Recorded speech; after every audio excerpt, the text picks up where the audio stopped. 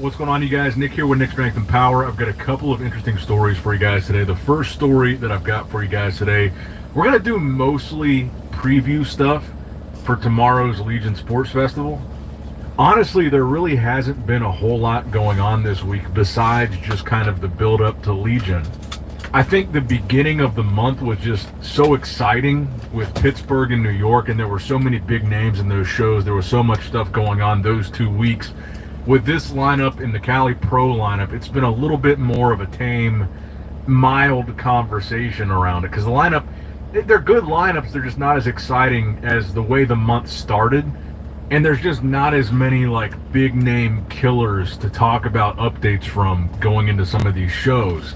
So first, I wanted to talk about Patrick Moore. Patrick Moore is competing in the Legion this weekend. J670, I actually talked to what's somebody that saw Patrick and talked to Patrick in person at the athletes meeting, the weigh-ins or whatever it was, for Legion.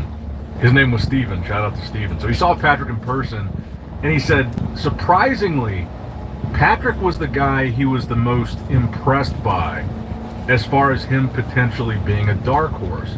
Now, if you look at these updates that Patrick posted on his story, I think these might be the same updates that Steven was telling me about, because he said Patrick was showing him these updates on his phone of how he's looking going into the show. And we talked about in the last video how Patrick was putting up these side-by-side comparisons. I'll show you guys that again here too, as far as the Cali prep versus this prep.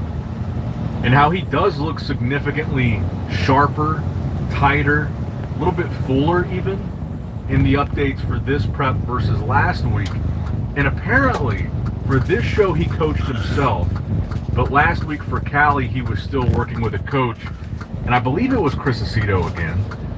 But he made a big change, so that's the difference that you're seeing in these pictures. Last week he was working with a coach, this week he's not, and it looks like, at least so far, you are seeing a noticeable difference in his physique. How that's going to play out for him on stage, I guess remains to be seen. But like I said, this guy that saw him in person said he has Patrick as his dark horse to maybe even crack the top 3 here, which I also think is possible. And I said that in the last video, like, this isn't the deepest lineup. It's definitely not as deep as, you know, Pittsburgh, New York. Maybe you could argue it's not even as deep as Cali was last weekend. And I'm looking back at the video now of Patrick from that Cali show this past weekend, where he was 10th, by the way. So that does say something. It wasn't a super deep lineup, and he was not only not in the first call out, but he was outside. He was in the top 10, but 10th. And I'm looking at this video. He looks very flat, I think, is the first thing that I noticed watching him pose here. And his conditioning is just off. You're not seeing that detail really anywhere in his physique, but it really jumps out to me in the legs in particular. The legs had like just very minimal separation. And I think, you know, if you go back to when Patrick was really at his peak, I believe it was the 2019 Mr. Olympia where he cracked the top 10 there, it was really the combination of him having a very aesthetically pleasing open bodybuilding physique, but he also had a really, really tight conditioning, a lot of detail on his physique with that combination of having that aesthetically pleasing structure. That was when he was at his deadliest. That was when he was at his best. And I don't think we've seen Patrick return to that level of conditioning since then. And I'll be honest, you know, the Cali Pro, I didn't talk much about Patrick. He wasn't in the first call out. And honestly, I think Cali was one of his worst looks. I mean, it might have been the lighting here. I don't think the lighting was super flattering at the Cali show, and this background was kind of distracting. But I think Cali was one of his worst looks. But if you go over to these updates that we're seeing from him this week, after just watching that Cali video, look at the difference you can see in Patrick's legs at this physique update picture versus what you saw from him on stage in Cali. It's a big difference. And granted, obviously, a physique update is going to be taken under, you know, optimal lighting, best angle, better camera. It's going to be different than how it's going to look on stage, of course. But in the stage video, I don't think you're seeing anything close to cross-striation level of detail on Patrick's quad. Way different than what you see, a noticeable difference. And again, that could change between now and when he steps on stage.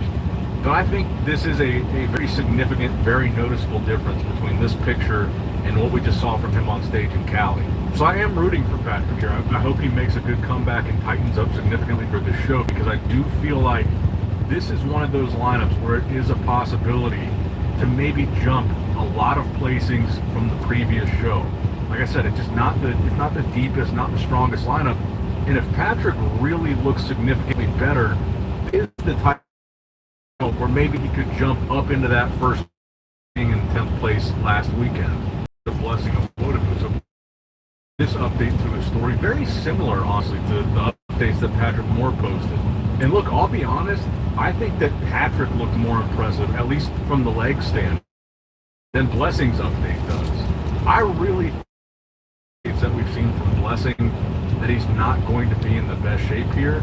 Now, again, like I said, I talked to someone who was at the show, and he also talked to Blessing, and he said when he asked Blessing, he asked him something to the effect of, "You think you're going to win? Or are you here to win?" And he said that Blessing responded and said, I'm here to have fun and put on a good show." Best and worst dinner for your waistline. Sweet potatoes. Try to find the purple sweet potato. They're the highest. Go. Which typically, that does not sound like someone who knows they're bringing their all-time best. It kind of sounds like someone that knows they're off. So even though on paper, like just in terms of notoriety, Blessing might be the biggest name in this lineup as far as being the most well-known guy, he might not be top two. You look back at these updates, these are updates he's posted over the past few days, I'm just not seeing the level of condition from him here to where I think he's going to be challenging. I at least don't think he's going to be pushing for first. I don't think this conditioning is going to push Tonio Burton, because I think Tonio looks insane. So it's hard to say what to expect from Blessing here, because on one hand, we haven't seen him on stage in a while. He's kind of went back to the drawing board to try to make improvements and come back better. This is like his big return to the stage. But I mean, we're one day out now. So like the updates that we just looked at from Patrick, the updates that we're looking at from Blessing, we're only a day away from the show. I just don't think this is enough. Let me know what you guys think, though, in the comments below. What do you think of these recent updates from Blessing, and how do you think he's going to do here at his big comeback show, the Legion Sports Festival? I don't know if I'm being too critical. I just don't think that he's going to be in the mix here for the win. And I think we should also look at Bruno Santos. So Bruno just competed in Cali. He's the highest placer from Cali in this lineup. Regan took first, Sauce took second, Leandro Perez was third, Bruno was fourth place, Florian Pearson was right behind him, and Florian is also doing the show. This is the latest update from Bruno at one day out. So on paper, him being the highest placer from last weekend's show, he also has won pro shows in the past. I'm trying to think what show he won. He qualified for the Olympia. Yeah, he definitely qualified for the Olympia last year, right? So he must have won one of the European shows last year, like the Big Man Weekend or the Portugal show or something. So he is a show winner. He's been to the Olympia. So I feel like his name should kind of be in this conversation as, you know, he could be in the mix for the title here. He's a pretty big dude out of Brazil. And if he comes in a little bit tighter, I think he'd be really dangerous. If he were tighter in Cali, I think there would be a good argument for him cracking into that third place spot and kind of being in the mix, maybe up against Sauce in that second to third place range. But tighter conditioning in Legion, he could be very dangerous. And I also mentioned Florian, who we just saw at the Cali show. He placed right behind Bruno. But of course, my pick to win the Legion Sports Festival. There's not a new update from him that we didn't talk about in yesterday's video, and is without a doubt Tonio Burton. I think this is the next level of his physique. I think kind of unlike Blessing, the time he took off, because we haven't seen him in over a year now, I guess, right? So he took about a year off the stage, Tonio did. I feel like you can really see those changes reflected in his physique. He looks bigger, he looks fuller. He even said in the caption of his latest post that he's more than 15 pounds heavier, or about 15 pounds heavier than the last time he took the stage last year. And you can see, if he really added 15 pounds, it must have mostly been muscle, because he is diced. He's dialed in, he's lean. And if he's 15 pounds heavier, this lean, this is going to be a very dangerous version of his physique. Like I said, he's been top 8 at the Olympia recently. The only guy coming close to that, as far as Olympia placings go, is Patrick Moore. But that wasn't recently when Patrick Moore was 10th. Hell, that was 6 years ago now, wasn't it? But I think you can see that progress in his physique in a way that I don't think you can see it in Blessing's physique, particularly in Blessing's lower body. And I think he's got this show in the bag. To me, he has by far the most impressive update out of anybody going into this show. And as far as second, third, fourth, honestly, I have no idea. I think at this point, I might be leaning towards Bruno in second more than Blessing or anybody else. Rewatching Bruno's Cali Pro performance, I think that the size that he brought, the conditioning that he brought, I think he's more balanced than a guy like Blessing is, and maybe even more than a guy like Patrick. And as I rewatched that video of Bruno from the Cali Pro, the more I'm kind of leaning towards him as maybe being the next in line after Tonio. And then I consider the fact that Bruno can say he's won a show. He's been to the Olympia, which is not something that a lot of the names in this lineup can say. So on paper, he's got a pretty good resume going into this as well. So I'm kind of leaning towards top 2 being Bruno and Tonio. And actually, I wanted to add in here, Colossus Ken. He was actually top 6 at the New York Pro. And I didn't talk about him much in the New York Pro recap video, but his physique was actually really impressive. I think a lot of the focus was, obviously so much on Nick Walker, William Bonac. Then you had the Crizzo versus Regan call out, where a lot of people thought that Regan was going to pull off the upset over Crizzo and be top 3. So I feel like that was a lot of the focus of the show, and kind of the rest of that top 6 wasn't as talked about. But I thought Ken looked really good at that New York show. And I don't believe, he didn't do Cali. So he might be a wild card here as well. He might be a guy, actually I think he definitely will be a guy that cracks the top 6 here. But think about, because none of those guys from New York are going to be here, so he could very well be in the mix here too.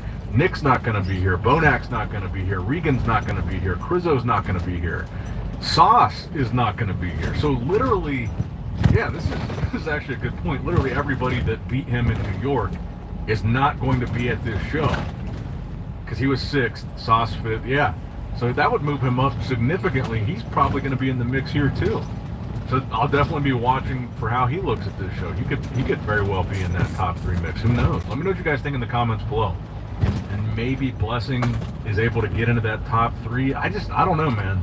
Let me know what you guys think in the comments below. If you look at this competitor list right here, what are your guys' predictions for the Legion Sports Festival? The only prediction I'm comfortable in saying for this show is that I think Tonio is winning this one. Let me know what you guys think in the comments down below. That's going to wrap it up for the video, guys. I hope you did, in fact, enjoy it. Make sure you like the video, subscribe to the channel, click that bell notification icon if you have not already. And as always, I love you guys. Appreciate you guys. Nick Strength and Power signing out. All right, guys, don't forget to click that like button and subscribe to this channel if you enjoy the content. Also, check out my Instagram at Nick Strength Power, my Facebook page, which is simply Nick Strength and Power, my secondary YouTube channel, Nick Strength and Vlogs, for vlogs and bonus content that you will not see on this channel. And consider subscribing to my third YouTube channel, Nick Strength and Pokemon, which is all things Pokemon and trading card games, completely unrelated to this channel. So if you're into that, give that one a look. And all links to merchandise and social media will be in the description box below. If you guys want a Nick Strength and Power t-shirt, that will be in the Shopify link below. Have a great day. Acompáñame a calar este drill de impacto de la marca Daytona que funciona con baterías Nippo.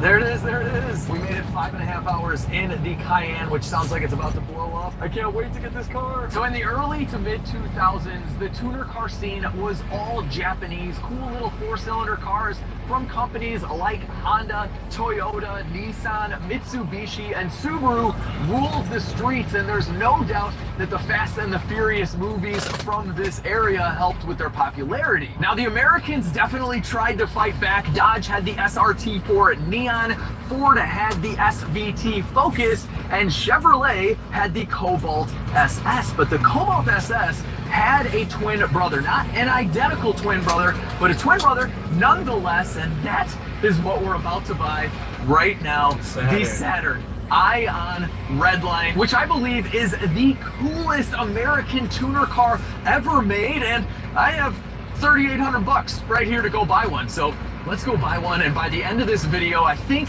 you will be convinced that this is no doubt the coolest American tuner car. It's got 2 suicide doors. Hey, how you doing, man? Good. Are you by chance the Gent Streetcar? Yes. Nice to meet you. Nice to meet you too. You see the channel? Yes, I have. Awesome.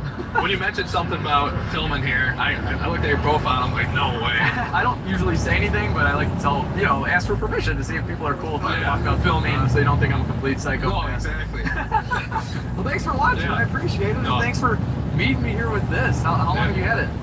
Since October of 23. I've had it. Just bought it when I was 18. Now looking to get my muscle car all up and running. What do you got?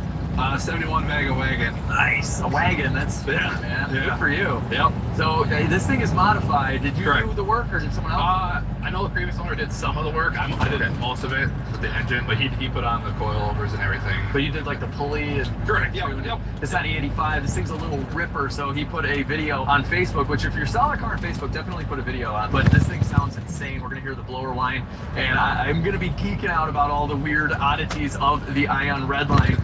I gotta just start. Sorry, I'm gonna pay you. It's got not 1 suicide door, but 2 suicide doors. Recaro seats. These things are awesome. They're supercharged. I can't wait to hear it. Let's see underneath. Oh man, this thing is clean. Oh, thank you for describing it as is. Oh my gosh, I asked her, I'm like, is it rotted out? And he's like, no, it's actually pretty clean. He put it away in the winter. This side skirt's not painted. I don't know what the deal is here. Are they supposed to be? I'm not 100% sure on Okay, that. all right, whatever. This car's definitely had some paint work done. It's a 138,000 mile, Saturn for $3,800, so it's not going to be perfect. I'm actually going to be using this on a cheap car rally eventually in the future, so that's, and I've always wanted one. But anyway, factory wing, I love this. I love it too. It definitely looks a lot better than The Cobalt. Yeah, That's right. This was way better than the Cobalt. I think, the same car. That's, wow. Mind if I pop the hood? Hey, pop the hood. All right, Jeremiah. Who did this? I don't know if it's a snap-on. It looks like an S-Class badge or something like that. 2JZ engine up.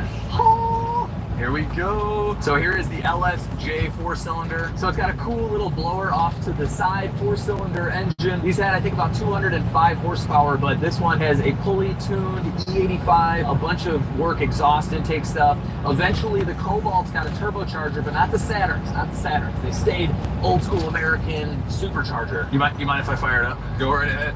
I'm gonna pay the man before I fire this up. $3,800. All right. That's what we agreed on. There you go. And he's actually throwing in a clutch on this deal because the clutch is bad. So I like to buy broken cars. This one's kind of broken. You are way taller. Oh man. Here we go. Fired right up. What's a 4-banger? I'm telling you, the coolest tuner car America could make right here. It's got all the right sounds too.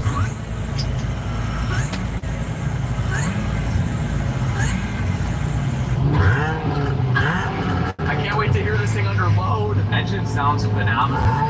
No hesitation. It's got an airbag light, whatever. Different radio, cool. Manual transmission. And this has a sunroof. I love sunroofs. Look at that, it works.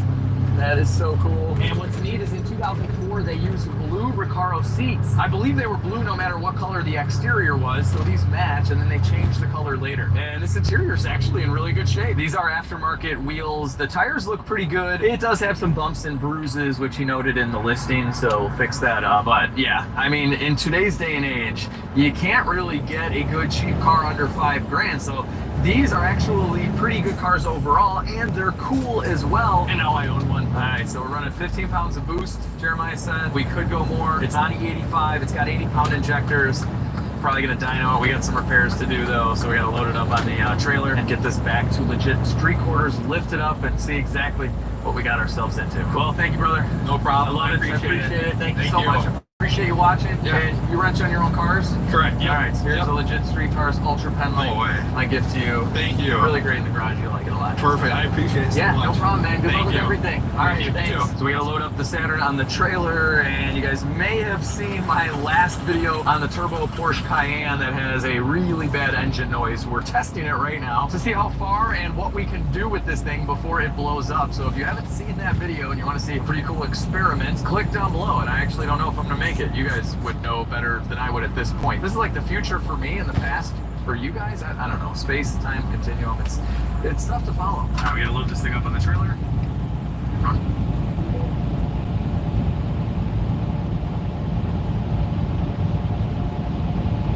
Runs well, I gotta say. And guys, don't buy cars like me. Like sometimes I just meet a guy in the parking lot, buy a car without even really test driving because I get excited. This guy's beeping at me, but anyway, let's see. It says the clutch slips.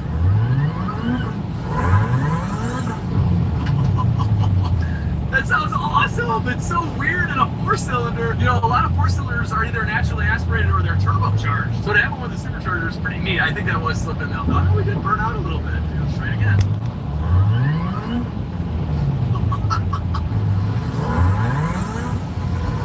Yeah, we're definitely spinning the tires. He says it's when the clutch heats up, it'll just start to slip like crazy. So, yeah. Oh, man. And I think we might put an LSD in this thing if it doesn't have one, but it's leaving 2 marks. Yeah, there's a mark.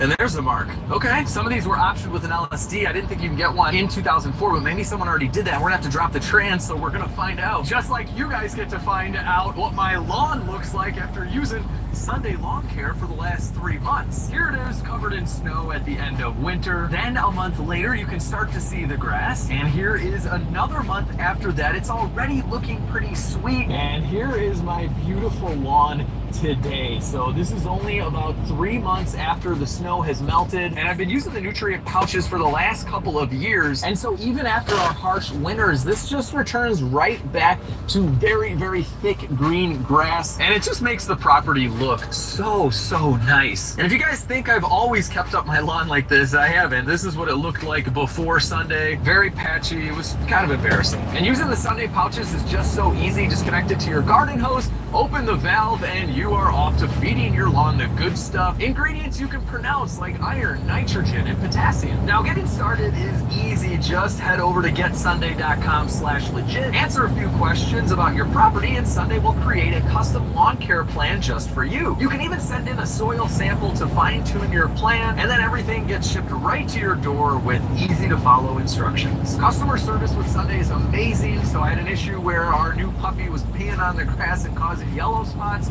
so they sent out a urine resistant seed mixture. I've overseeded, and this has helped a ton. So this is some good stuff as well. And the best part of all of this is that you guys are going to get a discount if you click on my link or go to getsunday.com/legit. Use code legit30. That's going to save you 30% off your very own custom lawn care plan. So check it out in the description box down below. Now, back to the Saturn. The Ion is all loaded up. I think it's such a good looking car as well. And they're actually really rare. They only made 5,500 of these. I think they made 30,000 Cobalt SSs. And for a little bit of context, they made 8,000 DeLoreans. So there are fewer Ion Redlines than there are DeLoreans. They made like 30,000 Buick Grand Nationals. So it's an ultra rare car. And I think an ultra cool car too. And let's get it back to legit street quarters. I heard a bunch of clunking underneath there. We got a clutch to do. We got lots and lots of work. Look at our beautiful, beautiful Saturn Ion Redline in the rearview mirror of the Cayenne. Which again, you guys know better than I do if it made it back to Chicago, because that video is out already. So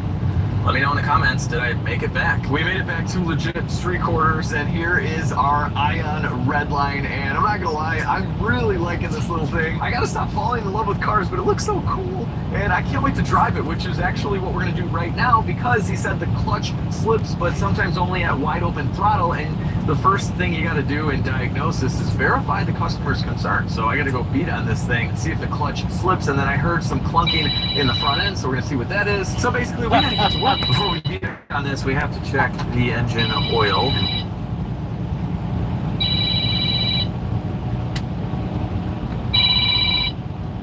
Yo, CJ, what's up?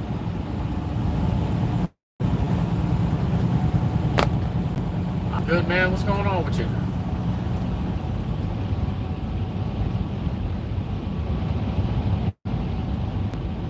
up?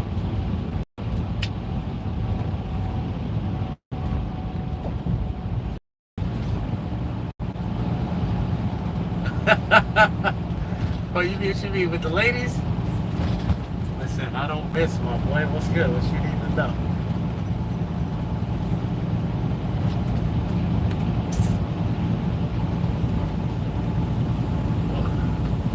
What's the situation?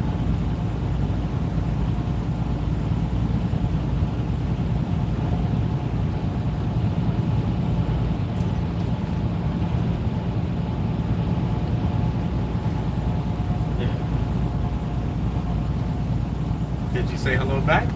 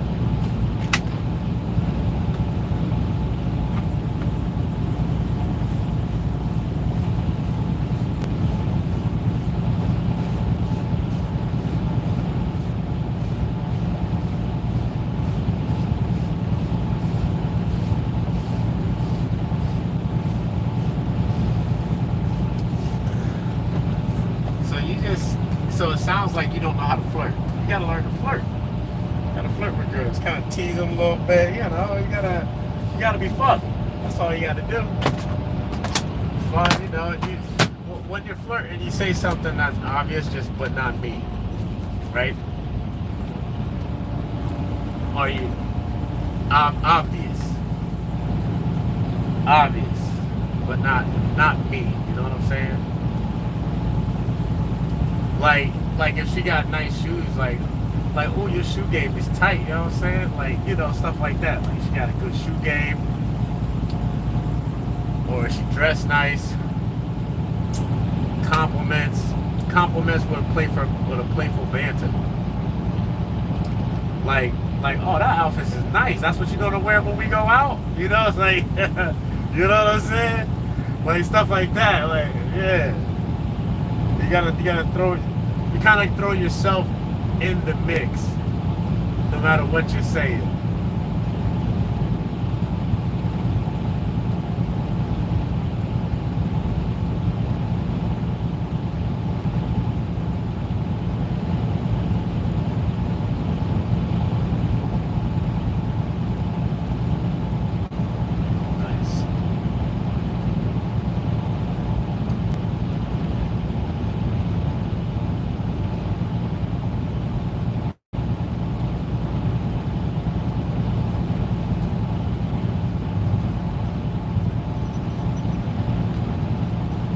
Yeah.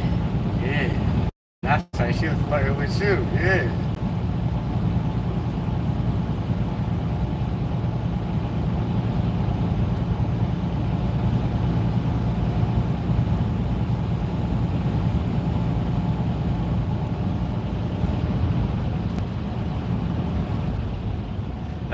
That's not a good look.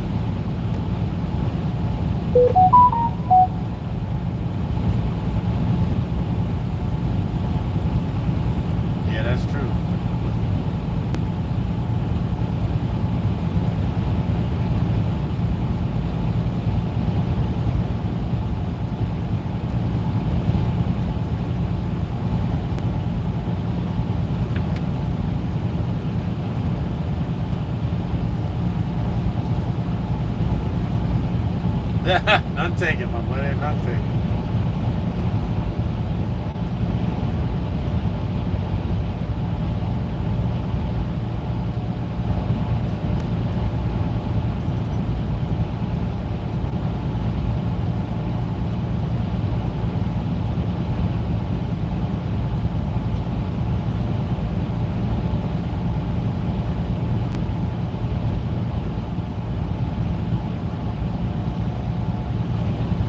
Oh, you good, man. Tell me what's up.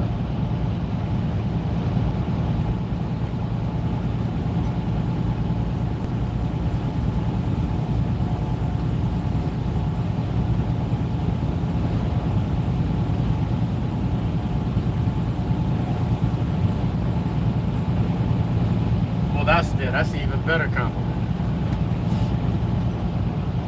You know what I'm saying? Like work, you got a good work ethic. Maybe we can do some work together. And then that'll open up, that'll open it up to like, oh, well, what type of work you got in mind? Maybe something a little hands-on. You got to keep it going. Maybe something a little hands-on, a little personal.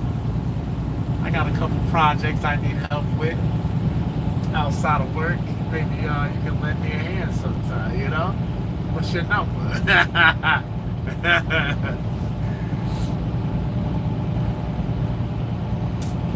Yeah, use metaphors for stuff. Like you kind of just leave it open to imagination. Like you get plausible deniability. Like I didn't say I want to fuck you, but it sounds like I do. But that's the point. You know what I'm saying? I'm trying to get some cheeks. That's it.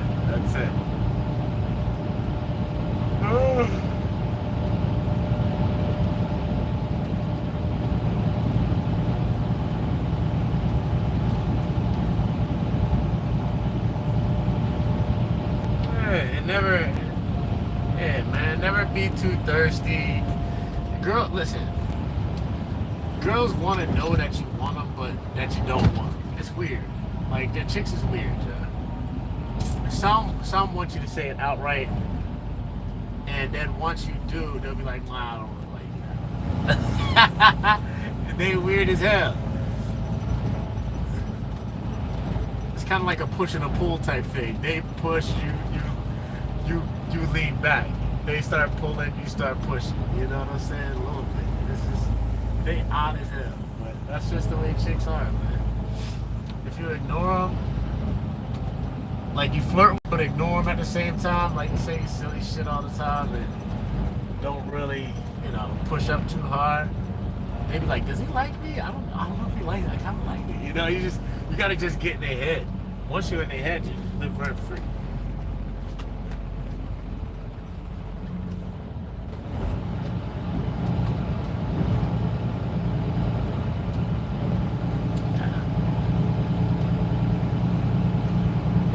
Gotta be ready to, you gotta be ready to play. It's really just a game.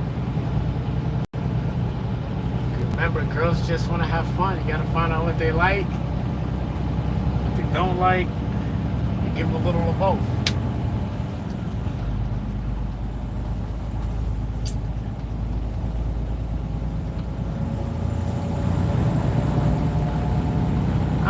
Not necessarily disappoint, just have boundaries. Don't let nobody walk all over you. Like if you don't feel like going somewhere, like we ain't doing that. And then you'll get we always do what you want to do. Yeah, you always do what you want to do, and every once in a while do what they want to do. Because if you always do what they want to do, they'll walk all over you. With a smile on their face too.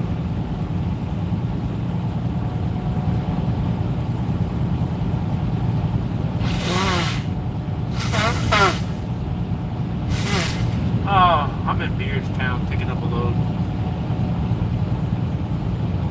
Probably like an hour or two from me.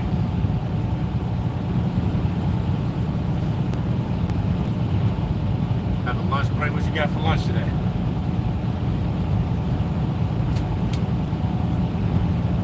Oh, that's what's up. Been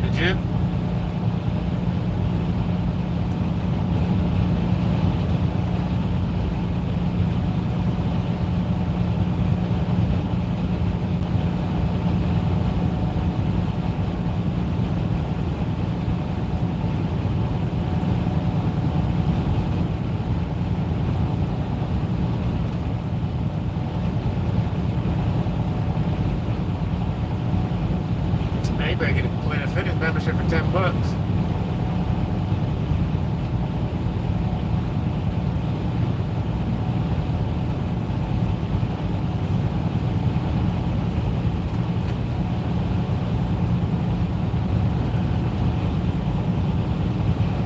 YMCA got more stuff in it though. You got pool at your YMCA?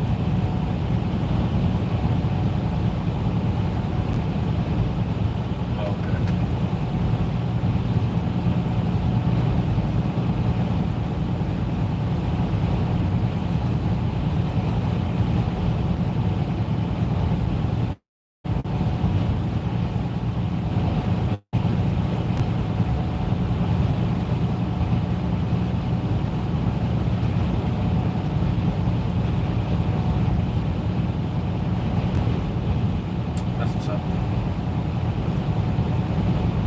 Yeah, man, so just start flirting, man. Have fun, some metaphors. You'll find your rhythm. I said closed mouths don't get fed. No, and if you talk to women with some kind of like intention, they'll pick up on that shit. Like if your intention is like just plainly sexual, they usually pick up on stuff like that. It's kind of a turn off. But if you're just chill, not really looking for anything, but you know, flirt, like something happens, it happens type shit, that gets you better results, man.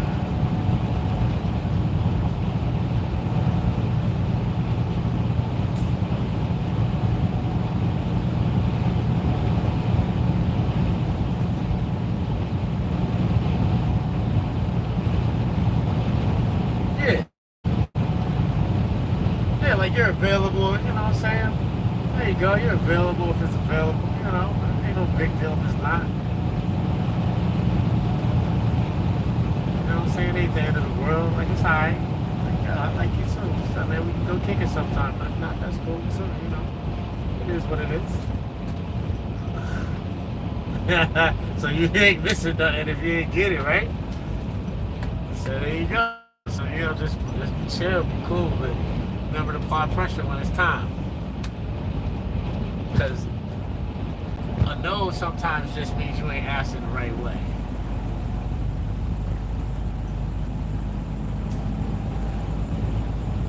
But if it's a hard no, it's a hard no, you know.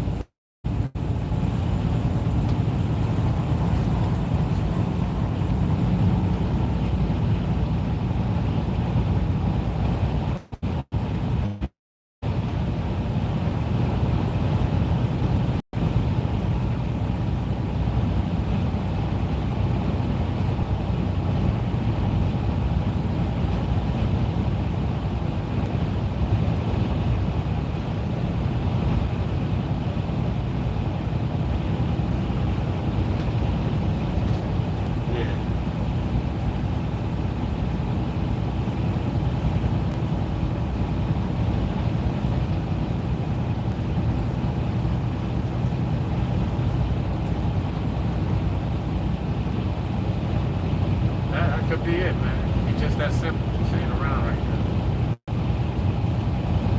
Or like when you text it, like have something planned to do. Like, yo, I'm going to the thing. I want you to come with me. Blase, blase, on this day, at this time. Yeah. Wow. Yeah, man. You gotta have some type of plan what you're gonna do. If it's just normal talk on the phone, you know, chicks get bored of that shit. They got their girlfriends to talk to, you know what I'm saying? Like, if they got something they gotta say.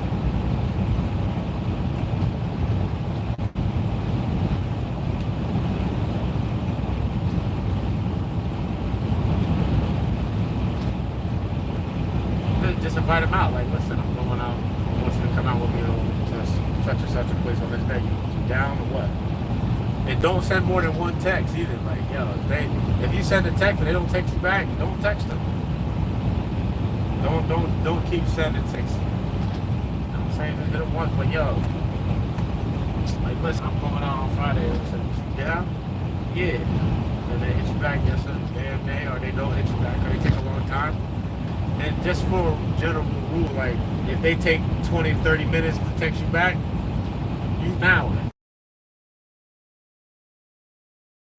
If they take back, take 15, 20 minutes, takes it back. You know, you don't want to sound too, you don't want to be available all the time. Yeah, you don't want to look thirsty.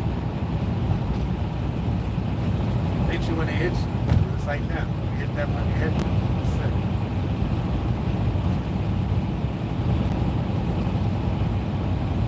That's it.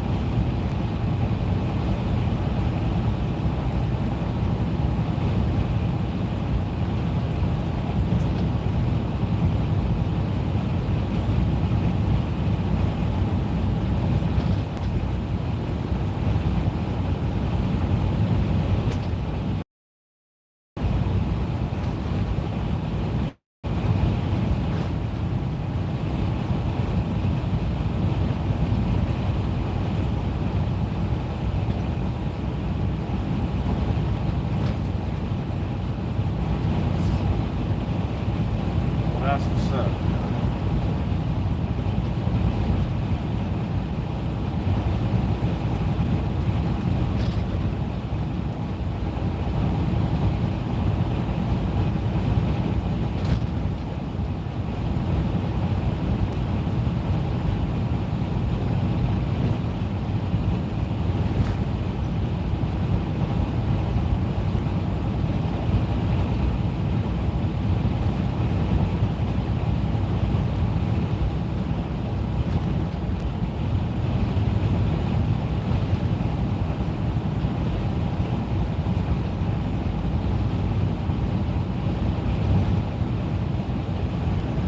Alright, just, you know what I'm saying, have fun with it.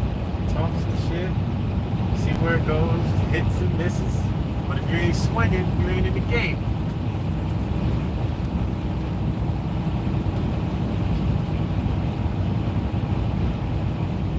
Just keep on trying, bro.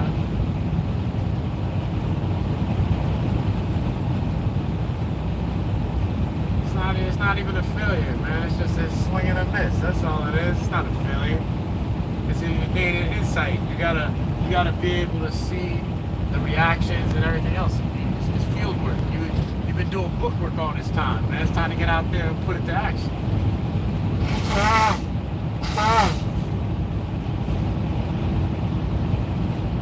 You should talk to 10 girls like yo. In school, we had a rule, bro. Like you need to talk to at least 10 girls a day. 10 different women a day.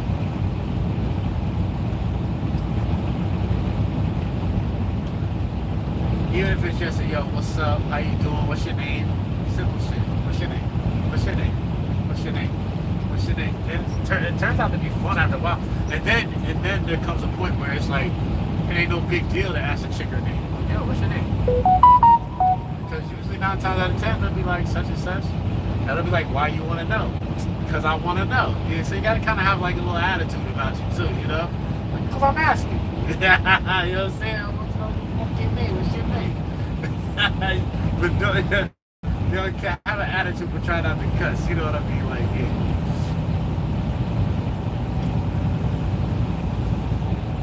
You gotta, you know, come off as you know what you. Yeah, you gotta come off to know, like, you know what you want. Like, I see something I like, so I figured I'd speak. You gotta speak up. That's all. Like, why you wanna know? Because I see something I like. And I like, I wanna know your name.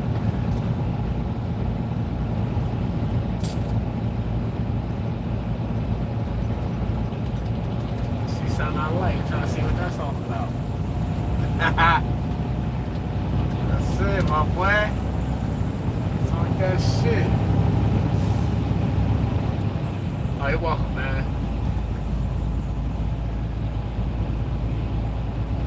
I'll be around, bud. Hit me up. Alright, well. Later.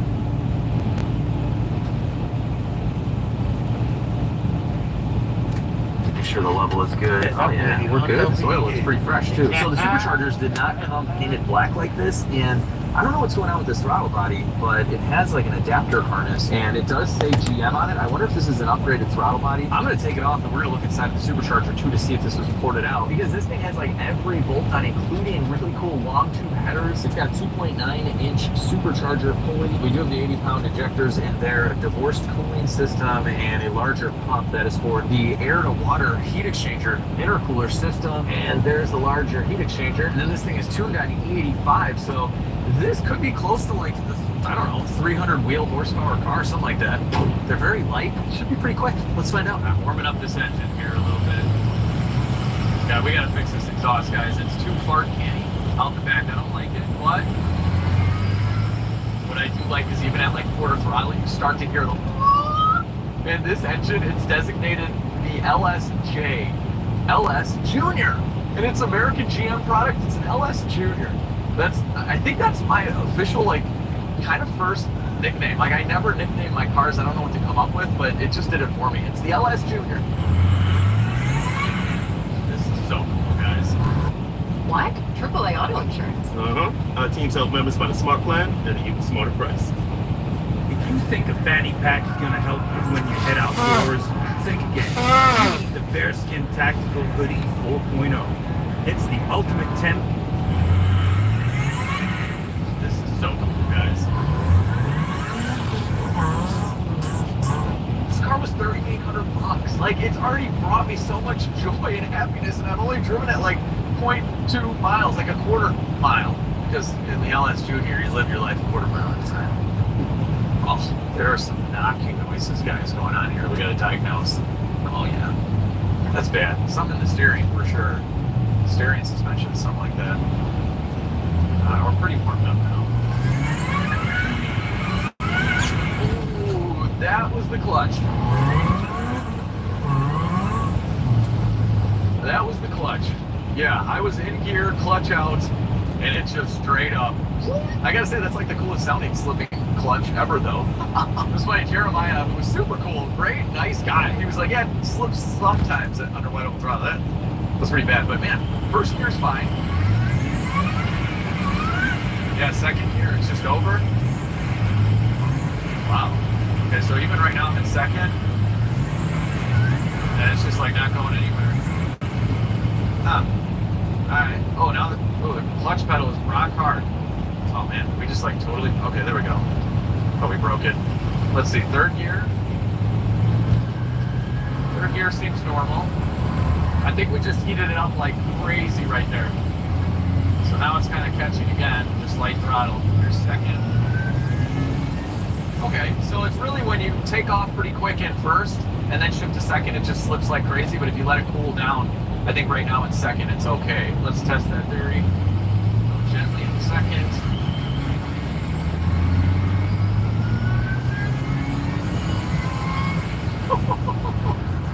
Right now that it's heated up, like it's so hard to push this down. Hang on, let's see. Okay, there we go. Yeah. This is cut and dry, guys. I think we just have a fried clutch.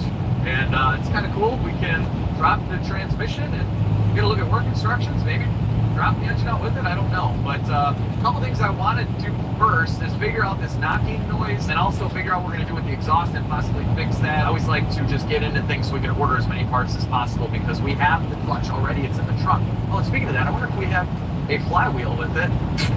Okay, alright, well that doesn't work. We had to do something cool, but it doesn't work. So that's something else to fix. We need a good parking brake. Well, let's pop the trunk, see what he left us. Yep, that's not working. I'm not drifting. This spoiler is so cool. It's one of my favorite tuner factory spoilers of the era. Was on the old Saturn Ion. We got a couple of headrests. Am I missing? No, I have headrests in there. All right, free headrests. They're leather though, maybe out of something else. It looks like we have an extra belt, some stickers, which we need. What does this say? Clutch Masters? Okay, here we go. There we go. Here's our clutch. Scenic has been bolted down for testing purposes. Okay, great. So I don't see a flywheel in here. We might just have the clutch, like the clutch kit itself, which could be okay. Plastic panel. Oh, we got the throttle bearing. Cool. Excellent. GM too. Nice. So we got that. Oh, this looks like a gasket maybe. An exhaust gasket. Oh wow, he was like really getting ready to do some work here. Supercharger oil, sweet. And then it looks like we have the new flywheel bolts. Yep. And what is it here? A battery. And that's about it.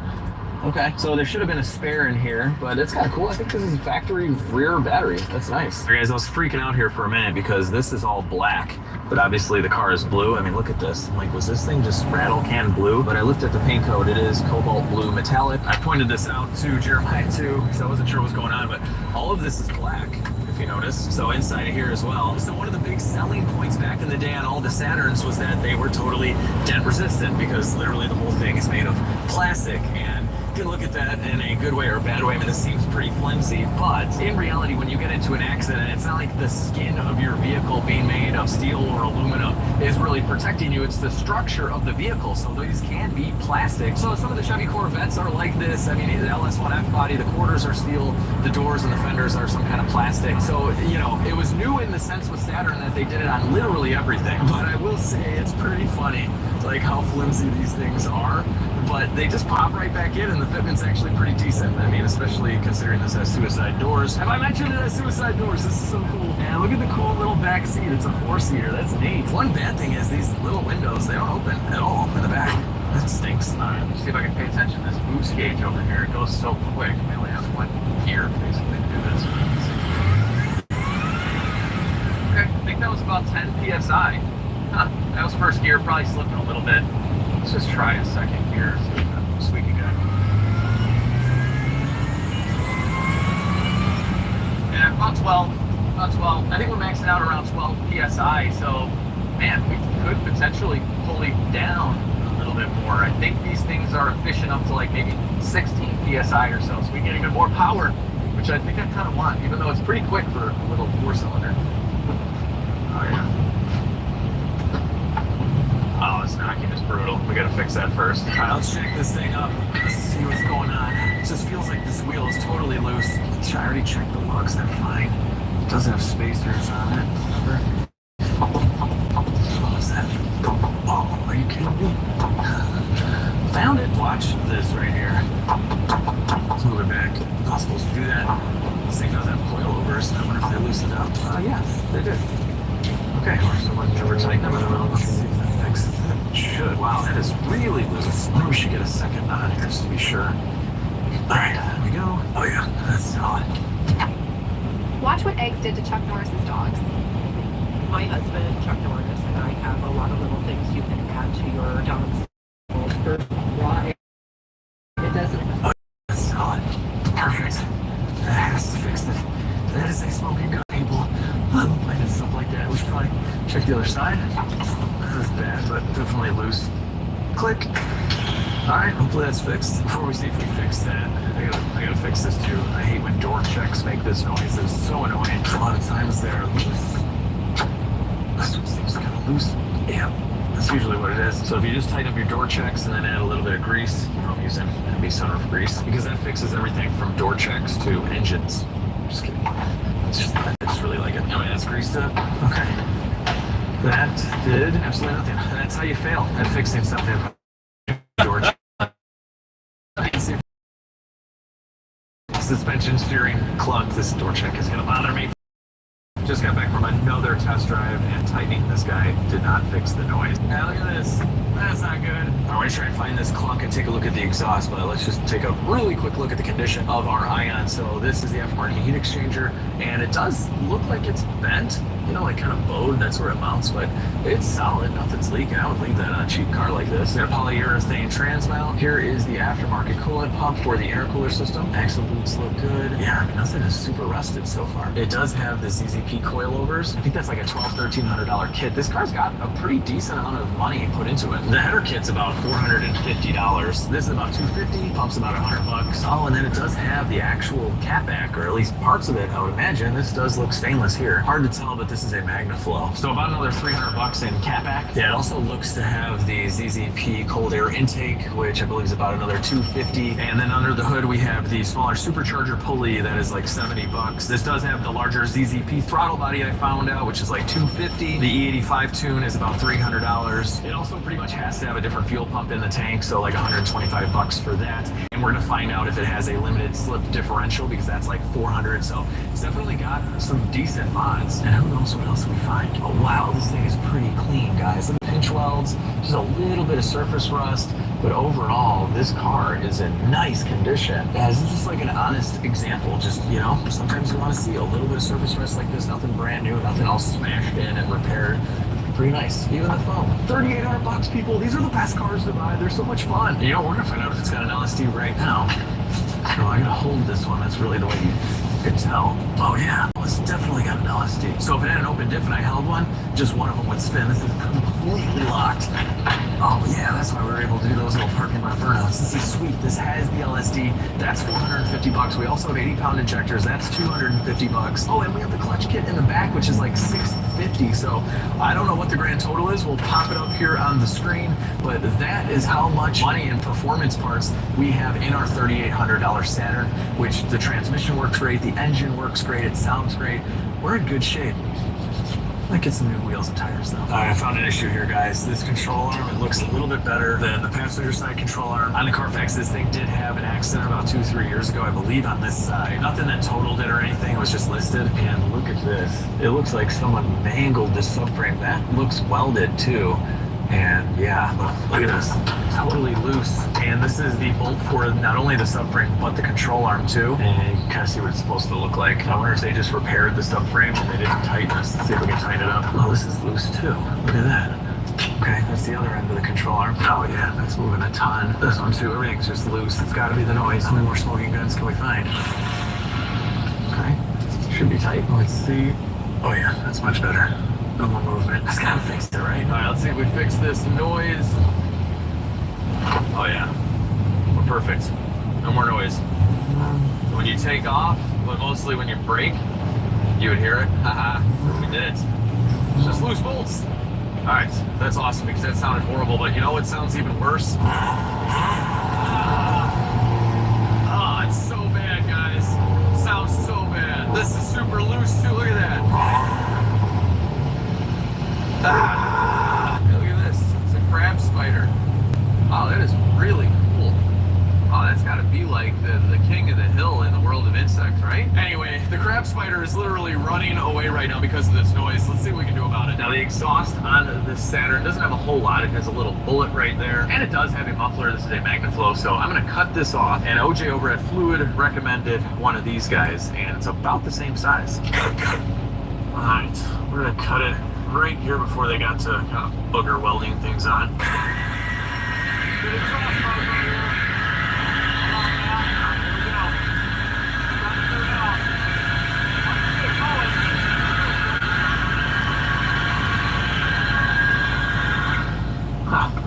This thing's about to hit the camera. Yep. See, this hanger's attached at all. With that cut out, we have our straight through design muffler, which is what the other one had too. You can see right through this one as well, but this is a much newer muffler that OJ has a lot of experience with, and muffler technology has come a long way. So let's just hope it can cover up the fartiness. Please cover up the farts. Yes, it's right on. Cool. We have a clamp. Like that. I'll do one of these and I'll tighten this guy up.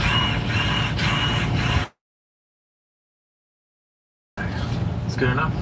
Let's give it a shot.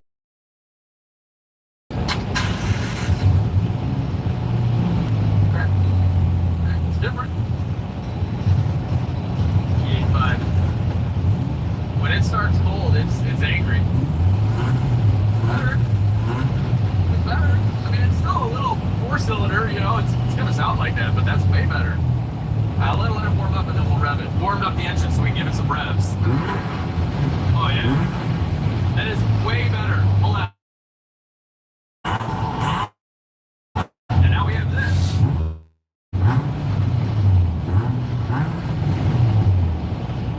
The Cinco isn't just a crisp Mexican lager. It's a beer with a story. Legend says it was discovered by accident by a group of surfers. We'll let you discover it for yourself.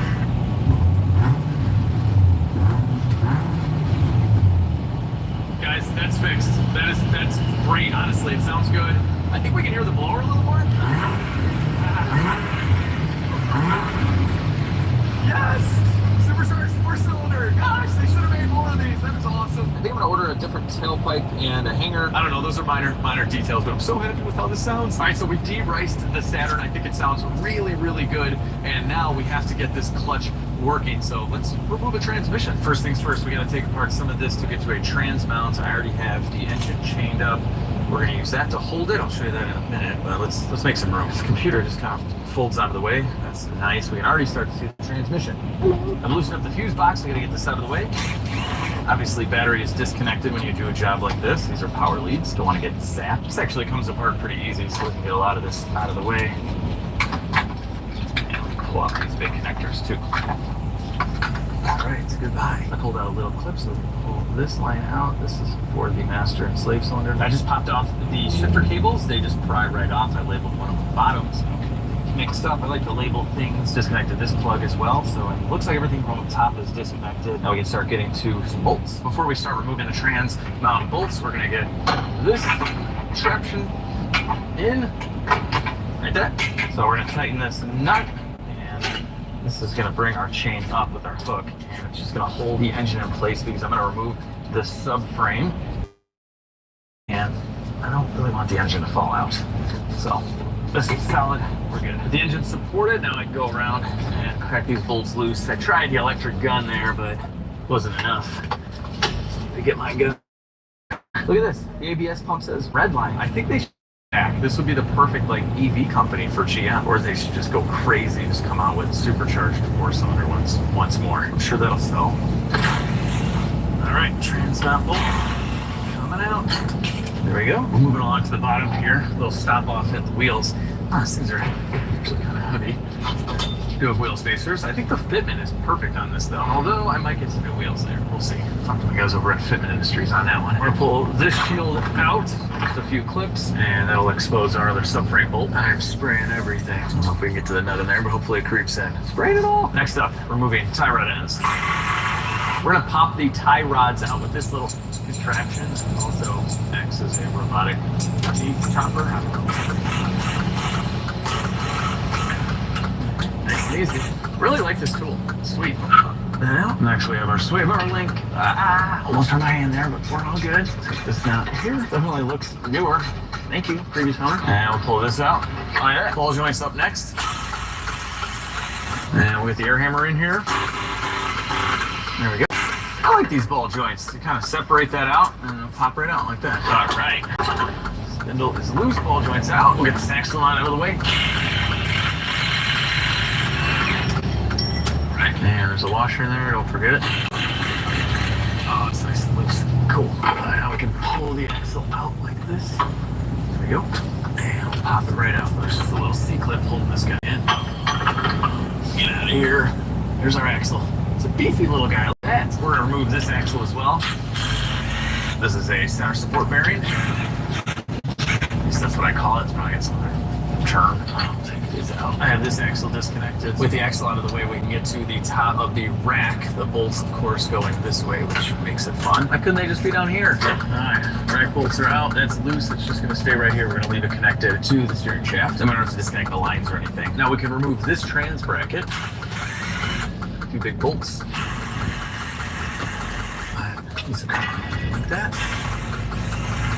Ooh. It's long, look at that. So I'll get this bracket completely out. Says them out. Looks to be in good shape. Well, I just learned something. The Saturn does not have power steering. I never even thought about that. Like, it feels great. There's nothing here. No lines going to this rack at all. I can still leave it dangling up here, but that's kind of cool. See how much our chain is going to support this engine. When are you going to stop, buddy? All right, there we go. Yeah, it's always a little kind of scary, but there she is. The chain's rated for a lot more weight than this, so that's good. Subframe time, people. So far, so good. I've lowered the car. We have jack stands so that I don't have to, pick up this subframe. Probably weighs a lot.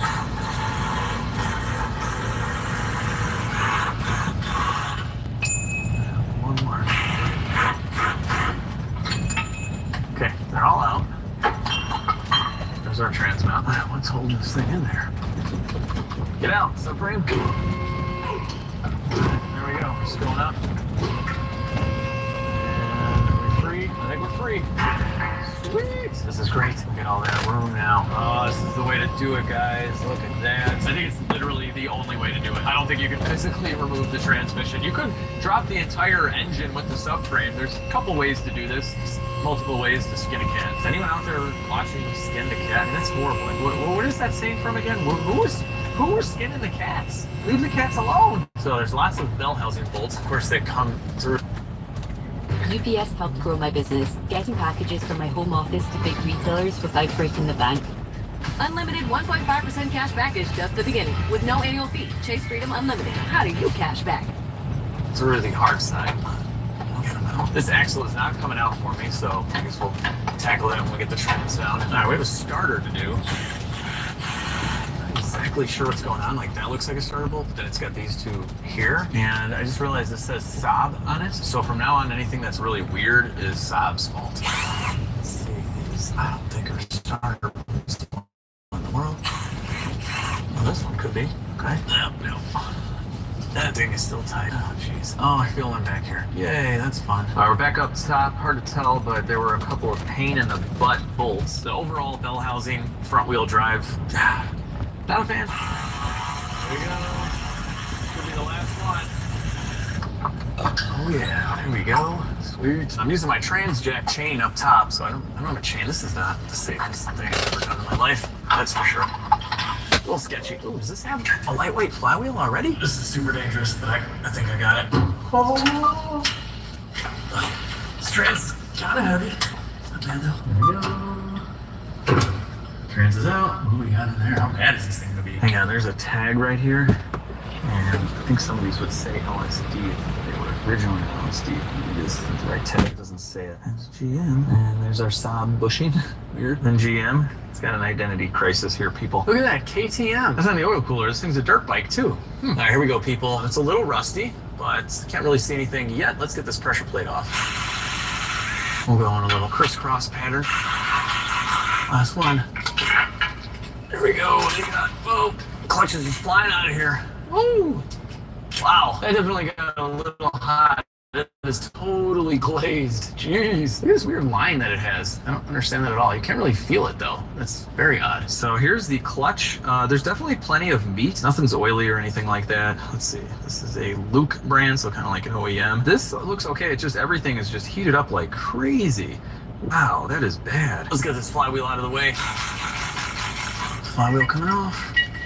Well, there we go. What is this thing? I don't know. Is this a lightweight one? So the flywheel assembly we had is 8.71 pounds. And from ZZP Performance, I got their lightweight flywheel. And about 8.5 for that one. So we are going to be replacing this already aluminum flywheel that someone else probably put on here with a new one from ZZP Performance, which is maybe what this is. Now, these are kind of serviceable, but I'm just gonna go with a brand new one, mostly just because these teeth aren't perfect. I think they've worn a little bit for the starter. I don't want to take any chances. This probably worked just fine, but you know, that's not good. And then Jeremiah included this in the deal, so this is an aftermarket flywheel and pressure plate. It's ready for all the grip in the world. Included with the car was a brand new GM slave cylinder, so we're gonna replace this. All right, that's coming out. I had to undo that line there. She was working pretty good. This one will be much better though. Slave going on. And don't forget to tighten your line here, and that is done. Oh yeah, that feels great. It's a little grindy in there. So this bearing was going bad. Get out! Guys, this is like an hour later. I cannot get this axle out. Like, this is insane, people. I mean, technically, we could just leave it in for the clutch job, but because I've been trying to get it out, I think I've compromised the seal. So I'm at like the point of no return. If I knew this wasn't gonna come out easily, I wouldn't have messed with it, but I'm like too far deep now. Well, I popped the seal out because it was pretty much destroyed anyway. I'm just trying to see inside of there. I don't know. I'm at the point where like, I might have to drop this off at like a differential shop or something. Ironically, I'm working next to the Typhoon where I had to do the exact same thing because the axle was stuck. They finally got it out. I'm like, how'd you get it out? They're like, we just beat on it for like an hour. I'm like, I've been doing that. This is crazy. Here we go, guys. I don't know what else to say. I'm gonna take this plate out because the air hammer bit won't go far. I need more room to go down. Come on now. All right. So there's that. Cool. It's got an O-ring. All right, now I can get to the axle with the air hammer. Do both sides guys a little bit. One of the big issues here is that I can't go right to the center of the axle, so that is not helping at all. It's not budging at all. This is ridiculous. Yeah, then it gets kind of frozen in there, and then I can pop it back and kind of, now it spins again. This stinks, guys. Well, guys, I have tried everything. I've gotten creative with pieces of steel and hammering, and this thing, it just won't move, like, at all. Of course, the differential shop is out for the next, like, week, so they can't look at it either. I'm even looking for just a whole new trans at this point, and then I need the axle, because I'm just worried that if the bearings are messed up or if they have to go inside, it's just gonna cost as much as it is to use trans. They're like $1,000 for the LSD ones. So, I don't know, this really stinks. Alright guys, it's the next day. This is so stuck. Look at this contraption, by the way. We have a bottle jack and a chain. It's so stuck that it literally bent this shaft on the bottle jack. This axle is not coming out. Something else that really stinks is that this intermediate shaft is a little bit difficult to find. I don't think they sell it used because it should never wear out. It's just like a piece of metal that splines in. So yeah, if you guys have one of these or know where I could find one, at legitstreetcars@gmail.com, I would really appreciate it. At the very least, if we can continue to beat this out or something, or Shake, the perfect blend of flavor and heat. Frank's Red Hot. I put that shit on everything. Meet just and right. Send.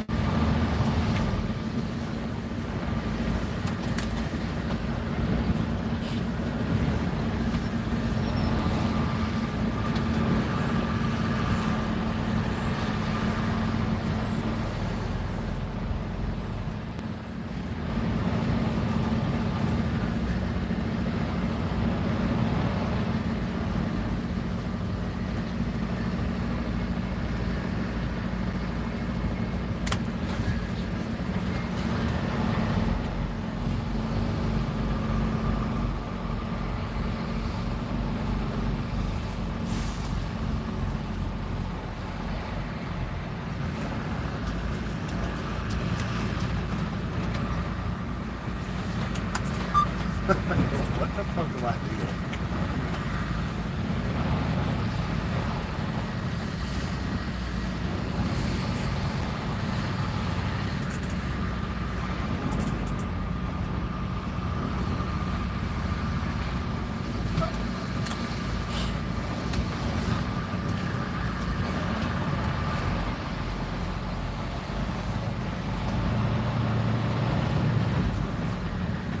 Put that shit right there, buddy.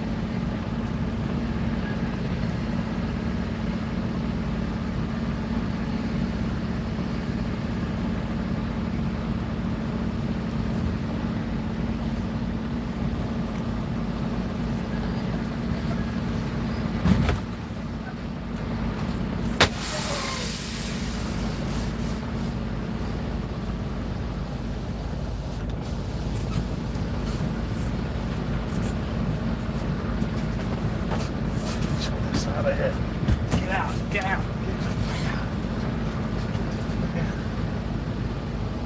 Son of a bitch.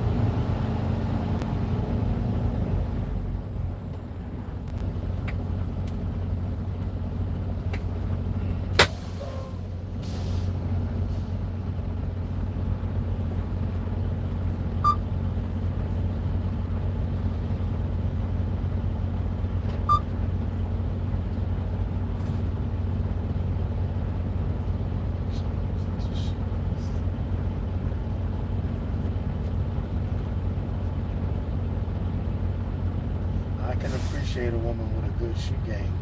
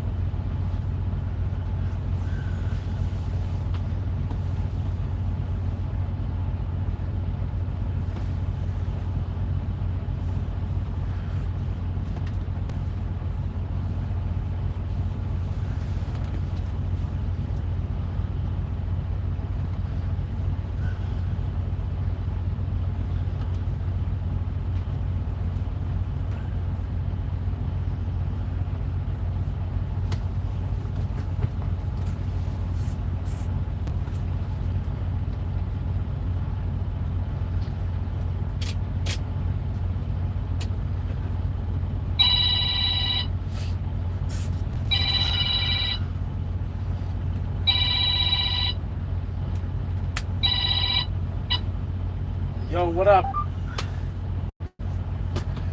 I'm doing good today. How about yourself?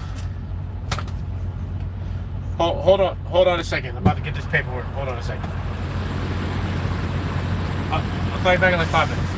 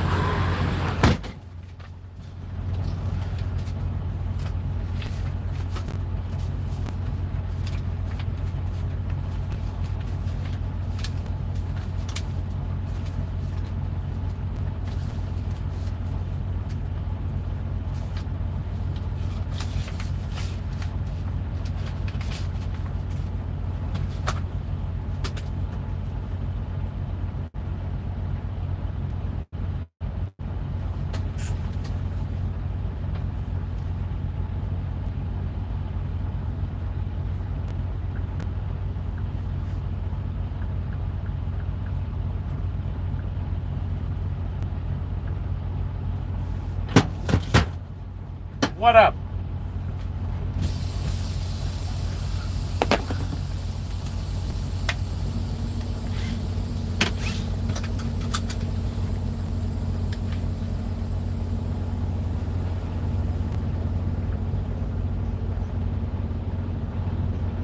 Yeah.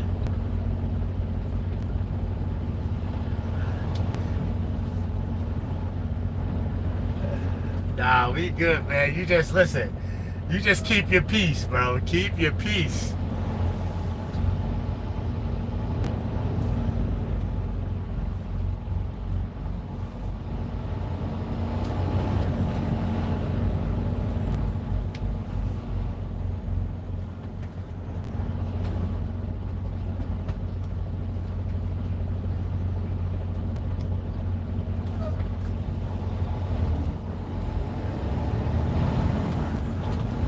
Nobody cares. You're right. That's a fucking fact.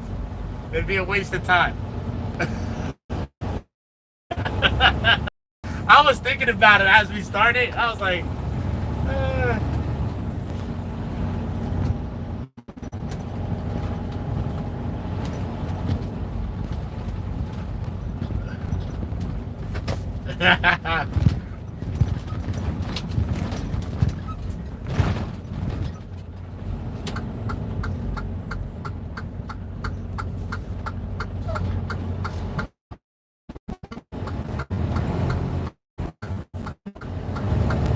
yo, the Bible tells us that, yo, you don't have to try to save everybody. That's not your job. That's your job.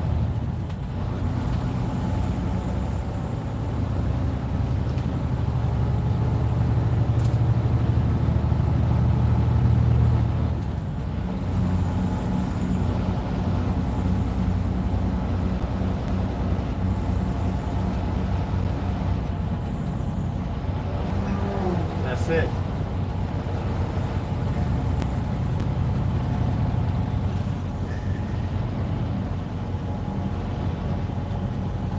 Yeah.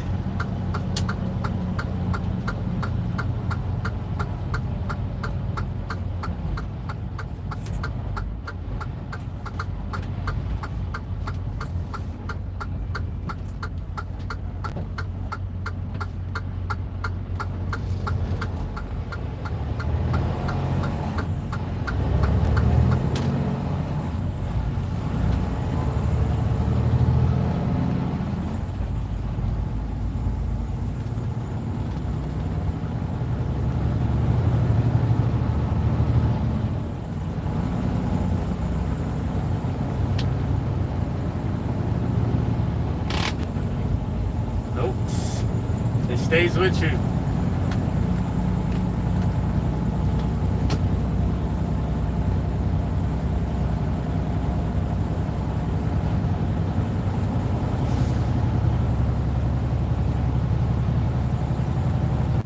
That's it.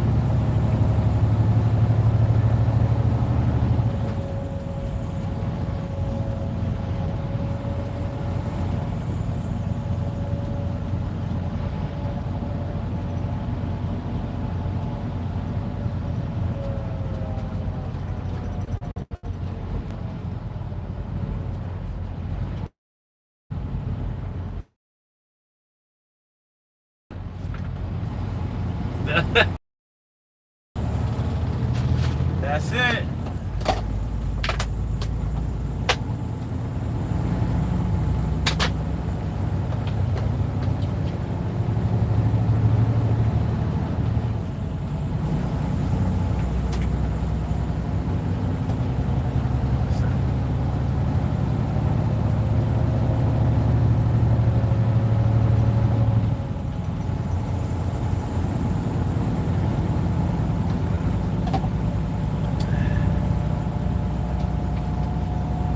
Yep.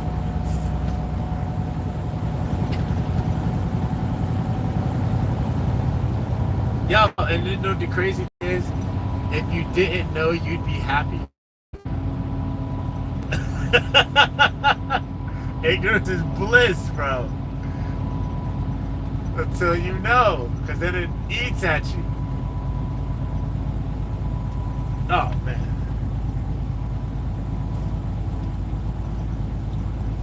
It's right here.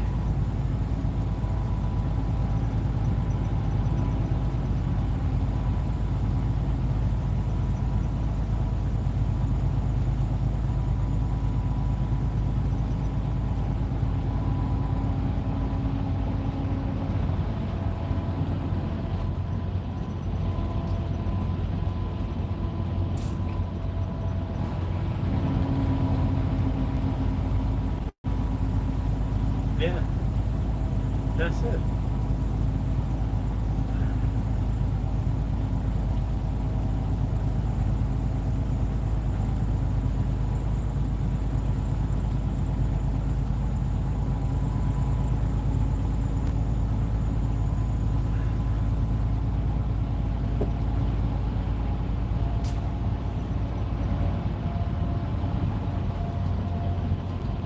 Yep.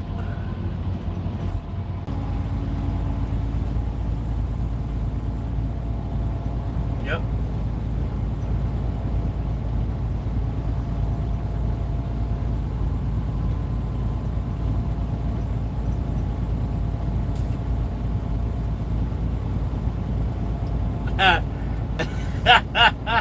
Yo, did you see? I'm gonna send you the Aries Spears, the comedy special, yo, because he was he was talking about how African people hate black people. He was like, as soon as they say white man, they be like, yeah, the white man, mwah. Yo, but it's so true.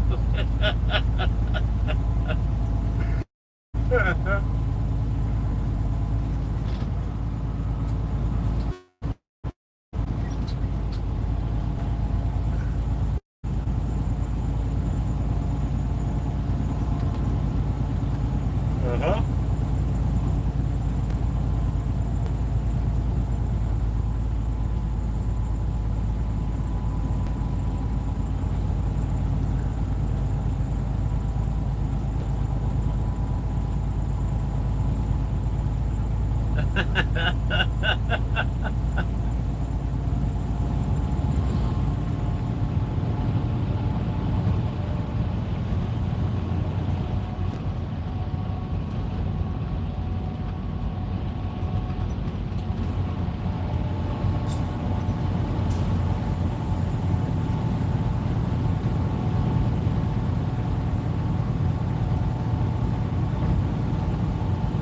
That's all.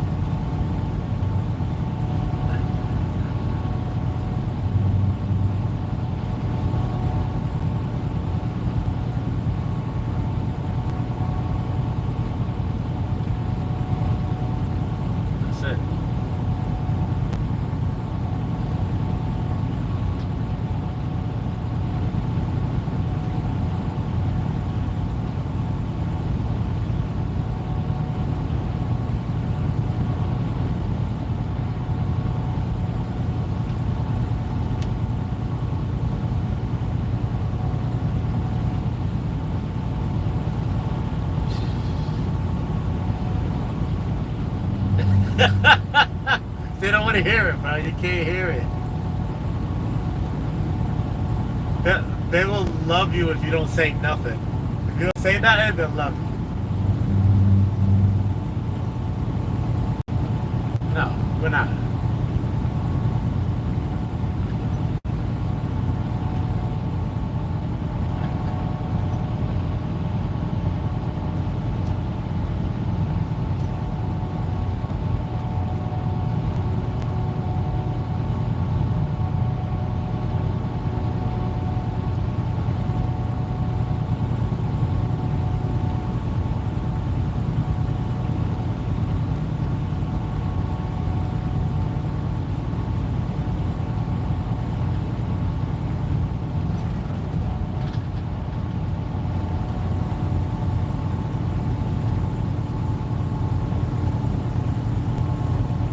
Nothing's changed, bro. They just paid you now. Now they made you feel like you're a part of something that you ain't.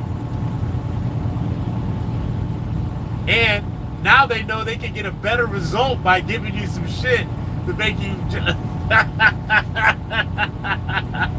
what it is.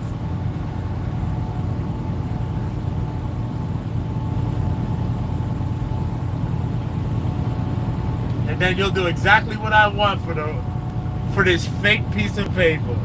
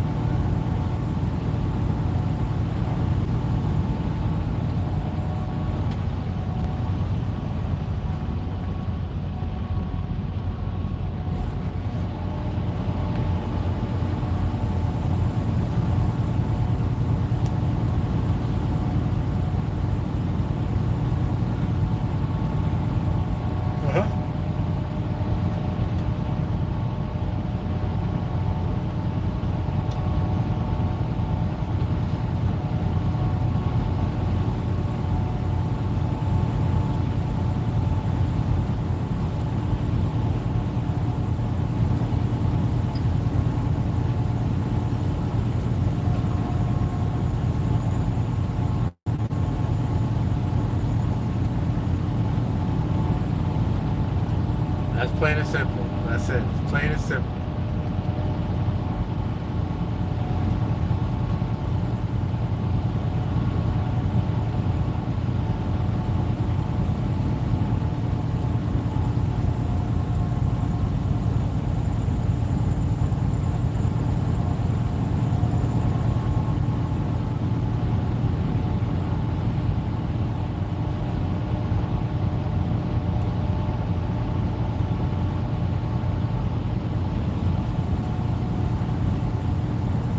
Right?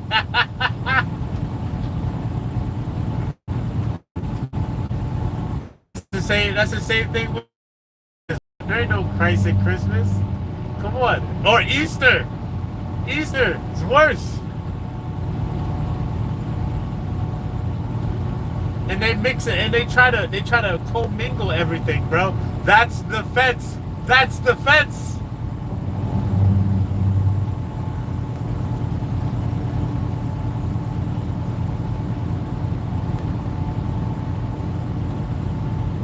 Yeah, bro. Yeah. Now everything is okay. Now church turned into what's that? What do they call it? No, it's yeah, but at the same time it's a participation trophy.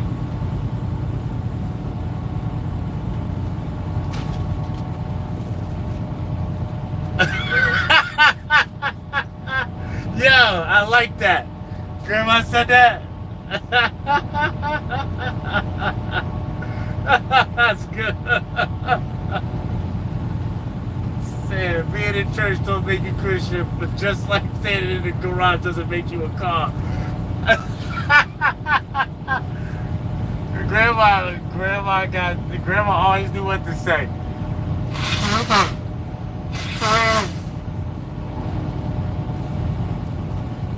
That's it.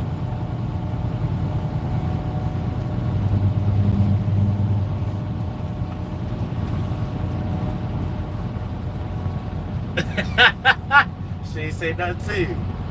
She don't got no words for you. I like it. That's all it is.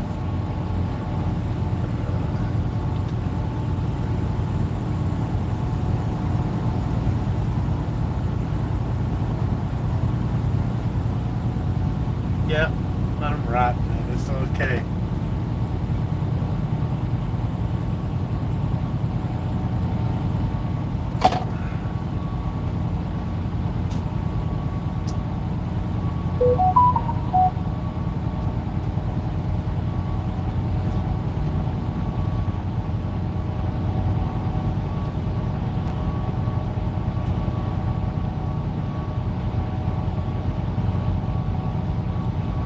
That's it, man.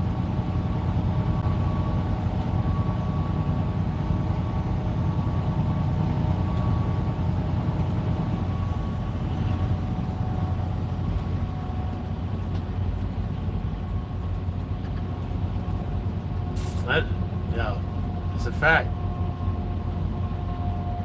You got to fit the mold that they want. If you don't fit the mold that they want, they don't get nothing.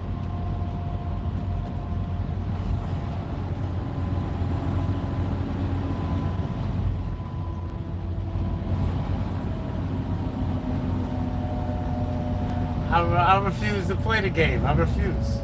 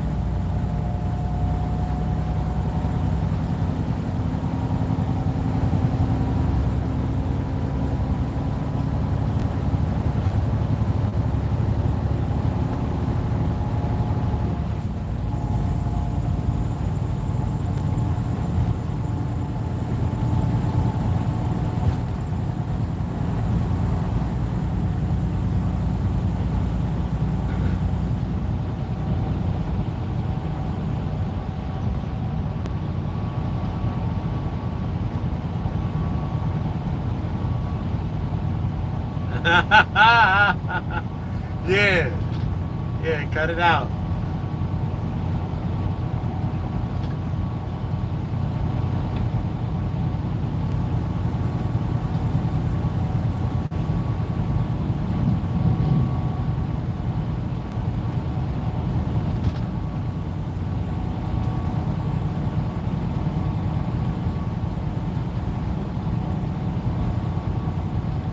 Yeah, that's the most racist building in America, man. The Hoover building, that's it. There you go, Hoover. A flaming racist. Yep.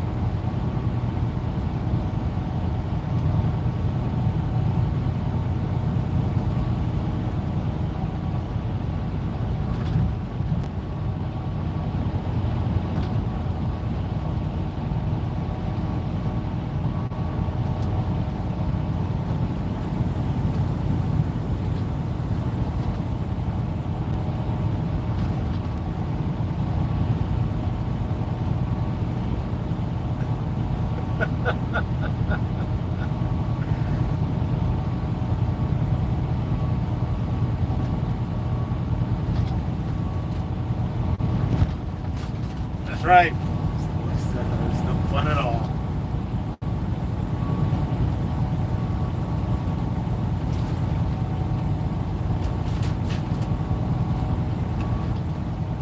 Listen, you can take solace in that the Matrix is never going to change. Nothing's going to happen. Nothing's going to happen. No.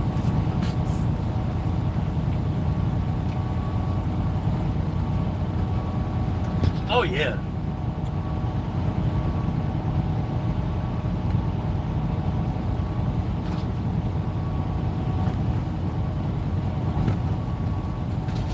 Yes, it's going to happen. It's coming.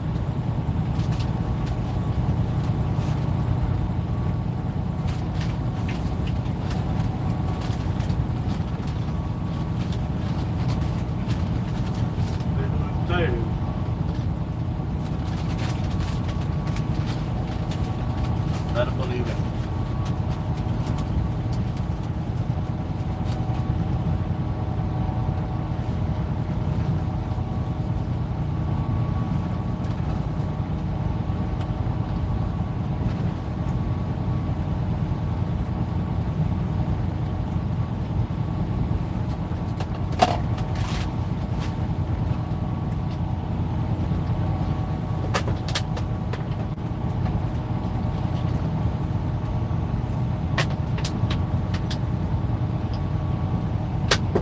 Same thing. They couldn't find nothing else to do besides that. And you know what else? It's the disconnect. It's just like watching TV. It's like, yo, I don't have to deal with nothing right now. There's not a thing going through my mind.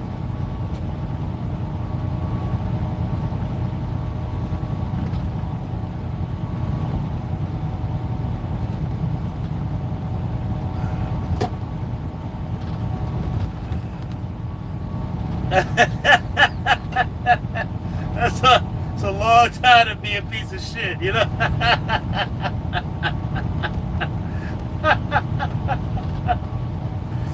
It's a long time to be a dumbass. Yeah. That's hilarious. It's fucking hilarious. I love it.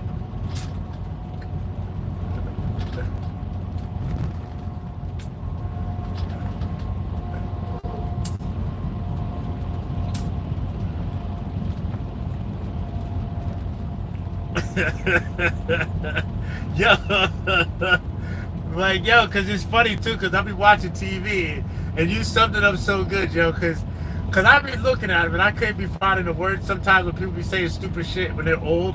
I be like, yo, you're right, yo. 80 years is a long time to be a dumbass. That shit is hilarious.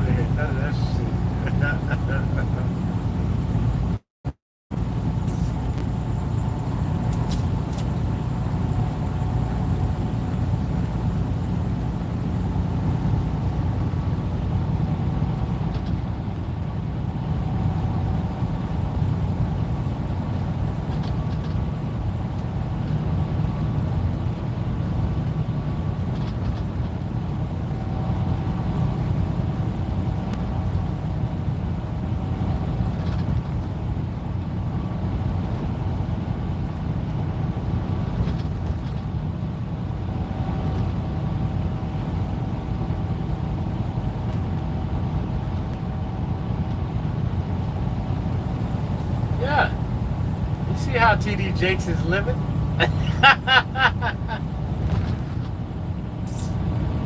It'll be holy road.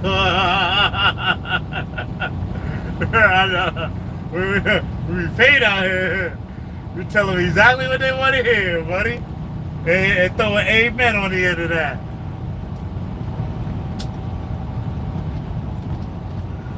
That's it.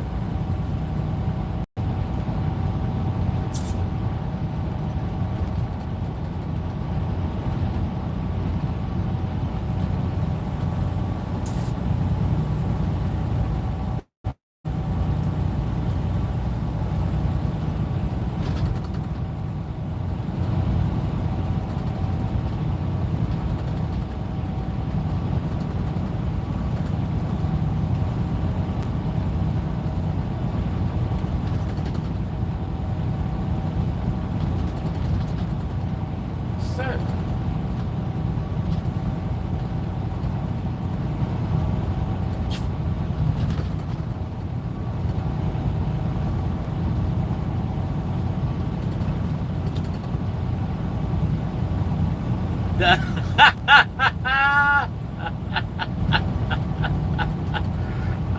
not dealing with none of that shit, you know? I am white folks and niggas. It's the same. Two sides of the same coin. I'm scared of that shit, yeah. Keep my black ass out the way, again. I don't want no problems, Sorry. Yeah, I don't want to. I'm not telling nobody nothing.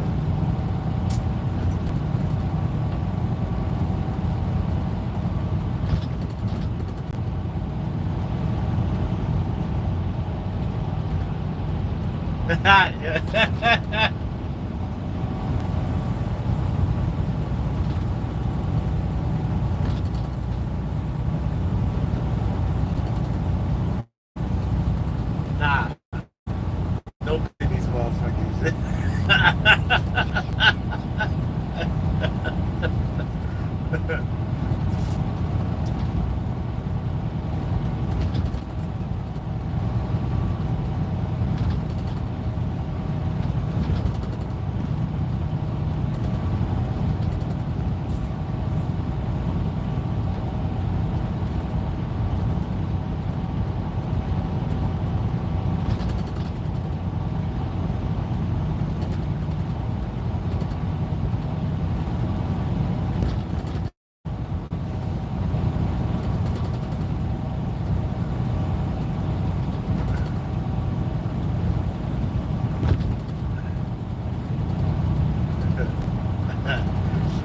Yeah, I had a buddy before, man. He lost his fucking mind when he turned 40.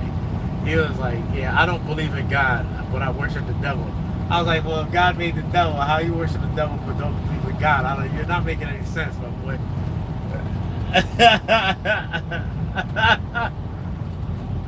I'm like, what are you talking about? Like, it's stupid, yo. Like you said, 40's a long time to be a dumbass. That's a long time.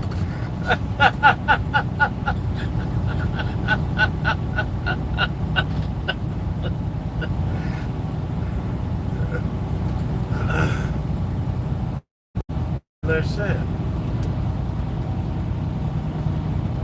Dude.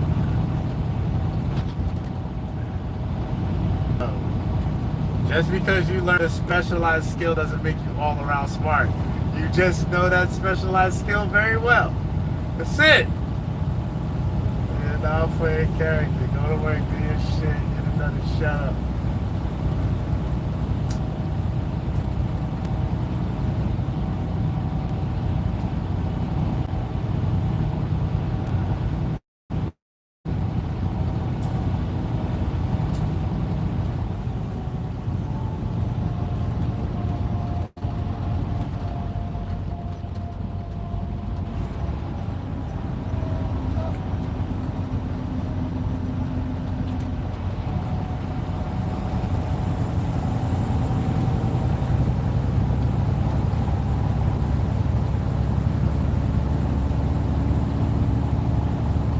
How they're going?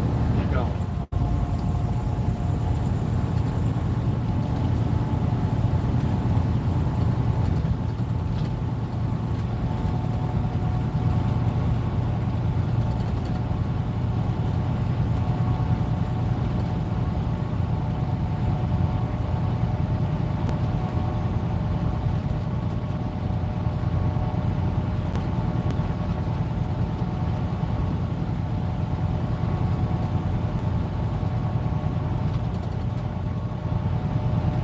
That's not an excuse at all.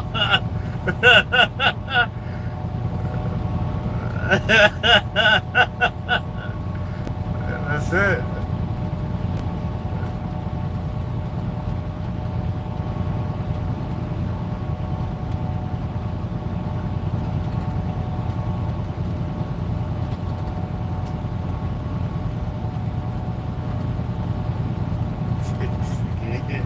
Nigga said he sucked his cousin's dick. What the fuck? He said he sucked his cousin's dick when he was younger. He said they used to do it all the time. I don't know. Like, why are you sharing this now? Like what? Take that shit to the grave with you, my boy. What are you doing? What is wrong with you? Yo.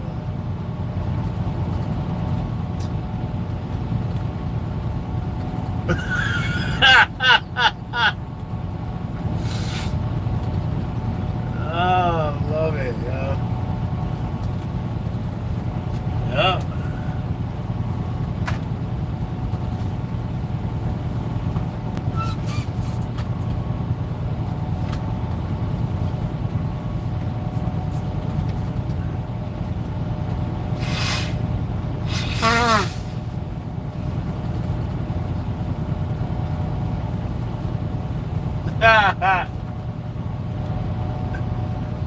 Me too, man. I needed that laugh, yo. That shit was good.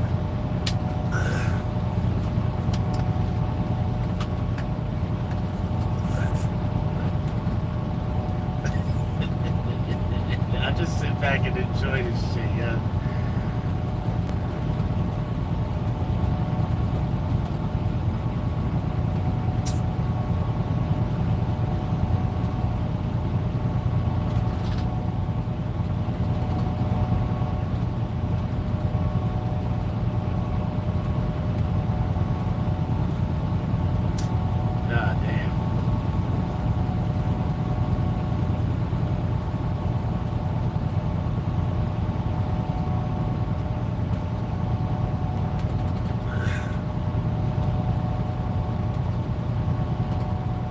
Die anyway.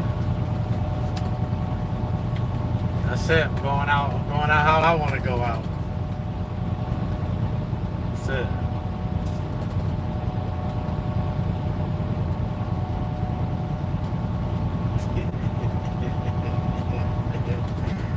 It's just entertainment to me at this point, bro.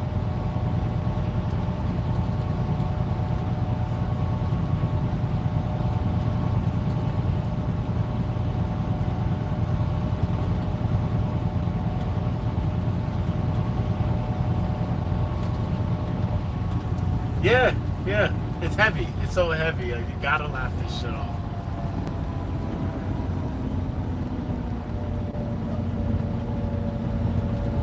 Just laugh.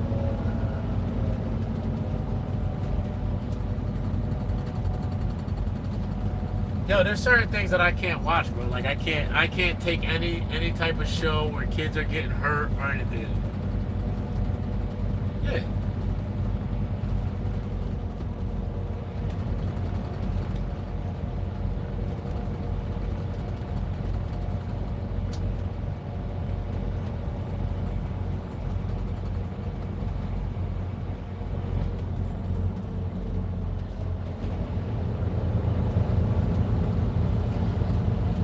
It's a sensory overload, man. It's too much anymore. Like, and they don't realize when it comes to a point where you get so much of this put inside of you that there's nowhere for it to go.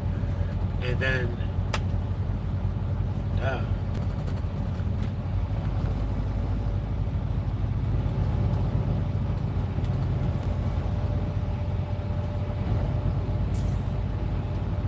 Oh man. You see the dude, I think it was in North Carolina, who shot the guy for talking to his girlfriend?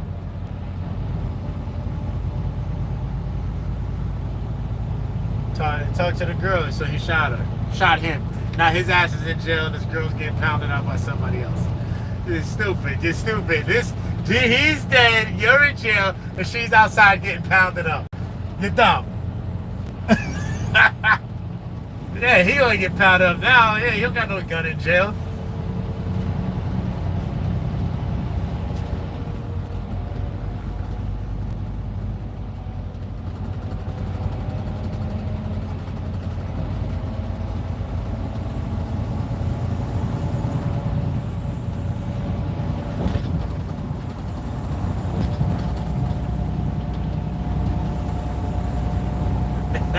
What the cartoons say, I'm not running away, I'm living fight another day.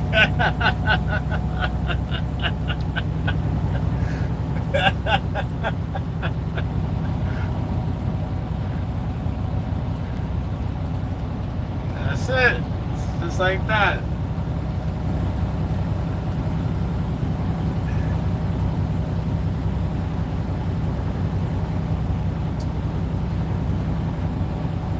Justice.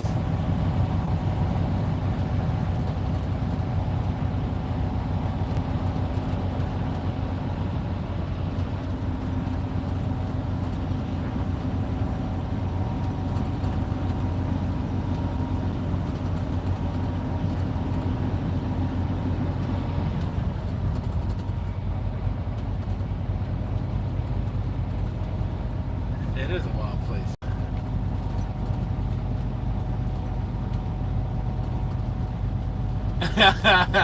Yo, it's not even a day. You know what it is? It's a certain part of DC that's nice, like right in the capital.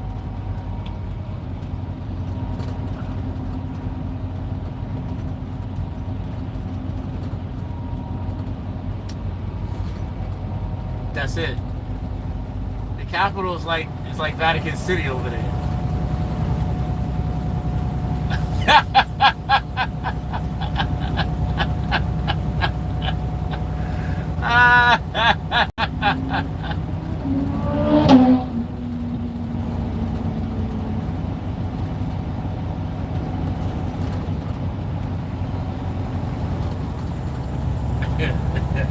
It is. I know what it is. I don't be messing with it. I listen. At certain hours of the night, it just should not be out there, bro. It's dangerous. They're looking for problems out there, boy. Problems will find you.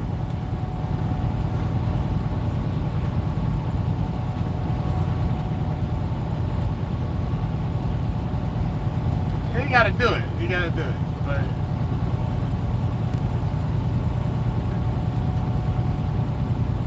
yep. I don't gotta watch.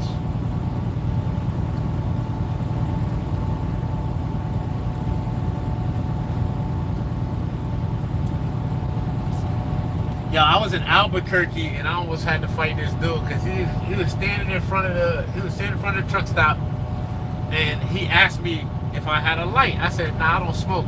He's like, I didn't fucking ask you all that. And I was like, you know what? I don't know what's going on with you, buddy, but so you got a problem, yo. But leave me the fuck alone, like. Yeah, listen, if it wasn't a response you liked, I don't give a shit what you wanted to hear. I told you what I told you. You asked me what you asked me. Like, yo, leave me the fuck alone.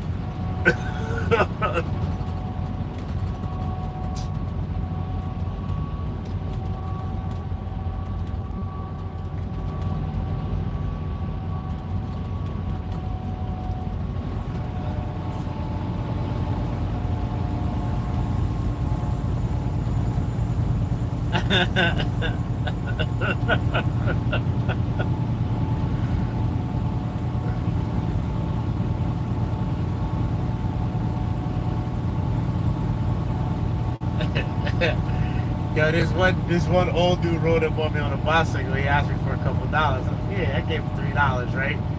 And then I talked like 2 more minutes. He was like, yo, $3 ain't enough. I was like, well, give me my $3 back. Give it back to me then, yo. It's enough for me.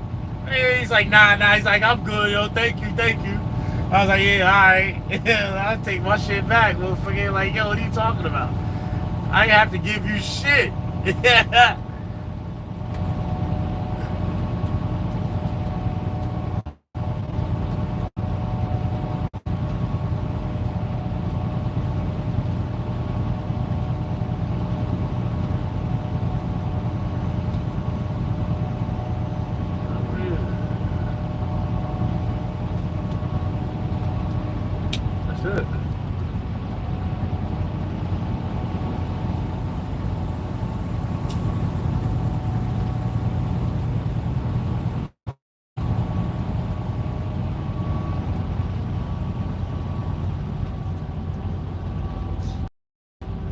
Exactly.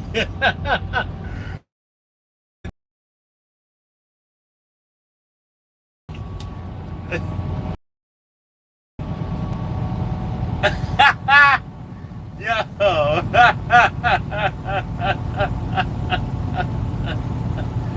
They wasn't homeless for long, yeah. They must have to be it. They wasn't homeless for very long.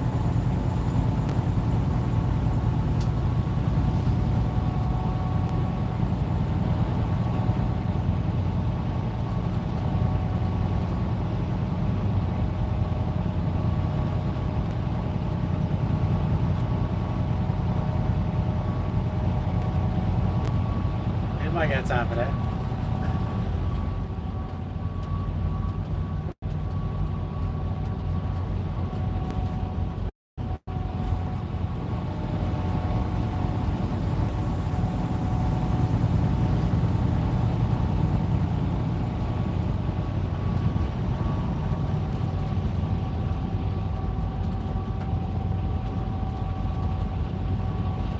Yeah, leave it all alone, man. It's too much.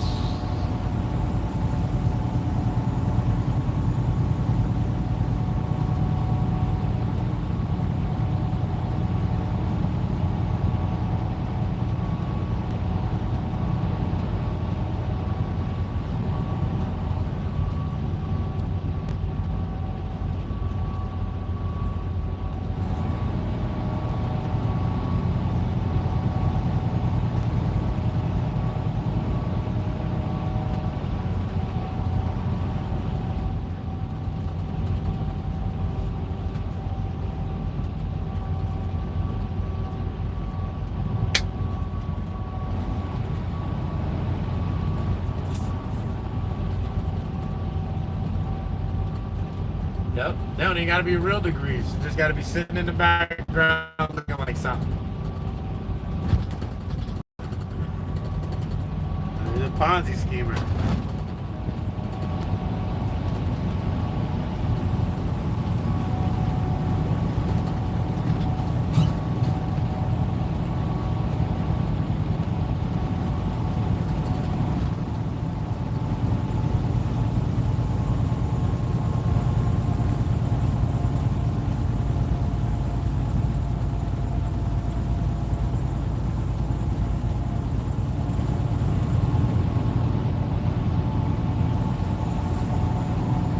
Twice.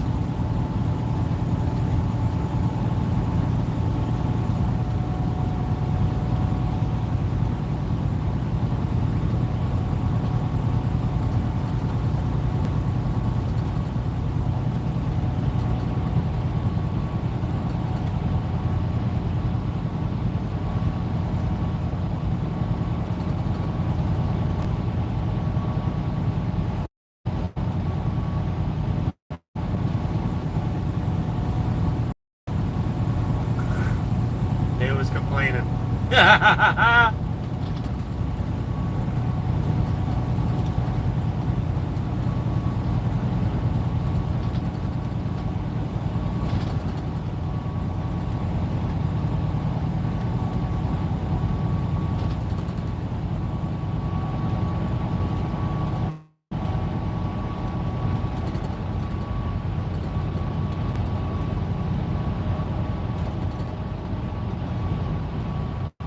That's the way they wanted it. That's the way it is.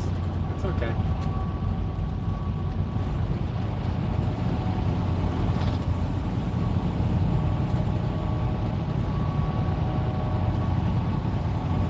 Yeah.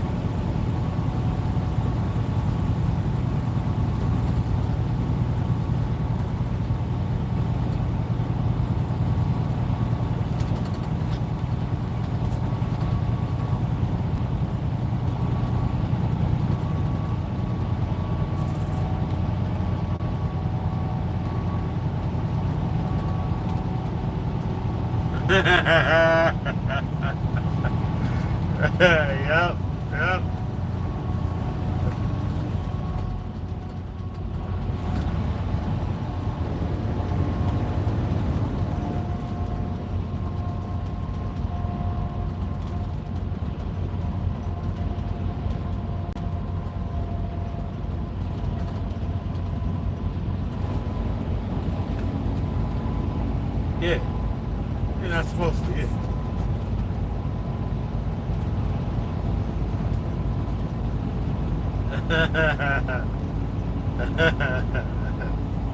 Because they want you to have the choice to pay or play.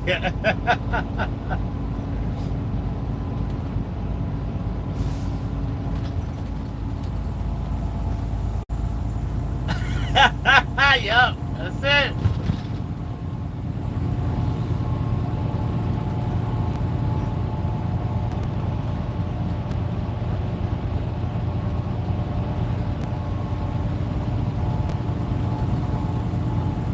That's it. Side Vegas.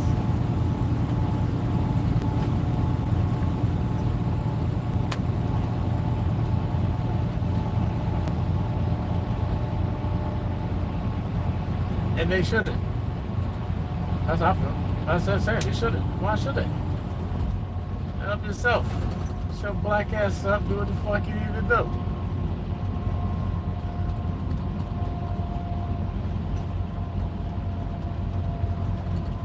That's it. Yeah, all the basketball hoops are bent. All the basketball hoops are bent. You might make one, but you gotta be perfect.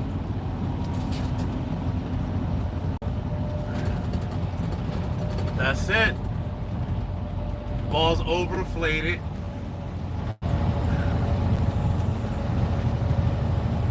Not. Steph has a problem with that shit.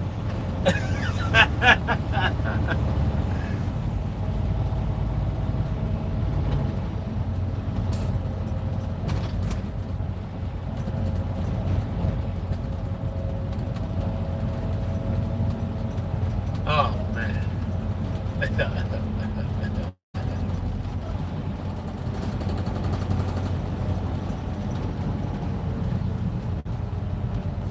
Hoes and low lives. And those are the only ones they promote too. Because you can't think of anybody that wasn't out here selling drugs or doing whatever and then doing the music and getting famous, yeah.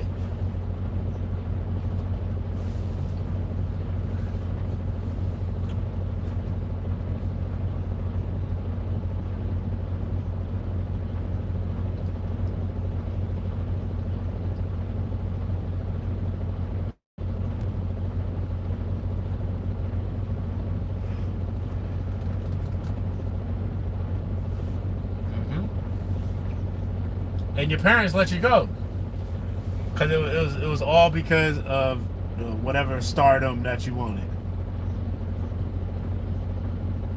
And you didn't realize what came with it. This is what comes with it.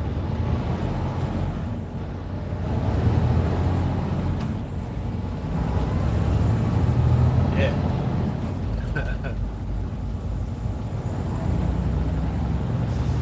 Surprise, motherfucker.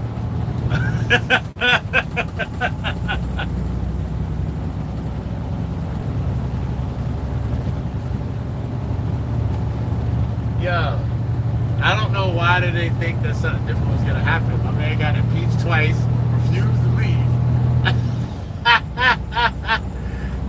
And then 4 years go by and they forgot about it and it was like, yeah, we'll do it again. Let's go on this ride one more time.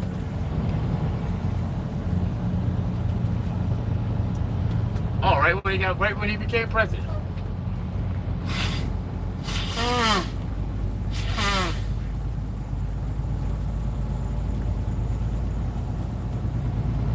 That's it.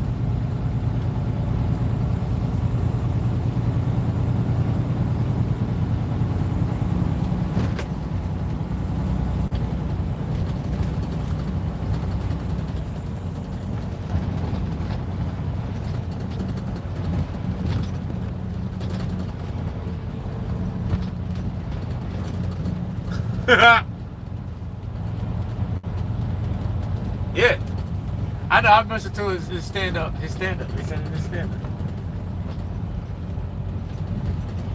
Yes, it.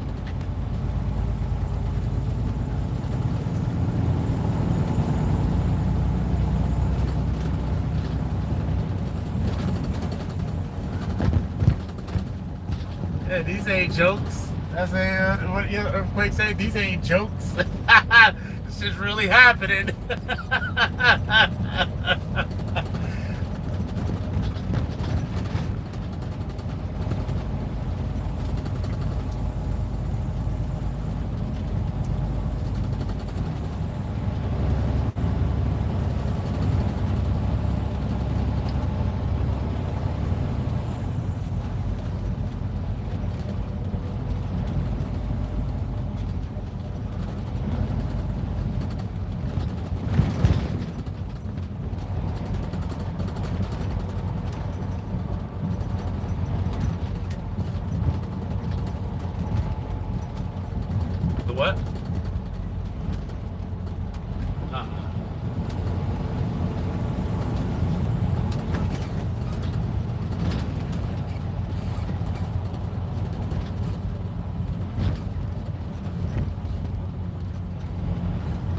Ah, the chocolate got different chocolates.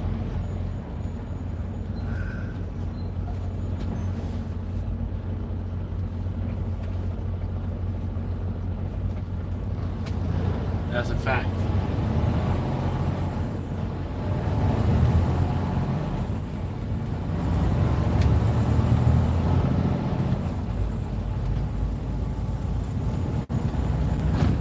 That's it.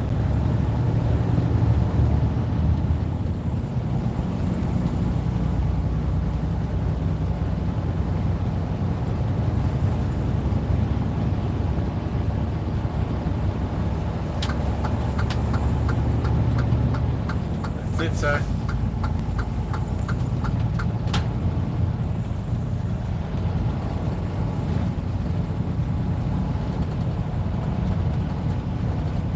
Nah, man, you gotta keep your peace, bro. This is all there's to it.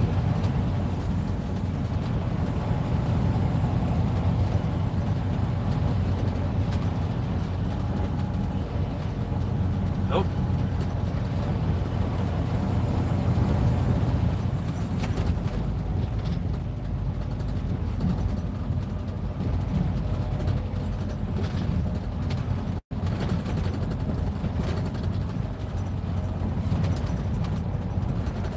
That's it. Let's get out of the way, man. Listen, I have never been so peaceful in my life since I've gotten out the way, bro. I don't have no problems. I have no problem. I just drive my truck. I pick shit up. I drop it off. I go home. I go see my son. I have a beer from time to time, and I don't fucking do anything. I'm out of the way, all the way out of the way. I'm tired of weirdos. I'm tired of assholes. I'm tired of all of it. I'm fed up.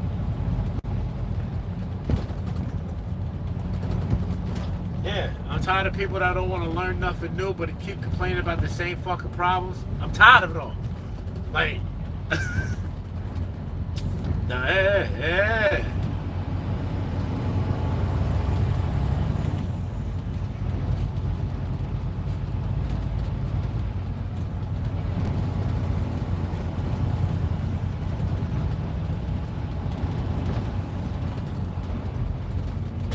Yo, my nigga, you got my medication?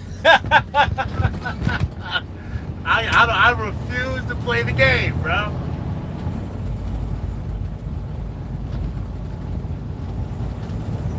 That's it. I'm not doing it. I'm not pretending for your delusion.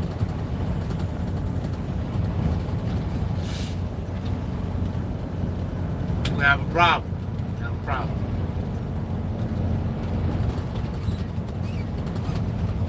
My man, who been lying to you all this time? Let me tell you who you are.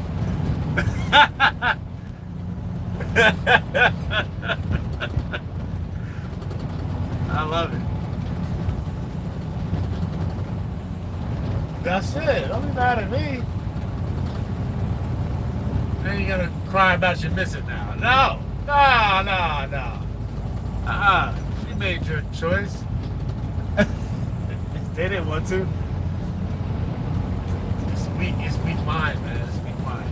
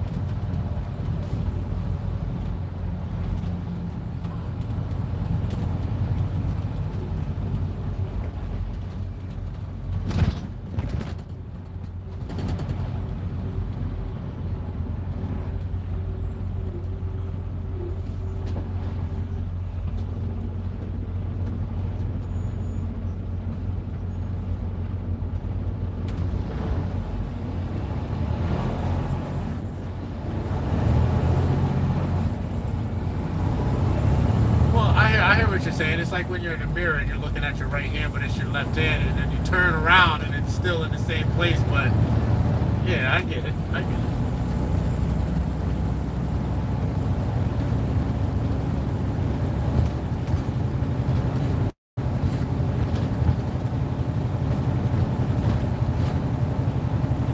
I don't remember.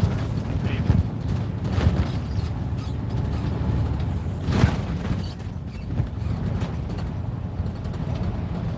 Oh, that's right. Yeah, you told me about that.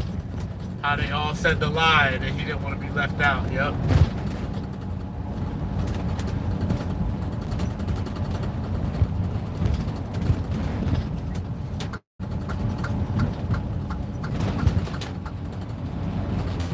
Yeah, you'll lie to yourself. You'll start believing a lie.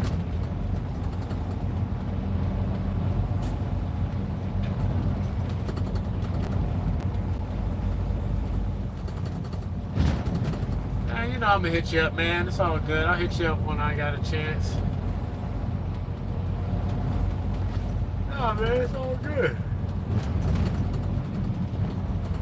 We don't need to talk every day, man. I don't talk to nobody. Oh, no, it's okay. That's all right.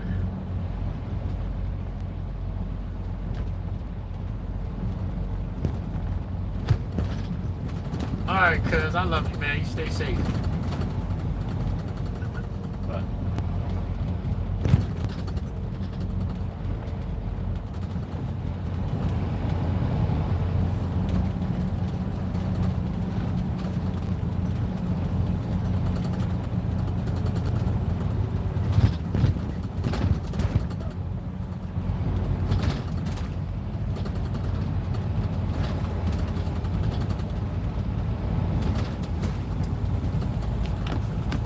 Mr. French, what's up, baby?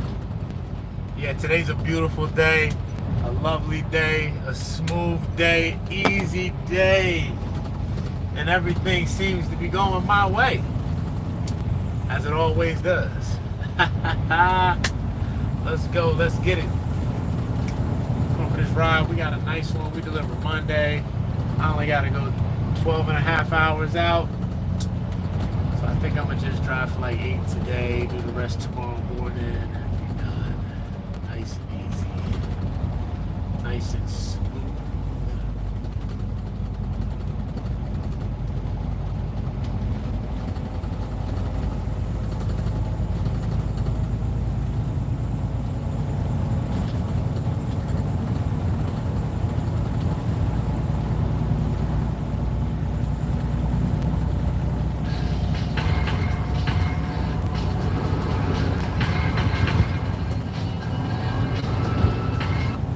Inside this garage is the most amazing car we've ever found. Sitting for over 20 years with rust raining down on it, neglected and left to rot with only 21,000 original miles, we found a 2004 C5 Z06, and not only did we pull it out of this watery tomb, but we completely detailed it and attempted to fix this disaster. We replaced a bunch of parts and got it running, but we're left with one major question. What do you think we should do with it, Mike? There's only one thing to do with it. Should we give it away? Gotta give it To one of them? Have to. Alright, I guess we're gonna give it away. Alright, Michael, lift with your back, not your legs. Oh, Heavy? oh, wow, holy crap. Oh my god. Dude, this thing's sick. This is the craziest thing we've ever found. This is Z06. Oh my god. It's so wet in here. It is very, very Should wet. have worn boots. Yeah, that was a good idea. Look at this. Holy shit. It's still, the car's still wet. Dude. It's in perfect condition. Oh my god. I can't believe something like this is sitting here like that. Like, wow. The hard top too. I prefer the hard top. yeah, I thought it wasn't gonna be a hard top. I mean, look at this pattern of all the dirt, Mike, and all the rust. Slowly dripping down. Yeah, there must be a roof leak. The condensation is building up on the underside of the roof, and it's just raining rusty water onto the car. It's a good thing this thing's fiberglass. Yeah, really. It looks like it's gonna come out great. It's gonna come out good. Wow. It's gonna come out good. So, Mike, we drove all the way from Cleveland to Massachusetts for this Z06, not because we're gonna be detailing it out here, but we're gonna take it back to Cleveland, clean it up, and then we're going to give it away to one of you guys. In order to give this thing away, we are going to have to do a complete cosmetic restoration and mechanical restoration. So we are going to obviously start with what we do best by cleaning the car, polishing the car, pulling the interior out, making sure that everything looks brand new. And actually, we're a bit more on the interior, but we'll get into that later. Then after, we're going to have Adam from Power and Performance come and make sure it is completely mechanically sound, including new tires, new brakes, all fluids flushed, and the engine running strong and everything working properly. That way we can feel good about giving it to one of you guys, because again, this is a 2004 Z06 Corvette that is a hardtop, which apparently only came up with Z06s, and it's one of the last analog Corvettes that were ever made. 4 and 5 horsepower. This thing is going to rip, and I can't wait to drive it myself and then to give it away to one of you guys. And if you guys are wondering how to win this car, what the giveaway entails, all you have to do is go to our website, wdautosupply.com, and purchase any of our detailing products or our merchandise. And right now, it is the best site-wide offer that we're going to be offering throughout this giveaway. It's a 30 times multiplier, which means every dollar you spend gets 30 entries. A $100 purchase gets 3,000 entries. So if you want the chance to win this Corvette Z06, then head over to the website, purchase something. Again, it's the best side-wide multiplier we're going to be doing for the whole entire giveaway. Although it looks like this right now, wait till you see what we have in store for this car by the end of this video. And now let's get the owner to get some backstory on the car. All right, now to get some backstory on the Corvette, we're here with the owner, Jim, who has owned this car since it was brand new, right? Right, 2004. 2004. Brand new, right off the showroom floor. Yeah, that's what you had said, and then it's been sitting here since, what? 2016. Oh, 2016. Yeah, I okay. drove it for a few years, and you know, I had medical problems and got sick and everything, and you know, of course, I'm all alone here, and the car got a little contaminated, but it's fine. It just needs a good cleaning and restoration. Yeah, I'd say so. It's a fantastic car. I mean, it's the Corvette Z06. It's amazing that we're so lucky to have found it. Yeah, we're so thankful that you gave us the opportunity to purchase it and clean it up and do right by it. And I wanted to mention, so you actually had an interesting career that allowed you to purchase this car. Oh, Do you mind telling everyone at home what your career was? What your business career? was? Your business. I was in the amusement business. I had a lot of amusement rides, like 50 amusement rides. Wow. That job was 7 days a week, long hours. You need to eat good, and you need to get a lot of rest. Yeah, I can That's imagine. the whole key there. You don't live in balance. Yeah. You know, so whatever you got to do, you got to take care of yourself. Yeah, we try very hard to do so. We enjoy what we do, and we work very hard as well. I know you guys do a good job. Thanks, sir. Yeah, I appreciate it. Very good job. Yeah, when they get done with this car, it'll be as good as the day it came out of the factory. That's always our goal. Yeah. I'm very excited that you get to you'll be able to watch the video and see your car looking brand new again. Right. And then one lucky. Well, it'll be a lucky person out there to get it. Yes, sir. Exactly. Yeah. And they're gonna love this car. And so one last question: do you remember how fast you ever had this car up to? The fastest I had it was about 150. That's moving. Yeah. That is quick. I think the speedometer only goes up to like 180, maybe 200. No, I don't even know. 220? Yeah, have to look. 220. Yeah. I don't know, but it's pretty quick. Yeah. It was the fastest production car built in 04. Wow. We won't be taking it that fast for sure. We got to make sure that Well, it's safe. you never know. Maybe the people that win the car will get lucky, and maybe they'll go on the car will handle a road. Oh, The yeah. car's made to handle high speeds. Yes, sir. Especially this model right here, Oh, yeah. and with the hardtop. It's Right. This is the car, and somehow we found it all the way in Massachusetts. That's all right. Yes, sir. At least you found it. We did. Yeah. We can't thank you enough for it. Seriously. Okay. But now we got to figure out how we're gonna get it out of here and into our trailer. All right, Mike, who's gonna lay on the ground in the wet and get this jacket over there? And I don't want to do it. It's all wet. well, yeah, it is. But I'm wearing nice clothes. My clothes aren't nice. My clothes are nice. Rock paper scissors for it then. For loser has to do that. Yeah. Rock paper scissors shoot. Yeah. How else do you do it? I don't know. Some people go on last one. I don't know. Rock, paper, scissors, shoot. He didn't even call Betsy out of 3. That's easy. Easy work. Mike, what do you think? What do you think it's gonna look like under there? Think it's gonna be rusty? You know, I don't think it's gonna be too bad.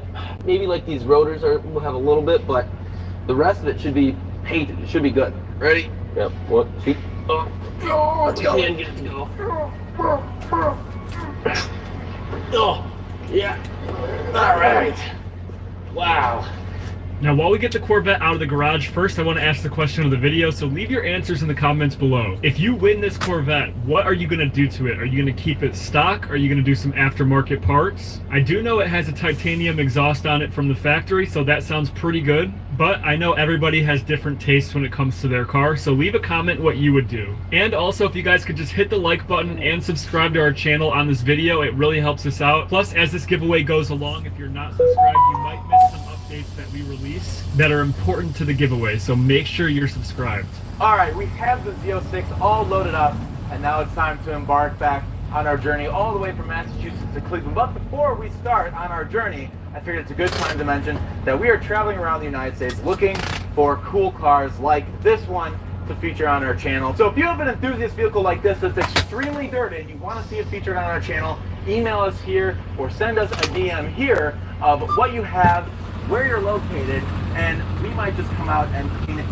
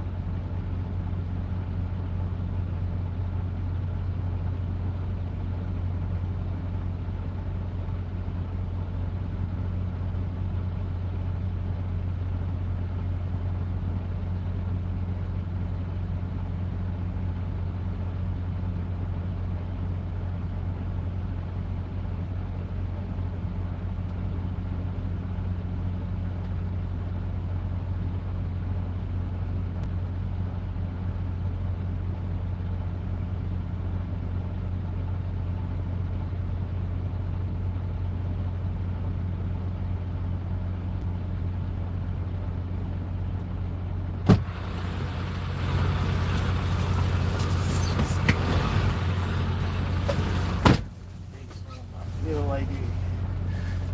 Man. Do that.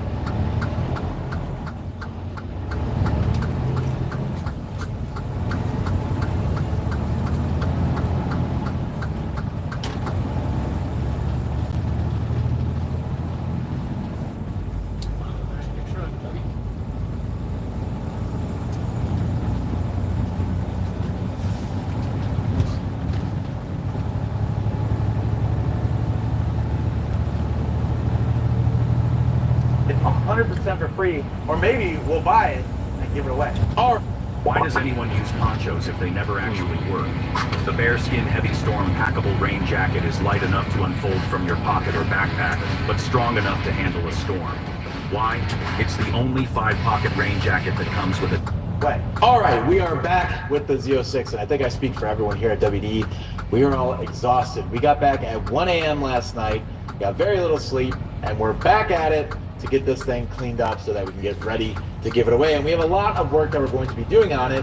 Obviously, first starting with removing all of this rust. And it's really funny because we're used to working on rusty cars, and I guess you could call this a rusty car, but it's a completely different kind of rust. This rust powder is all over the whole entire car, but thankfully it's going to be very easy to clean, and the paint underneath is nearly perfect. My hopes is that the paint will be perfect because this Z06 in yellow is my favorite color on this car. If you remember back to the late 90s, early 2000s, all of the racing cars from Chevy of the Corvette were usually this style yellow, and I think it is perfect for its character. I like it a lot better than the red ones, to be completely honest. Now, I'm no C5 expert, but this car does have some key differences that you can see from the outside. Although small, you can tell from a distance.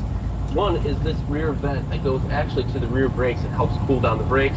Two, up front, this Z06 badge, which obviously wants you to know it was the big boy. It had 405 horsepower, which is 55 horsepower more than the standard Corvette, which doesn't sound like a lot from today's standards, but back then, 55 horsepower is kind of a lot. And actually another thing is, the roof of this car is a hard top, unlike the hatchbacks that other Corvettes came in. I believe they did that for the rigidity because obviously this car was meant to go much faster and get to speed much quicker than the other Corvettes where they had the T-tops or they were convertibles, so that was built this way to give it rigidity. And personally, I'm a hardtop kind of guy. I'm not really a convertible guy or a T-top guy, so this is sweet. And I kind of like having a trunk instead of a full hatch in the rear of my Corvettes. A couple other things I know about this car is that some of the glass on this car is actually thinner to save weight, and the exhaust is made out of titanium to also save almost 20 pounds off the car.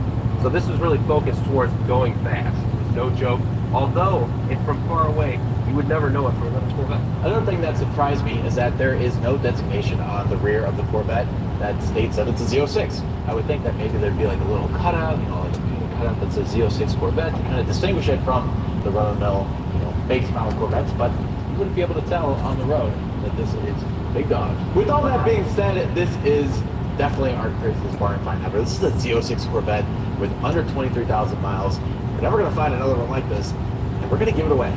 But before we give it away, obviously we have to do all the detailing and all the mechanical work and make sure that it's safe and sound to drive and to give away. First, we're going to get started on the wheels. And what's cool about this video is that all of our products you see us use to clean this Corvette will give you a chance to win this Corvette. So whether you buy tire cleaner or wheel cleaner, we'll have a chance to win this Corvette.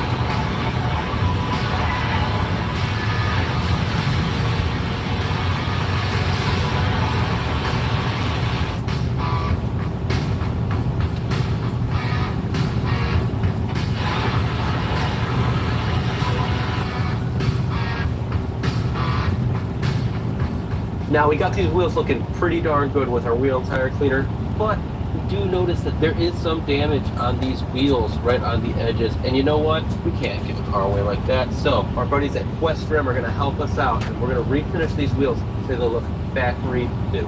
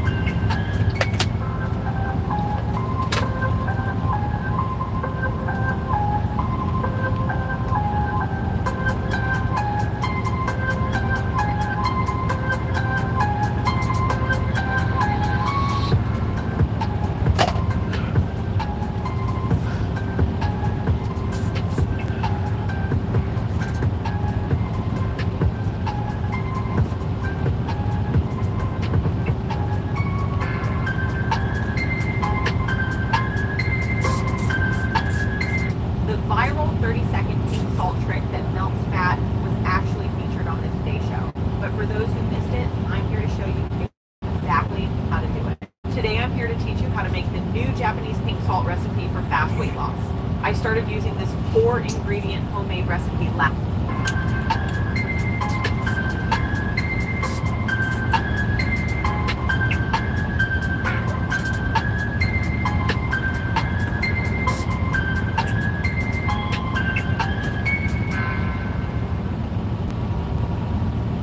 So as you guys just saw, we just added new products to our WD Auto Supply lineup. We obviously have our OG products that we launched WD Auto Supply with, but now we've introduced new microfiber options from the Rag Company. They make some of the best microfiber towels in the world. And so we have our window towels, we have our wash mitt, our interior towels, and my favorite, the drying towel. And look how big this drying towel is.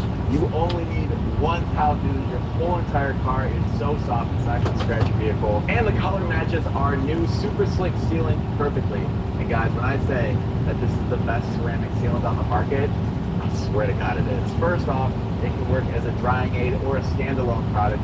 You can either spray it on your car after you're done washing the soap off and rinse it away and have all that heating action you just saw on Brent's R8, or you can use the standalone product and work it into the paint. It leaves your paint feeling so smooth. It smells amazing. I hate being selling. It's actually very hard for me to like say, oh, you should buy this. I swear to God, if you buy this, you will not be disappointed. I've actually been using this sealant for the last 10 years. It's the best product. I use it on the paint, the glass, the trim, wheels, interior door jambs. It seriously is like a do-it-all product. I don't like using dressing on the interior. I actually use this because it has UV protectant as well. If you're going to give us a chance on any of our products, please check out Super Slick because I swear to God, you will not be disappointed in your purchase. And to round out our new detailing line, we have cleaner. It's aerosolized and it's ammonia-free, which means it's safe for any window tint that you might have in your car, or if you accidentally get some on the dashboard or any other plastics in the car, it's not going to stink because there's no alcohol in this product. It does an amazing job of all that being. This is all website. We have brand new bundles and packages for you guys to choose from. And if you purchase anything on the website right now, you get a 30 times multiplier on your entries, which means if you spend $1, you get 30 entries. If you spend $100, you get 3,000 entries, which is a great opportunity to win that 2004 Corvette Z06 with only 21,000 miles. We have worked so hard to bring all this to market. I promise, if you purchase anything from us, you will not be disappointed. Go check it out now. And now let's get back to the floor. Now we're going to start the pressure washing process by using our pre-wash to lift up all this rust and dirt off the top layer of paint so we can safely pressure wash it away. And we were going to vacuum it off first safely, but we tried and it was stuck to the paint, so we felt like using the pre-wash was the more safe option.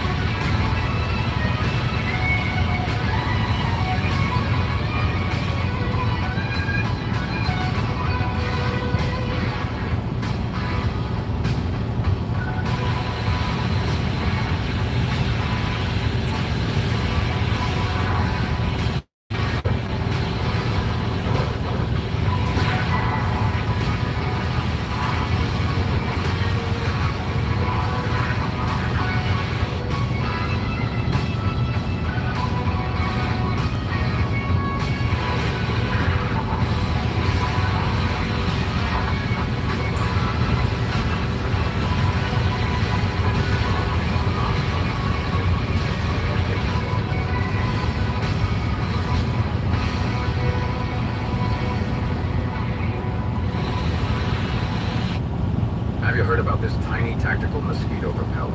It was developed by the U.S. Army to eliminate all mosquitoes around them.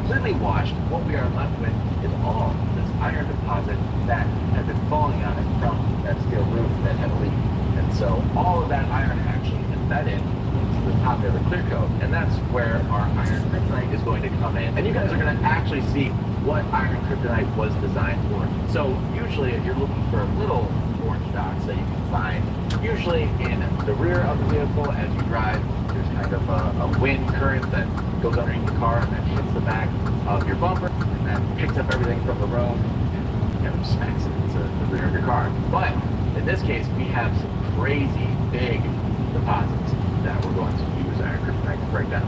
Hold on. Before you spray it on, I noticed something on the car left over that I thought was kind of ironic, and I wanted to point out to you. So I want you to come over to the hood, look in the middle, and what shape is that right there? It's like a stingray. This is kind of ironic. I know it's not a stingray, but Corvette, stingray, shade. Hey, pretty cool. I will say that's a very unique rust stain. One of the most unique rust stains I've ever seen. But what I'll say is, what makes a Stingray Corvette a Stingray? Because we've worked on a bunch of C3 Corvettes, and some, I believe, before 74, maybe 75, are considered Stingrays. The other ones are just considered Corvettes. I don't know what the difference is between the two cars. So what makes a Corvette Stingray a Stingray? Makes a Corvette just a Corvette. Let me know in the comments below. But let's get back to the iron. My friends laughed at me for buying this, and now they ask me where I got this. If you only buy one, you're just losing money. Let me know in the comments below. But let's get back to the iron. And one thing I'll say about our iron remover is that most of the time, iron remover smells like farts. But ours smells like cinnamon. The fart smells pretty nasty. So we tried very hard to make sure that it smelled nice so you guys enjoy using it. But we're going to go ahead and let this sit and have it break down all that iron. And then I'll come back with a claymate and agitate it. Hopefully be able to pull that whole entire stain off without even polish. So the iron kryptonite has been sitting for about a minute, and you can see this thing is littered with iron all over the hood. Obviously, we still have that big rust spot that was over here. The doors, the mirrors, the windows, the roof, everything on this car is covered with rust. Oh my gosh, Brennan, come look at the back. This is the most iron that I've actually ever seen on a vehicle that hasn't had some kind of brake failure. Sometimes when calipers stick, people don't change their brakes when they go bad. It basically roasts the whole entire rotor, and you can see like these big orange marks all over people's cars. Being a car that didn't have a brake issue, this is insane. So what we're going to do next is we're actually going to rinse off all the iron that has already been lifted off the vehicle, that's already kind of purple. That way we can respray it again, and then we'll go ahead and clay it. That way we're not rubbing iron into the coat and making more work for me when I have to polish.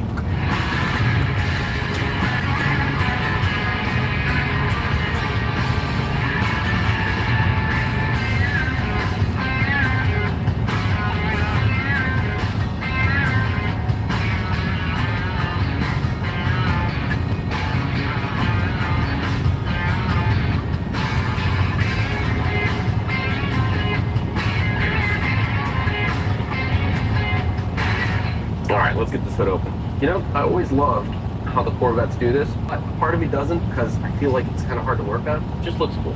You know, it does look cool. I was thinking about doing an engine out. God forbid this engine's locked up and we need to do an engine out for a brand new engine.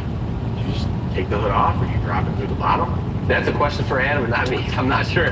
But the only other cars that really lifted like this were like the old BMWs, right? And lifted up, out, and then, yeah. But I do like the design. At first glance, really not bad. It's much better than I could have expected. I think the only real remnants of ice is this little patch from the heat shield up here, and it's barely really chewed up. So I'm sure there were a couple rodents running around in there, but I don't see wires that are chewed. I don't see any. What's that? What is? I don't know. It looks spider. No, is it one of those like spider? Oh, it is. I can see all the legs. Yeah, and he just mummified. Zoom it on that, bro. It's crazy.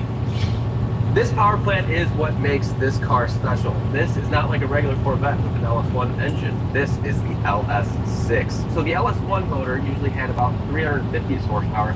This LS6 produces about 405 horsepower with the same displacement.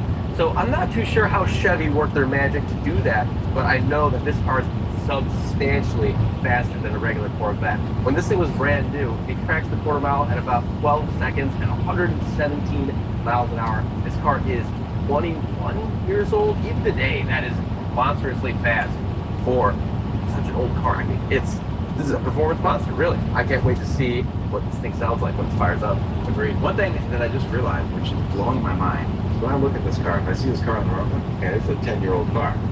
In 4 years, this car will qualify for classic plates. Yeah. Yeah. That's insane. Yeah. Because if I see this, I'm like, oh, it's a Corvette from 8 years ago, 10 years ago. You know, when I was 16, when I was 19. We're getting old. You're getting old, dude. Getting old. Let's go ahead and degrease this engine, clean it up, and we'll move on to the interior.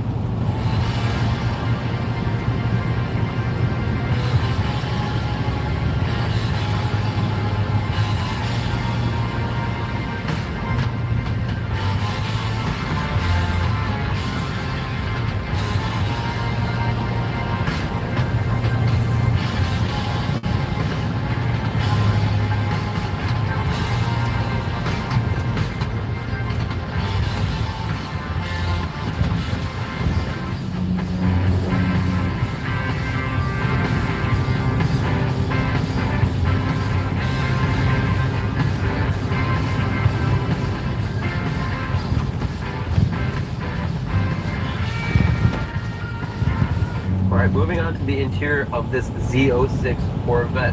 And I love how Chevy wasn't too boastful about this being a Z06. Yes, it does have a little Z06 badge on the dash with a 200 mile per hour speedometer, and the Z06 badge on the seats. But besides that, there's nothing screaming at you that this car is special, even though it is very special. This interior is in rough shape. There is a lot of mold going on, and we will have to address that to the max. We're going to make sure that this car is in the best possible shape before we give it away to one of you guys.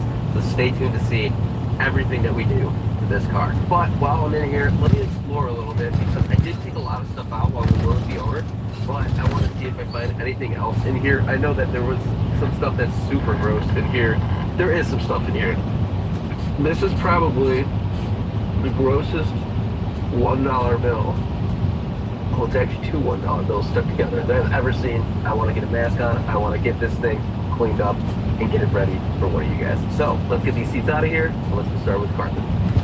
Best and worst vinegars for weight loss. Do not take apple cider vinegar before you see this. Vinegar works to help you slim down in 3 up and get it ready for one of you guys. So let's get these seats out of here, and let's get started with Cartman.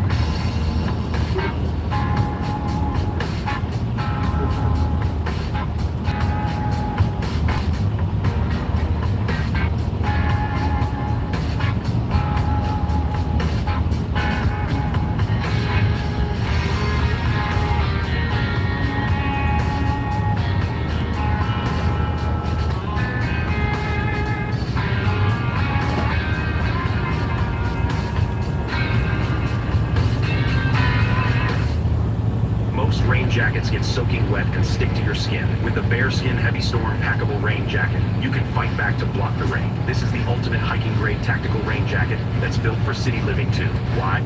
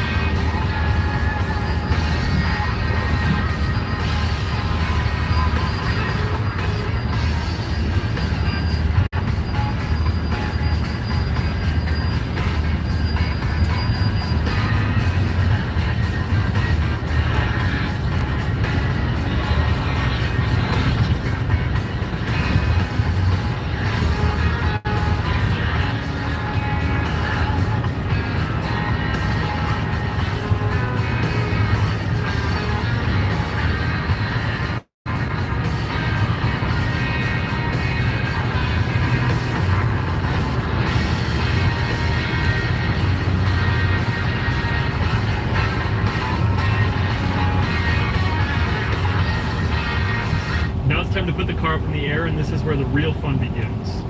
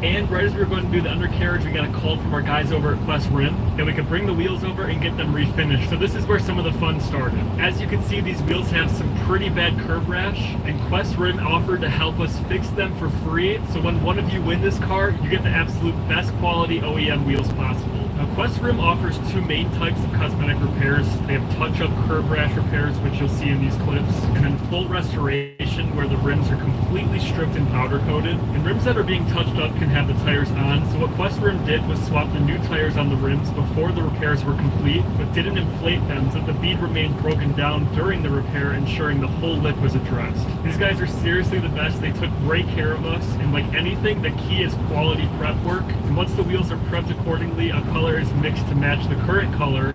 Once spray cast, a clear coat is applied. And then after the cosmetic repairs are completed, the tire is then inflated and the rims are balanced out using their Hunter Road Force Balancer. For touch-up repairs where the metal damage is deep enough, they can spot weld material as needed, which requires not having the tire on, but that was not the case with our rims.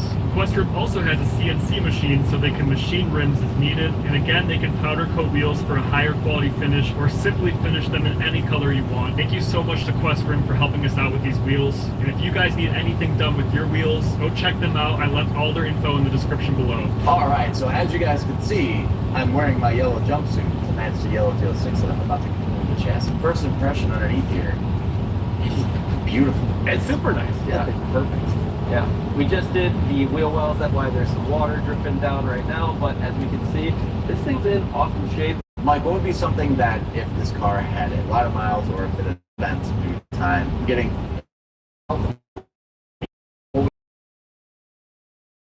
sway bar would have some rust on it.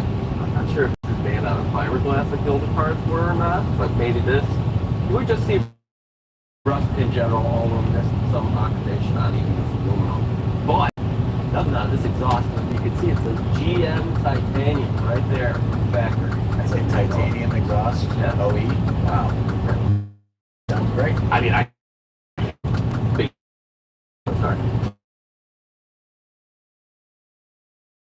3/4 look, 2.5.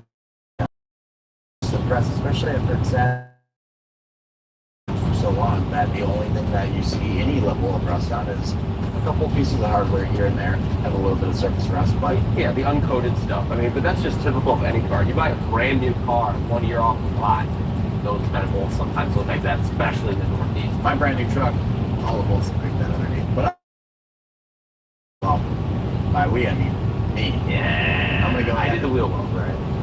I'm gonna go ahead and degrease this and scrub everything, rinse it down, and then it's time to get things started.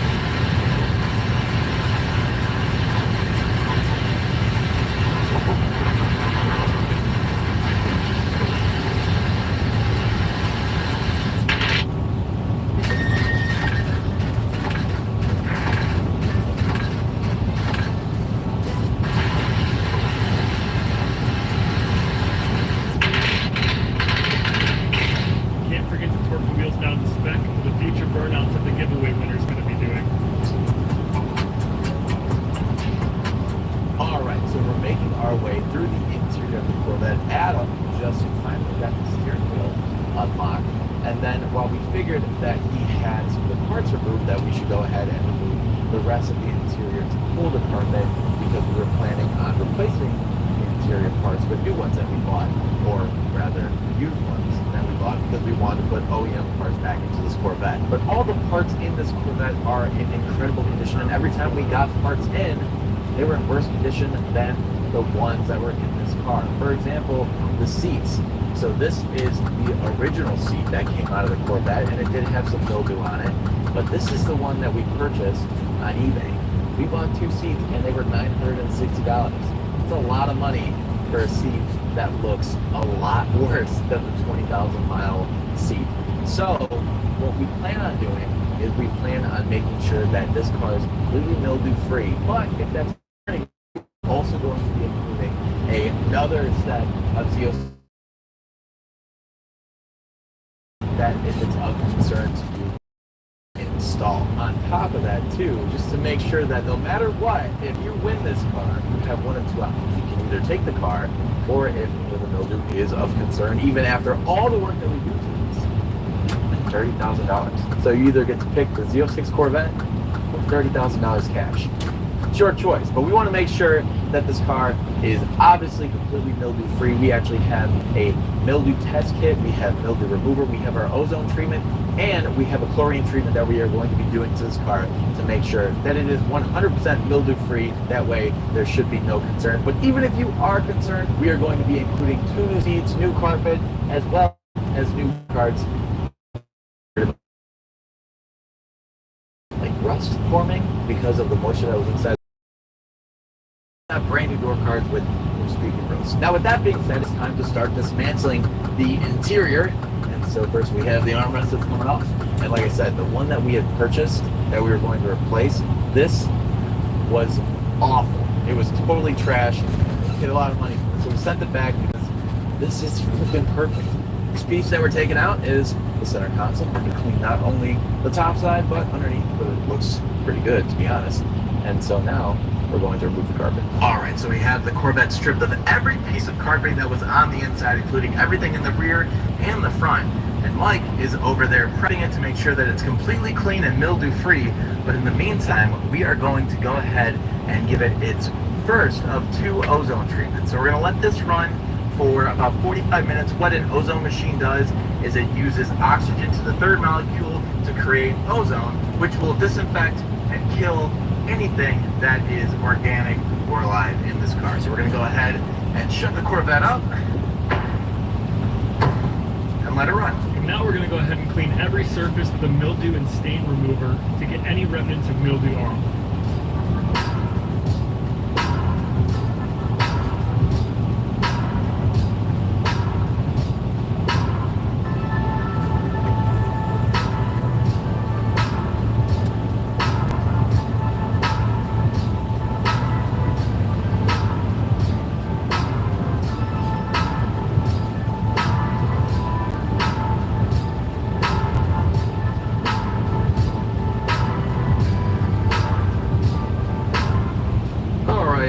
I wanted to give you an accurate description of what we did to these carpets to make them safe, what we would consider safe.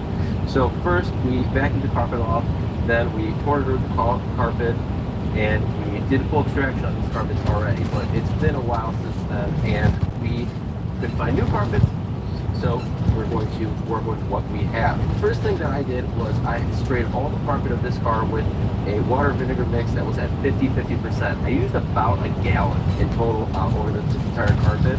And what I did was I saturated the carpet and let it sit for 1 hour. After that, I'm going to be using Starbright, the mildew and stain remover that I used also on the interior panels of the car. I'm going to mist it onto the carpet, drill brush it. After I drill brush it, I'll be using our extractor to extract all this out.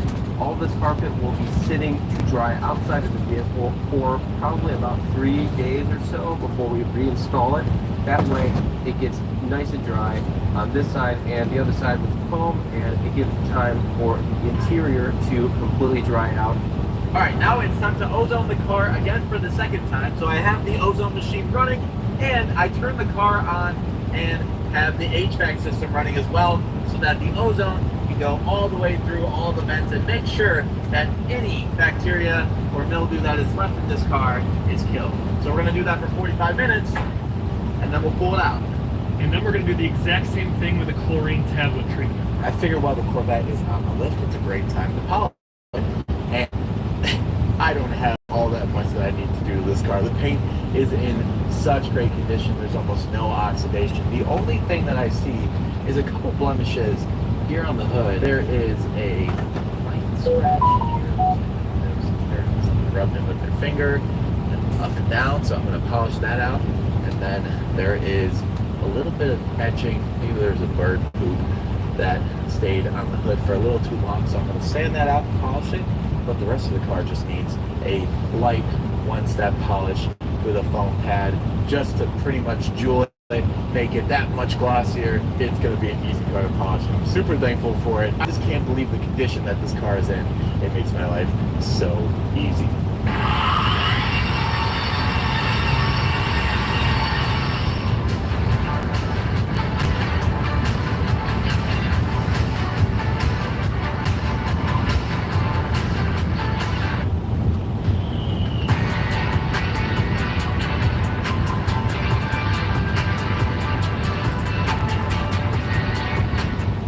Time to finish up the car before Power Performance Adam comes and gets it running again for us. So first we're going to use our tire shine, and then we're going to unveil 2 of our new products, our WD Auto Supply glass cleaner and our window towels. We've been using these things in every single video since we started YouTube. This is the best window cleaner I have ever used on a car. I promise you, if you try it, you will not regret it. And then we have Super Slick, our brand new ceramic sealant. We've also been using this since we started the channel, and it's the best ceramic sealant on the entire market. If you were thinking about trying any product from our entire line, this is the one that I highly recommend everybody watching this video gives a shot. Worst breakfast for your waistline. Oatmeal's healthy, right? There's nothing good in oatmeal. Most folks can cross-brand almost all oats in the United States. Life is saying they're one of the best ways I've found to fat people. What about granola? Deceptively labeled as healthy, but it's full of grains and sugar. And these grains are the moms of people with strong testimonials. How about just a mix? Mark is a shot.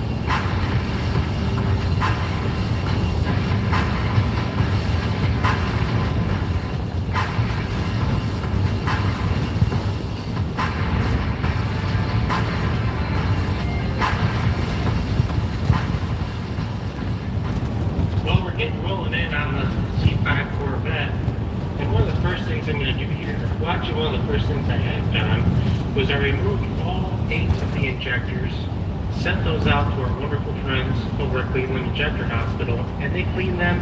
He showed me a video of it. One of the injectors wasn't even flowing at all. It was just dripping. Cleaned them up, and they all look mint. So we're going to get those back, and we're going to throw those back in up top. But right now, we're going to drain the oil out of this thing. That way we can get fresh oil and filtered on the motor, and we're going to be rolling into some brakes next. Trying not to make a huge mess. It's alright, a little bit dark. But it has been sitting for 14, 15 years now, and we don't know how many miles without an oil change at the time. As you can see, when you look up here on the intake, the fuel rail covers are off, the fuel rail is out, all the injectors are out. That's because they're down there at Cleveland Injector Hospital, and they're getting all cleaned up. While I had it out, I pumped out all the old gas with the factory fuel pump, disconnected the line right to where the fuel rail goes. Pumped out about 8 gallons of gas. It's completely empty now and ready for new. Motors all put back together, oil change, injectors, everything. I'm going to fire this car up. First, make sure we don't have any vacuum leaks. See how the motor's running. See how the oil pressure sensor's doing, what the oil pressure of the motor is. Before we go any further, we just want to kind of double check all the work that we've done under the hood. And after that, we're going to get into some steering column and brakes.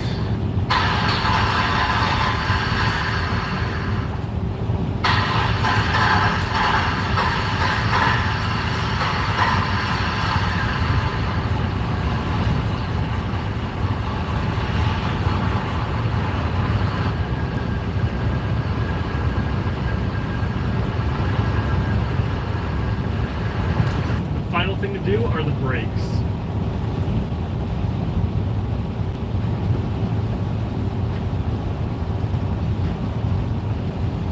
All right, the Corvette is back on the ground with the refinished wheels, the brand new rubber. All the components that we were replacing are replaced. The whole interior is put back together. Everything is clean. And now it's time to start it and drive it for the first time. Mike, you ready for this? Yeah, here we go. Let's hear her start. Oh yeah, baby. Oh yeah. That's what I like to hear. This thing sounds great. So we don't have the nice pretty engine bay covers back on, but everything is put back. The lights just popped up. Do that again. The lights just popped up. Those look fantastic. All right, Mike, I think you're all clear. Let's see if she'll move. Oh yeah.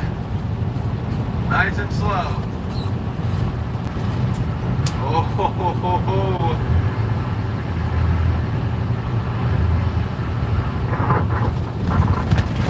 Look at that. Right, nice. You have to let me know what you think how it's driving. It feels very strong. How's the steering feel? It feels so solid. Oh yeah. Oh yeah. This thing does rip. For 2004, this is crazy. I can't believe it. Like, wow. That feels really, really, really good. Oh.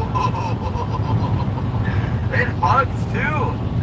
This thing is a riot. I can't believe we're giving this thing away. I know. I want that. I want it. For a stock exhaust, I mean, and you know what? It's loud enough to make you laugh and smile, but not loud enough to be a jerk to everybody. We were thinking about doing an aftermarket exhaust, but as soon as I knew that the Z06 came with that titanium exhaust in the back, I was like, it's going to sound pretty good. No, this thing sounds excellent. It sounds perfect. Alright guys, that concludes the Z06 Corvette video, and this thing is in incredible shape. It's only 21,000 miles. It's a true gem. And if you want your opportunity, you just need to go to wdoffsupply.com and purchase any of our detailing products or any of the microfibers or any of the merchandise that we have on our website, and you'll be entered to win. And right now, again, it's 30 times entries on the whole entire site. So guys, don't wait. Head to the website right now, get entered to win, go and purchase something, and this could end up in your driveway. Thank you so much for watching this video. We hope you enjoyed it. We'll see you next week. Have you heard about this tiny tactical mosquito repeller? It was developed by the Army to eliminate all or less. It created creates a mosquito-free zone in any...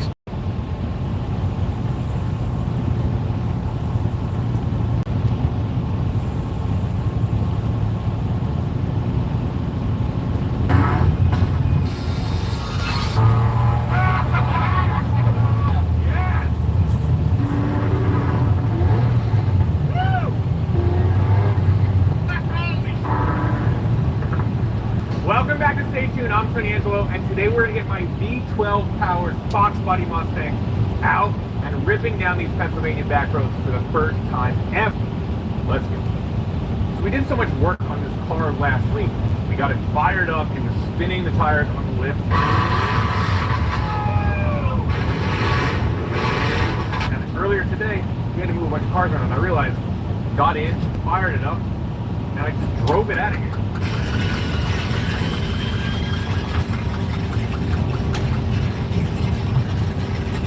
Now, it doesn't have a cooling system, it doesn't charge, it doesn't have an accessory drive. We're going to get to that. The exhaust doesn't fit for some reason, even though it's built for this car. We're going to get to that. And there's no seats, and you can't pull the seat in anyway because the seat mounts are torn out. We fixed all that. We can take this puppy out on the road and hear that V12 sing for the first time in 2.5 years of working with this thing. I'm super pumped. So let's get wrecked. Yeah, we're going to have some late nights. I mean, sleepless in Seattle over here. Except we're in Pennsylvania. If it's new, we actually outside of Philly. I don't think it's rainy. Other jokes. Why don't you take this off? I'm going to start repairing the seat brackets. Okay. I was kind of amazed that these front seat mounts were torn out of this seemingly stock car. But lots of guys in the comments said, no, that's no big deal. Let's see. Let's tear this slug right out of here. So I will hammer it back into place, clean it, weld it, stitch it back together. This one seems mostly intact, and then I will reinforce it with a plate on top. Alright, so you can see this is just about ready to rip out of the car. It's just the front outside seat mount. I'm going to tap it back into place. I'm going to clean it up. I'm going to stitch it together, and then I'll have to plate it in so that we can sleep at night when we're hammering 475. British horsemen down the road.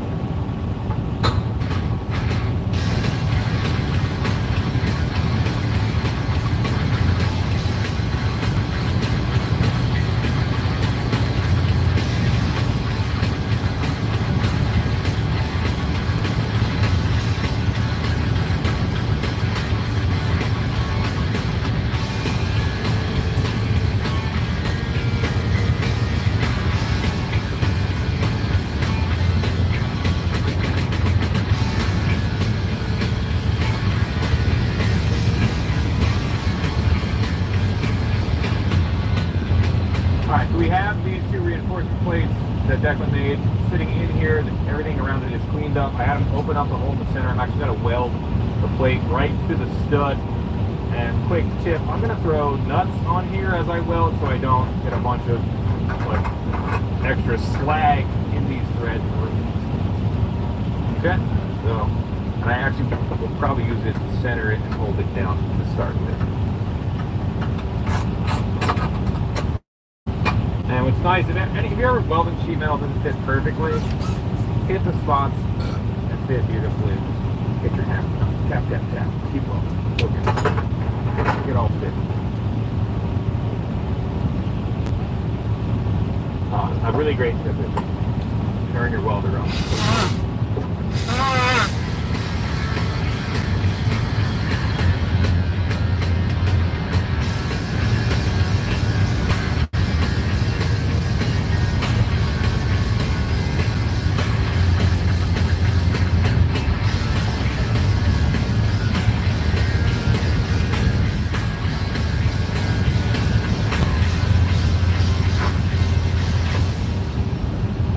Welded.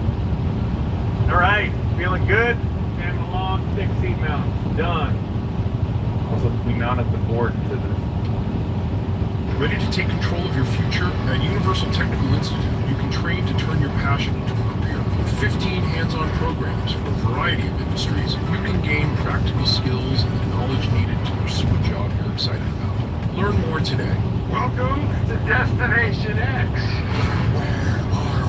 A game of clues Who has two thumbs and doesn't know Roman numerals past 10? This guy. and deception. We're in Italy. None of it. I know your location. This is insane. You figure it out. We know where we are and who's the baddest of them all. Us. Mark your X. If you're wrong, you're gone. NBC's Destination X. Watch now. Door feels good too. All right, if you want to drive your car more than 2 miles or so at a time, you should get yourself an alternator. They recharge your battery. It's a good deal. So we need to fit one in this car. There are factory mounts here, and I have a factory alternator. But with the Ford Mustang engine bay, they don't really want to fit this thing. So I'm going to do this little bit of cut and weld it. I don't think it's too far off. I think it's close-ish. It's hard to tell because you just can't get anything anywhere near it. But I'm going to do a quick mock-up on this frame rail and cut down the started cutting the lip down and see how much of it we can kind of scallop and section weld back together. But I do want to just kind of line it up there and there. Let me get that white paint that I need to wind it.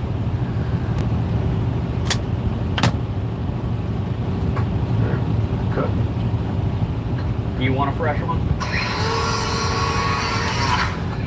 Do you want a fresh one? Yeah, that'd be good. Yeah, that would be actually cool.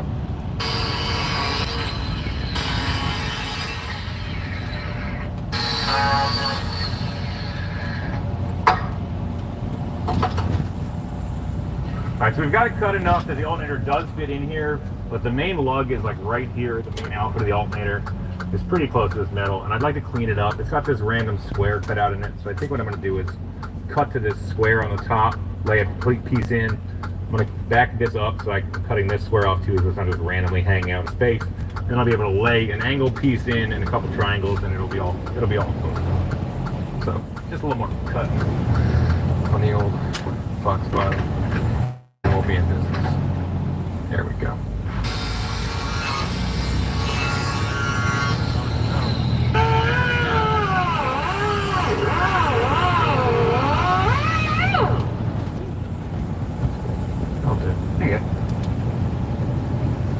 All right, I'm gonna weld it.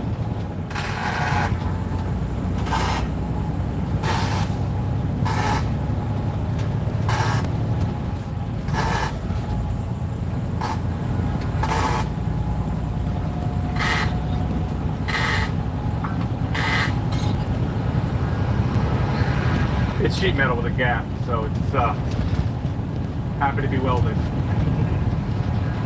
Declan custom corners, and I'm gonna weld them in. The good kind.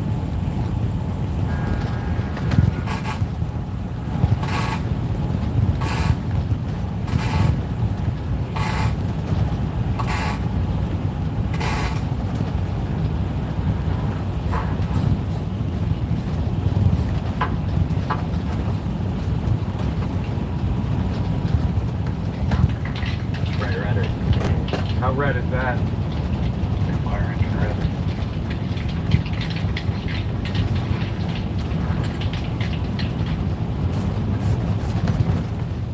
Pretty red. That's very red. Yeah. Got a maroon in there. Cool. All right, we've got our fire engine red paint drying. We'll maybe get some maroon in the morning.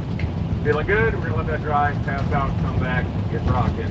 Next up, cooling system, get this accessory drive working, and we've got to make it sauce. And seats, we need seats, and a bunch of other stuff. Rad, notched frame rail. Yeah, dude, there, notched the frame rail, done. Said so and go, no, get rad, yeah, check. Super rad. All right, it is morning, paint is dry, we are rock and rolling. I realize we're missing a bunch of idler pulleys on the accessory drive for this Aston Martin. What people don't know is that idler pulleys are basically like this industry standard, they're all the same. I did a quick search for Aston Martin idler pulleys. They're like 150 bucks a piece. You get them from Scuderia Ferrari. I'm not doing that.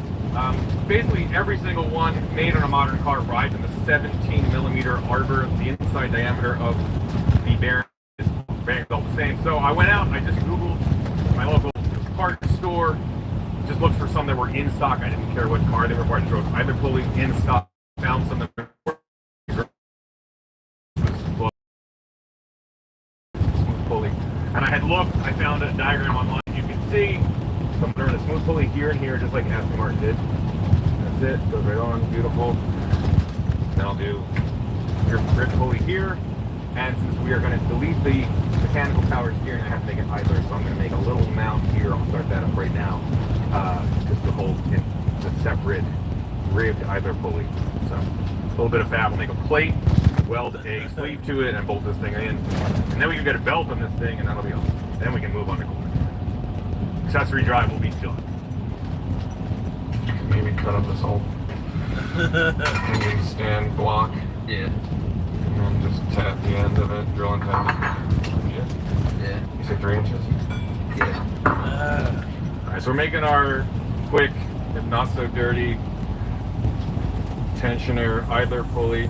And I was able to drill a full inch into this solid stock with one of those hand-me-down Boeing bits that some of Bennett's last month. They are wicked. Yeah, I'm feeling good about this. This is, again, just a solid block of steel.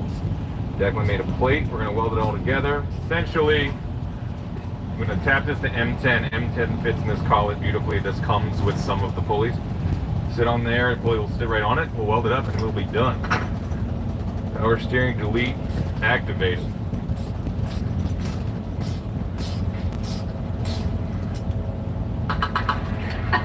Find out what you're into. Daming, LGBTQ plus dating app. Now's the time for a great deal on the new Honda. From the Kelley Blue Book Best Value branding. Buy online, reserve from select dealers, or hurry into your local Honda dealer today. That went awesome. The only question is, how do we keep it level and perfect? Then we'll figure that out in a minute. Oh, man, having some good tools makes these. Look at the tap on that sucker.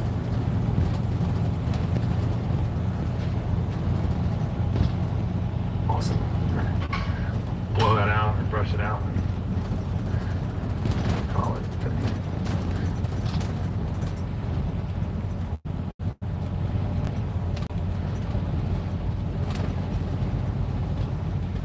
So Declan's plate is here. Here's my hunk of engine stand. I'll weld it up. I'll going to align everything, and that'll be done. That'll be a nice power steering delete. And then we can get a belt on this thing. I just broke a thread cleaner in that Aston Martin front timing cover. I just was saying, as I'm hammering on it, oh, you know, this is all matter of fact, but I sure hope we don't break anything in this timing cover. And then 1 second later, I broke this off in the timing cover. Declan was like, don't worry, there's another one on Facebook Marketplace for 10 grand. There is another motor, but that's a problem. We're gonna try to weld it out, but we should be more careful or something, or I don't know, maybe. Am I like, can I see the future? I don't know. I might be a gypsy. I have no idea. A lot of personal development happening here. I might be a wizard. Like I said, I hope that doesn't happen, and then it happens. So we're gonna try to weld a nut on there. I sure hope we don't hit 1 million subs this month. Or I sure hope I don't hit a 40s growth spurt and reach 6 feet. That would be the worst. That'd be, you know, just in case. Knock on wood or whatever. Liar. You're a liar.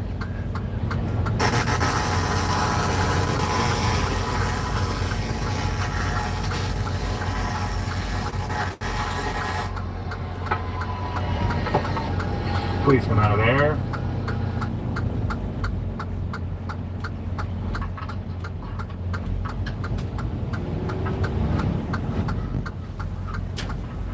Yes. Yes. Yes. Let's go. All right. Let's never tack on this thing. License plate will protect the motor. And we'll go from there.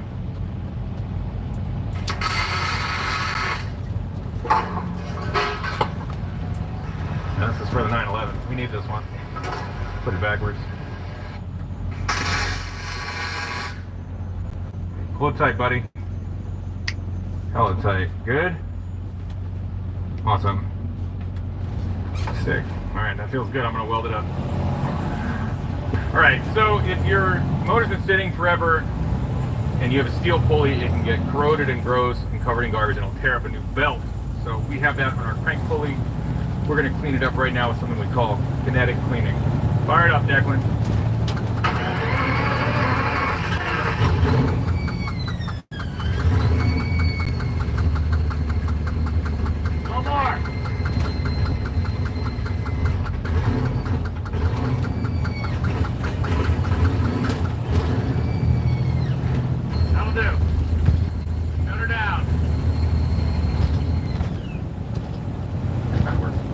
So before I yank out that idler setup we made and fully weld it, we're going to measure for belts and send equinoxes.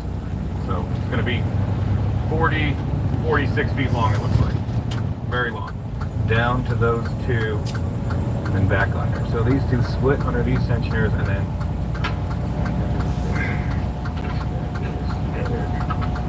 yeah, and then they go like this. You got a mark? Come on, kid. He's got it on him. Rocking his overalls. He's ready to rock.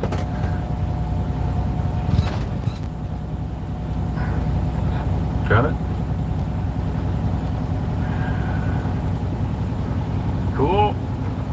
Alright, it's time to weld this puppy up. Declan is going to the store for round 2. Anytime I've ever bought belts, I usually get it right on the 6th or 7th try. He's going to try to do it in 2. We'll see.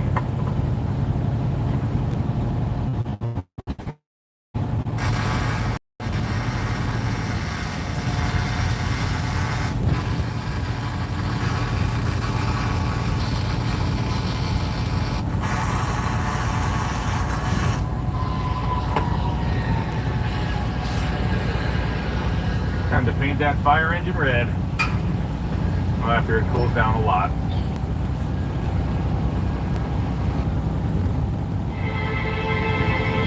With the easy-to-wear Freestyle Libre 3 Plus sensor, tracking your glucose can be more affordable and personal.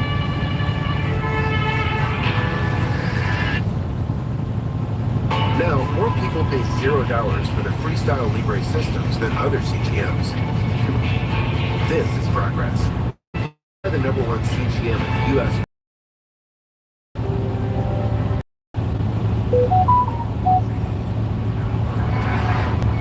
Maybe the better question is, how much of it can you handle?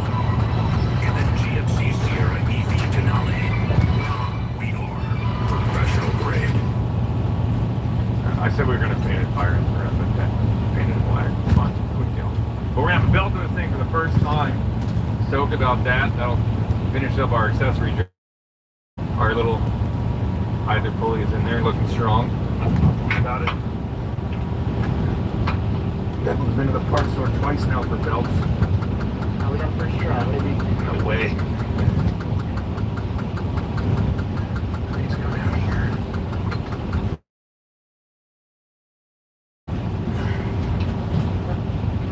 There you go. That's it. Belted up.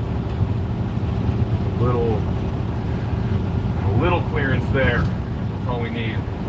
Alright, accessory drive is done. Basically, charging system is done too. It took a little bit of time. It turned awesome. Now, time to go out. We need seats. We just got a call from one of Declan's buddies from the shop over here. He's got seats for us. So, we're going to get the truck and get rocking. So before we hit the road and grab those parts, I'm going to do a couple upgrades to Workhorse 2014 Ram 2500. Got this thing about a year ago. It's been an absolute tank. It is a 2-wheel drive, 6.7 liter turbo diesel Cummins motor.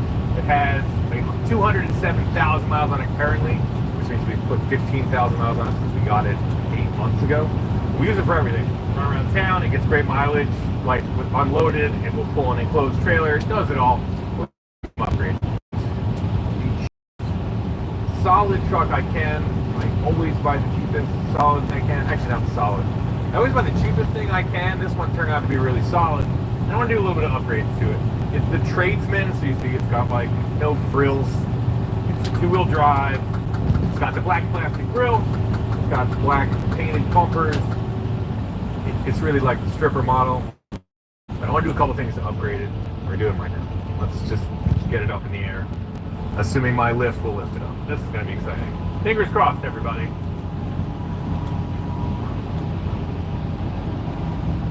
Yeah, all right, it's up there. Okay. Yeah. Whew! All right. Nobody breathe. Got these wheels off. One of the reasons I bought this truck is I think it was fleet maintained. They came out of California and Florida. Underneath, super spotless. I had Tyler it last winter, before last winter happened, do wool wax all over it. You can do wool wax or coil. Those are both great underbody preservatives. They kind of coat everything. If you live in the Northeast and you're going to get salt all over your car no matter what, they're awesome because they protect, they seal everything up and protect it for years. So that works great. But 207,000 miles, we haven't really done anything except take this thing out and put the screws to it, and like we've been on long road trips, long trailering trips down to Derrick's, picked it up in Maryland. We've been all over with this thing, and you can see suspension is those front shocks are leaking for sure. The rear brakes are shot, and it's time for some upgrades. And I've got just the ticket. And here's a pile of killer parts that are going to upgrade every part of this truck. I got some ADS racing shocks for the front. Could I have replaced those leaky stalkers with just some replacement parts? Absolutely. Is this overkill? Absolutely. Is it cool? Absolutely. And on the brake side, we're going to do bare cross-drilled and slotted rotors front to back with their bare brake pads. Again, overkill? Definitely. Super cool? Absolutely.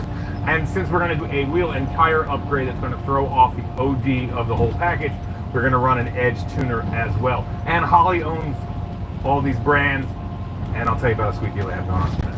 Right. We're running these ADS Mesa 2.5s. They're kind of off-road racing shocks, but really they're just heavy-duty shocks. You can run these at stock ride height. In the front, you can run them up to a 3-inch lift. In the back, you can run them up to an 1.5-inch lift, but they're going to work fine at stock ride height. We do a ton of towing with this thing. We've got motors in the back all the time. It's a heavy-duty truck, so having an upgraded shock absorber should make it feel really good without killing the ride quality. I'll keep it going.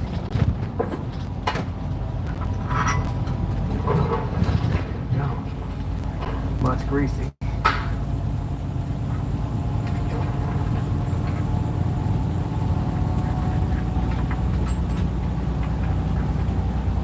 Alright, we yanked the old stock shocks out. It is in fact leaking. Other side's worse. So that feels good. We'll get rid of those things. I've got the ADS shock on this side, hanging a little long. I'm now going to yank the left side stock one out to allow the axle to go low enough to bolt this up, and we'll put the other side in, and then both front shocks will be done. Let's go. All right, shocks are on the front. Feeling good. Now, brakes.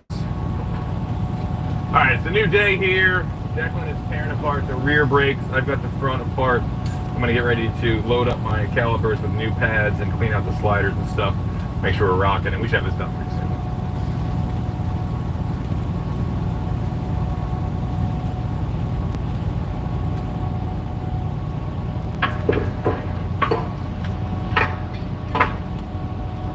All right, I'm hitting up the caliper bracket with a little bit of bear spray. What? Bear spray. It's not for Yogi. It's for your brakes. If you have a sliding caliper, always take 2 minutes and lube up the pins. These don't look bad. The backs that Declan has do look bad. So for some reason, it looks like the front brakes were done recently. The back definitely in need of attention. If you start seeing rust and crust, you get this cleaned up, Declan? Yeah. If they're dry, you're in trouble. These were just about to be problematic, but he caught them. Gonna clean them up, hit them with a little bit of very specific disc brake lube. And then he'll be in business. I'm gonna pull these clips off. We got new clips with a new bear pad. Hamburgers. It's National Hamburger Day. So we're gonna skip pizza and get some burgers. All right, I'm gonna do a tiny dot of that lube in the new clip.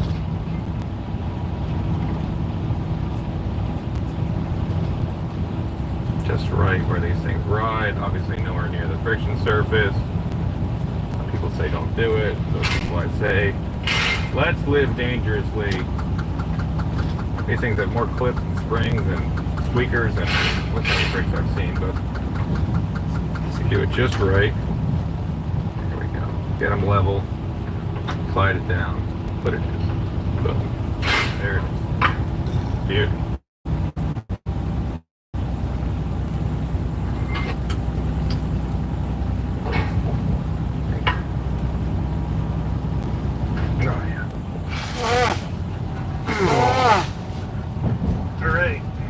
Cross-field rotors going on. It's a race truck now.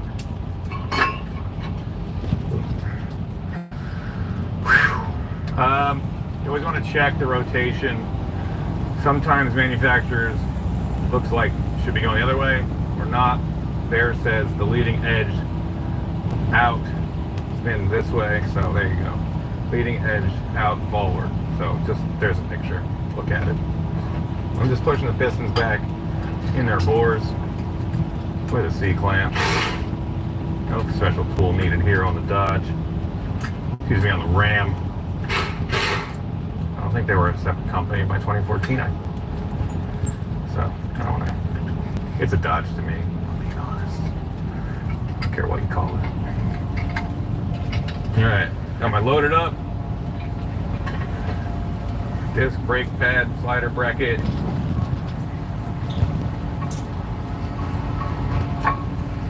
Get that puppy back in place.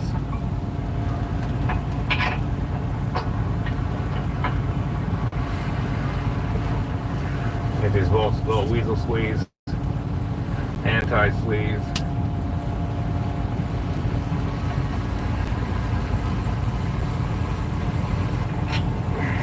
Get these torque down to double. That's how they used to be. Remember when you start to hear stuff crackle? That's when they're tight enough.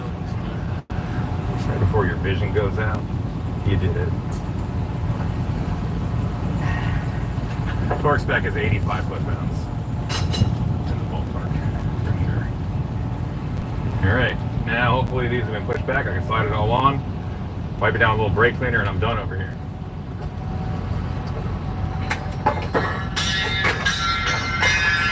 We're gonna need that. That's it. A couple of bolts, we're golden. Anytime you do a brake job like this, and there's no bleeding involved, and you push the calipers all the way back in, take maybe 1 second on a piece of tape, right? No brakes with like 11 exclamation points, and stick it on your steering wheel. That way when you get in, you hit the gas coming out of the garage. Before you do that, push the brake down 20 times so you see your pads again.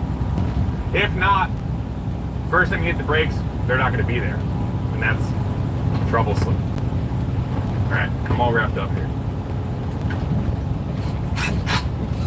Alright, this corner's done. I'm going to go put the brakes on the other side. And then we'll be ready to put this thing on the ground after putting our new wheels and tires. Another sweet upgrade. Let's get it. Cool, alright, we've got our new shocks up, and we've got our new Bear rotors and pads on. We went up tossing the caliper on this side. This thing is fully dialed. Stoked. I can't just put those stock steel wheels back, and we've got some upgrades here. I'm rolling out a set of, these are the later style Dodge 2500 wheels. This is from OE Wheels. They're OEWheelsLLC.com, and they're awesome if you want like a different model or a different style of an OE looking wheel. There's tons of upgrades, like my Corvette has C7Zs on it. It looks really cool. And we've wrapped them in 10-ply Baja Legend with Mickey Thompson tires. We're going to put these on this thing, drop it down on the ground, and pull it out. We have done some work here. About to have the ultimate tow and show rig here. As you can see, my dad's Camaro's behind. We'll talk about that in a little bit. Back to the paint shop, and I'm trying not to touch it with these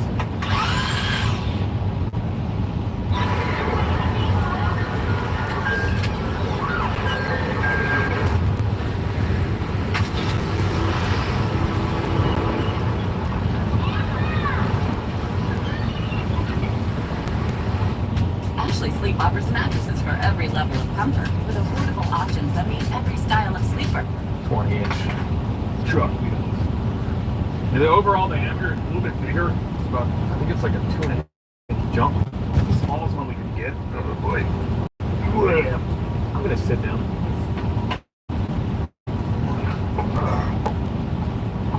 That's it.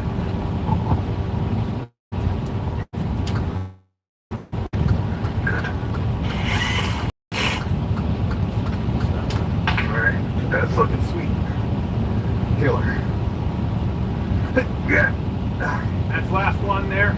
So rounding out this package, we're going to put on an edge tuner because we want the TPMS things to read, and we get in there and change the speedo ratio, and we can put a little hot tune on this, which Bones Pocket already makes 850 pound-feet of torque, but there's like an economy tune in here. There's a little bit of hot towing tune, all stuff that's very easy to put on, and they should hurt. We'll do a little bit of upgrading. What's really cool, Bronco, mentioned these shocks, the Mesa shocks, and brake stuff, and everything for all these different pneumatic controls. So check those things out. We are going to hit the road now. This thing's the ultimate tow rig and parts runner, stoked on it, and try to find some scenery. Oh, it's hamburger. Cheeseburger day. National Cheeseburger Day.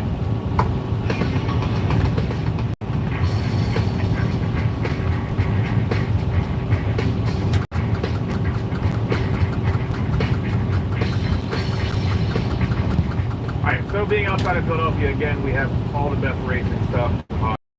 Took a 20-minute drive. We're here at Fox Body Garage, and you can imagine they dismantle and part out and sell tons of Fox Body stuff. We need a set of seats for the car, and they have nice ones, not so nice ones, 4-cylinders, between ones. We're kind of figuring it all out. I think we're just going to get a basic set of whatever seats for now, just so we go cruising down the road, and then figure out a plan for the interior. But I wanted to be able to, push the clutch down and stop on the gas and fall out the car. So that'll be straightforward. They've got tons and tons. Rock and roll.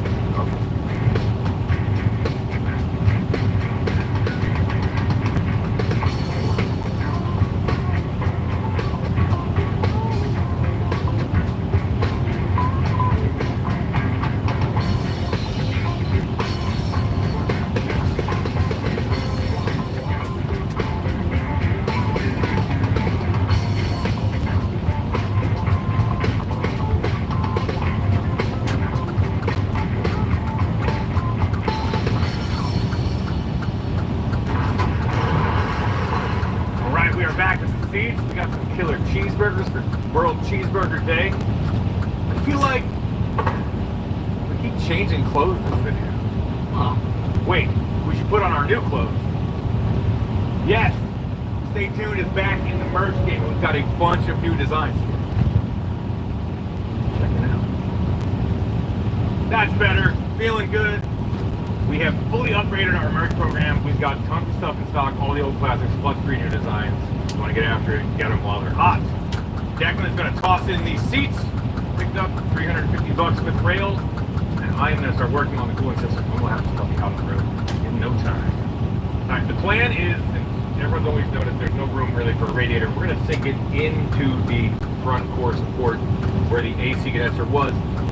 I started with the stock radiator, way too big, too much work to do that short enough. I actually have, this was from my Formula Drift Scion TC, and it's exactly the right size. I'm going to work with the outlets a little bit, try not to smash anything like that. And if I can get it in just right,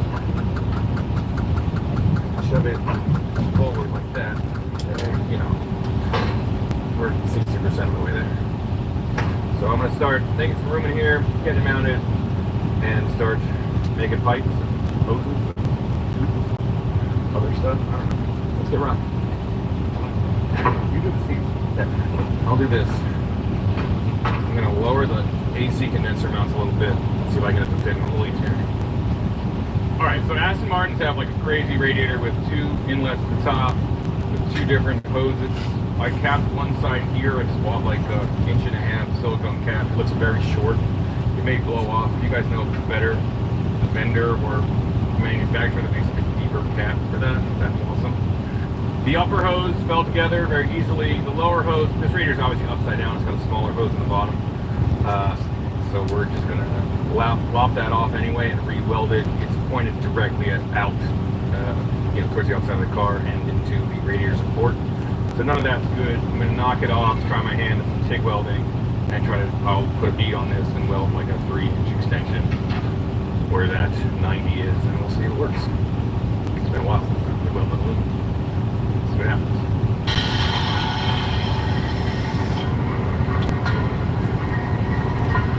Ready to take control of your future? At Universal Technical Institute, you can train to turn your passion into a career. With 15 hands-on programs for a variety of industries, you can gain practical skills and knowledge needed to pursue a job you're excited about. Learn more today. If you think it might rain later, then all you need is this bearskin heavy storm rain jacket. That's because this is the only...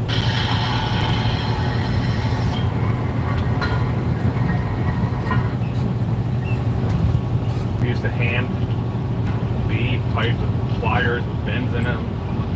Now you can get yourself a hand beater. All these little machines do an awesome job, especially on aluminum. They're worth every dollar. It's not, bandsaw festival in the shop good, but it's very, look at that, perfect.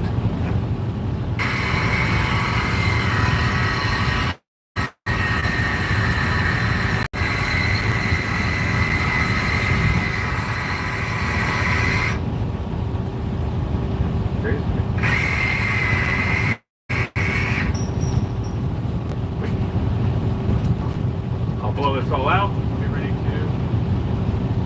weld this on here. Let's start making blame. Whatever. That sounds good. It's not my fault. All right. I better than me here, and I just let them do it. But today I'm the guy. That's cool. I like TIG welding. It's just not anything I can put a ton of time into. But I'm going to channel my best Colin Wolf here. See what I can do. I made a mess, sort of a mess of a practice piece. Could have been worse. And I'm going to get this sucker on there to square. All right.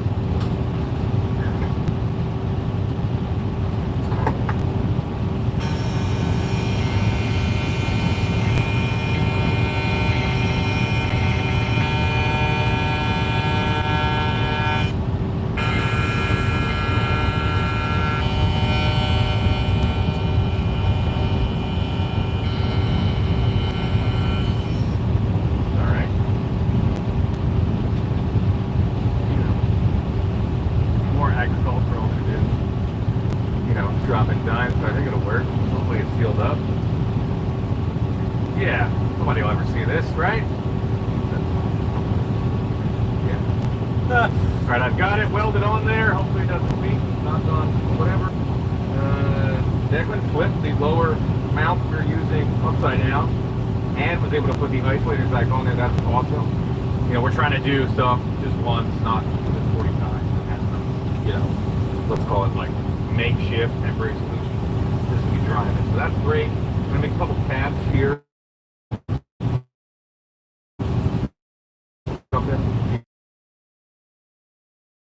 W2 is pretty fine now. Call that done. If you want to make those up, I'll put a fan on this thing and a plug in the bottom. Put it in for good. It's way low. That's perfect. Sick. Nice work. Nice work, bud.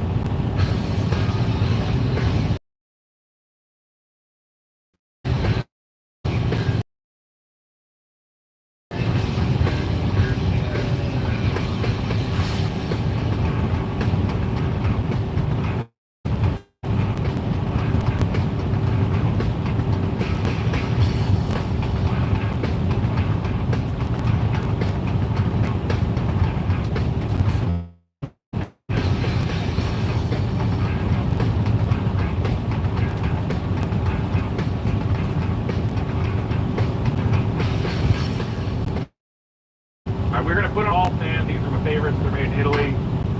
They are killer. We've got a B&M. Probably try to get out at some point. It'll be awesome and good for now.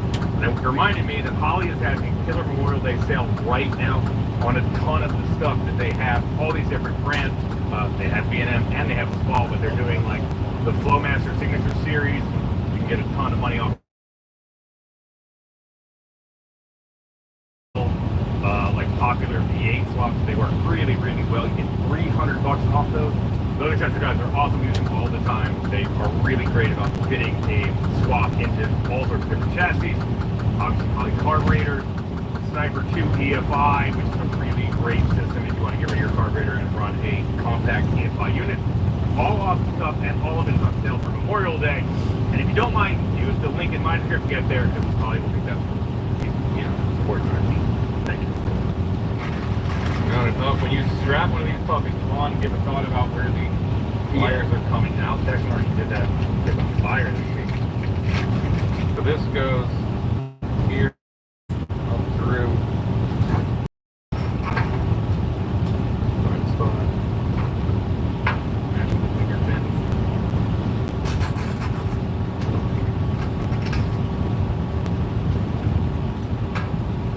Brett's going on with the fan. We're one step closer to racing down the road.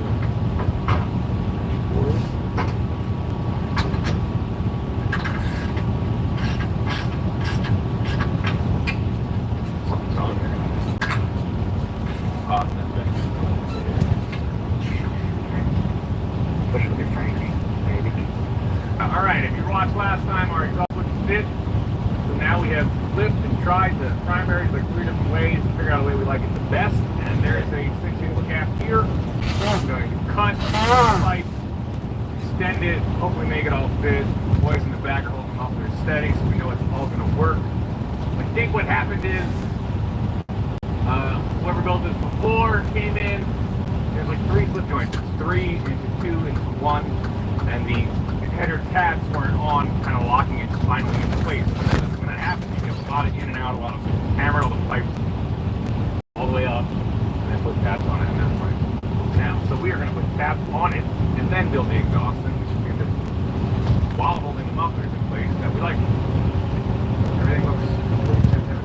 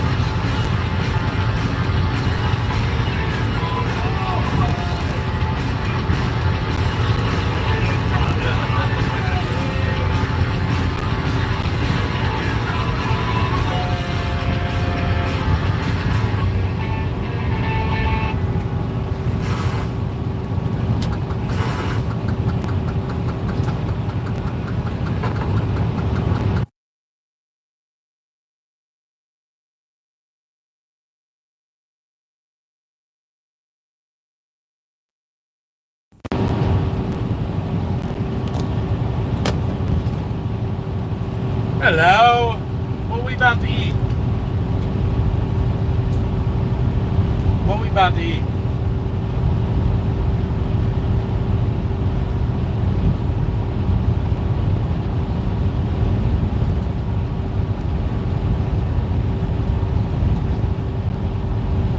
What do you want? What you about to eat? Where we at? Oh, BJ's is the spot. They got that. What's up, my guy? Y'all about to have a bazooki?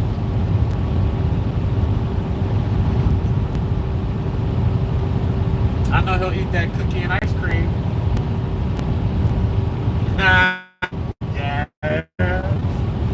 How you gonna do that to him? I gave him some Uzuki.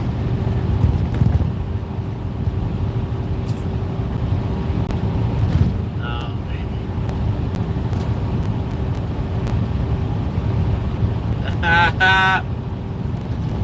Might as well better know now than later.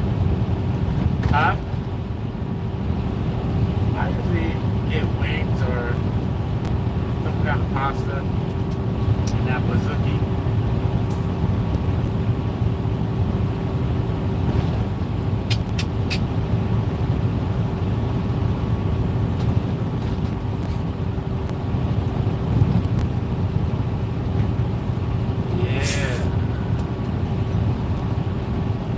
Put my phone number in there so I get some points.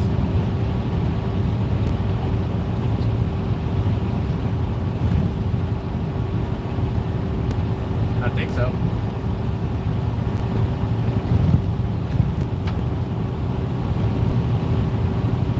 I haven't used it in that long, so I don't know if it's on. All right.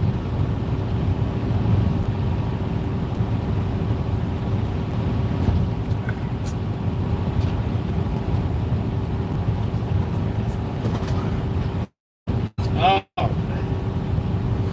Yeah, that's it. Yeah.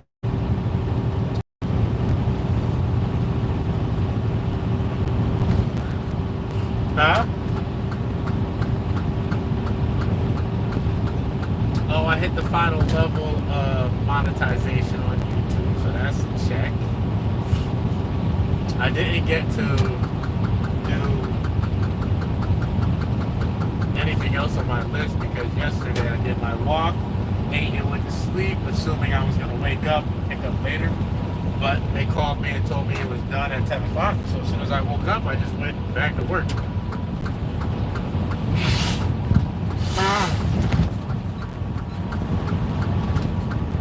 But things are moving along, so I'm happy.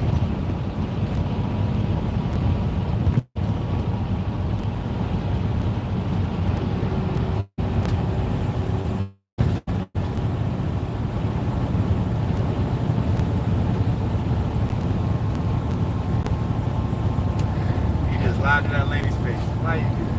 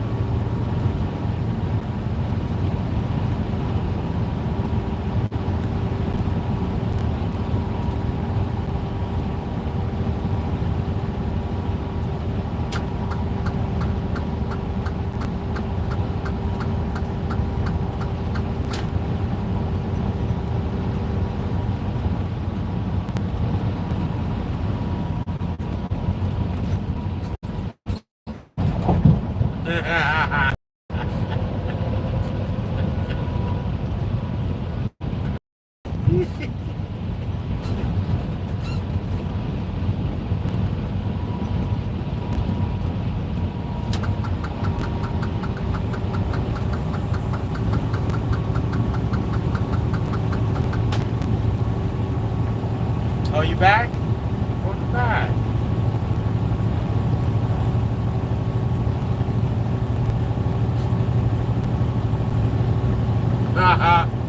Once the music started playing.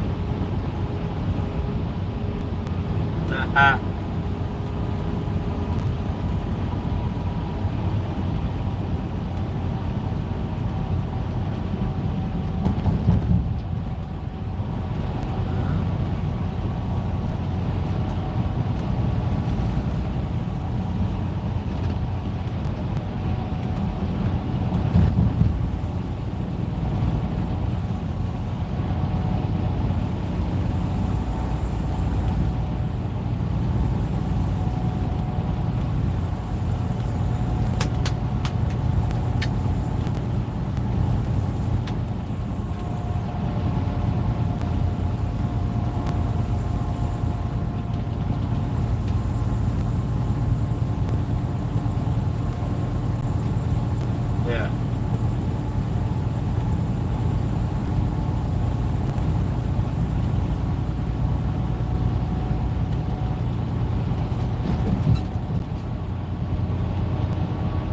Oh, that's dope.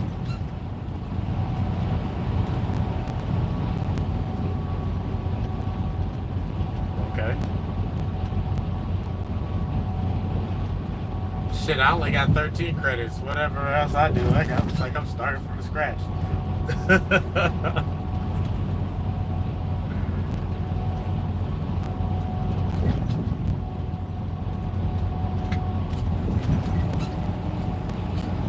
You'll be alright.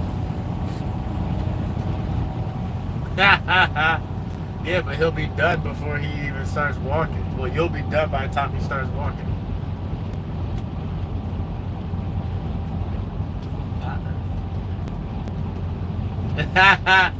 No, what I'm saying is you'll be done and he'll still be really little.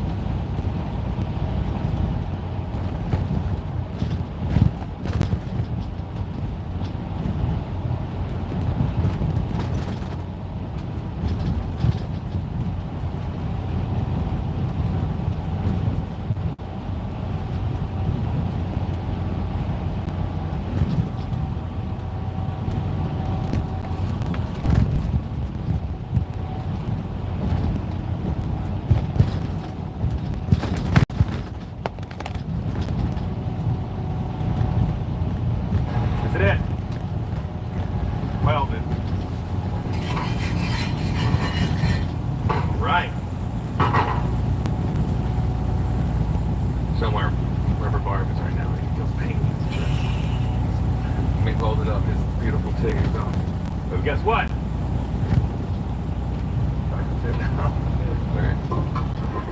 Don't touch it. We all know about that. There.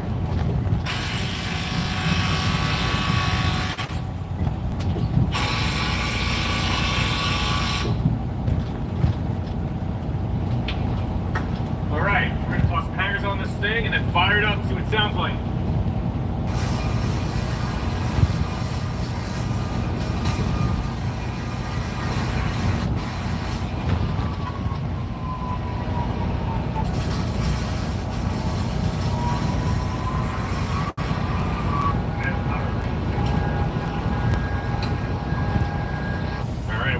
Thrashing for several days now. Trying to reconnect with the list. Get seats done. Rad done. Cooling fans done. Charging system mostly done. We should have put accessory drive when we do that. ACCD done. Exhaust pretty much done. Tram tunnel optional. air filter is optional. We're gonna come back in the morning, fill this thing up with coolant, and hit the road. I'm super pumped. But before we do that, gotta hear it. We got our Pipes Race Pro mufflers on there. Fire up, let's hear it in the back.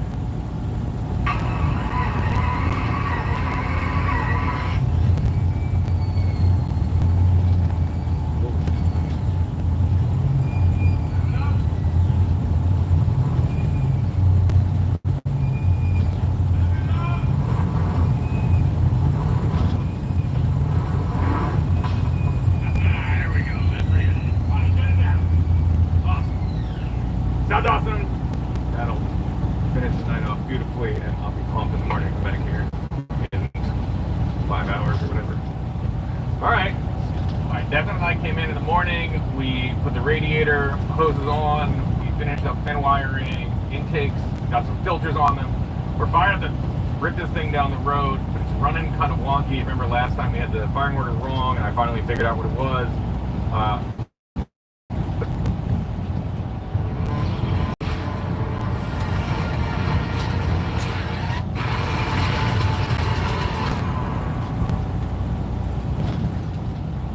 This doesn't want to go anywhere, so I'm going to try to get it. I've been messing with the drive-by-wire stuff. I'm going to try to...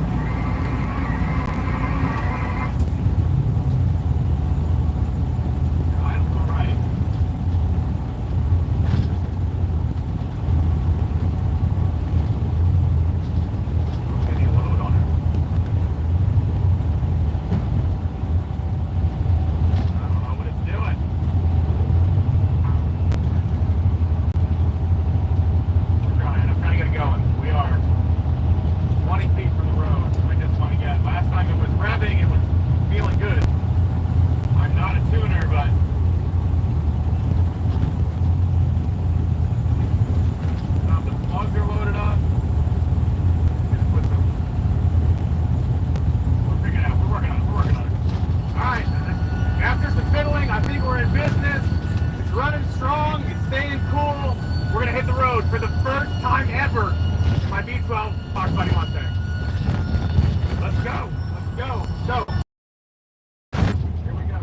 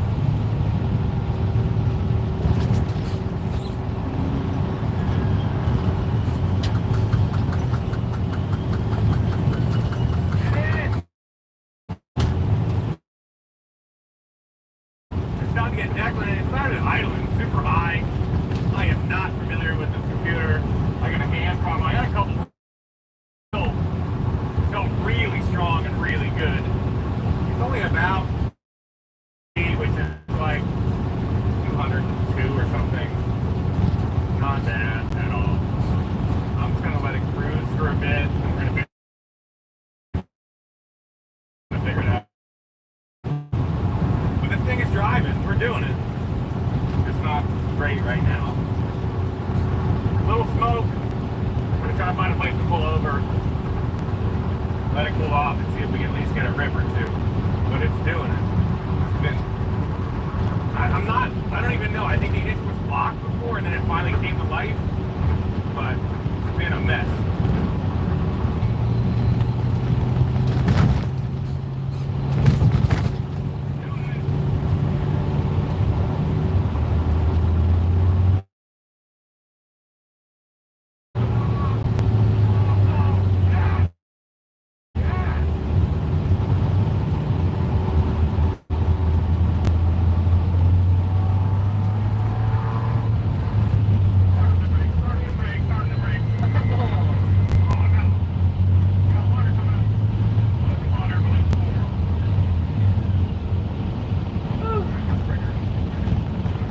Got some rips. It sounds insane. We're gonna need a big old catch can for sure. It's just breathing out of the valve covers. A little heavy, but I was on it pretty hard. Man, it's a screamer. This thing is sick. Finally got to hear this V12 opened up on the road. The car is doing incredible. I'm so pumped. I can't wait to get it tuned. We're gonna do wide body. We're gonna do some big old wheels, make this thing just as nasty as can be. This has been so sick. I'm gonna watch this footage like myself 3 times. This is awesome. That's it for this episode. Stay tuned. Didn't get hot. I hope we didn't hurt it at all. But it needs a tune for sure. Thanks for watching. Thanks to everybody that's buying merch. It really does, support the channel, and we want you to stay tuned out there. We appreciate all of it. We will see you guys next time. Later. Sick. Have you heard about this tiny tactical mosquito repeller? It was developed by the U.S. Army to eliminate all mosquitoes around them in 90 seconds or less. It creates a mosquito-free zone in any setting, meaning you'll never have to worry about those bites again. Our brilliant U.S. Army engineering team was tasked with protecting troops in mosquito-infested zones. But when the usual methods like DEET and those electric zappers didn't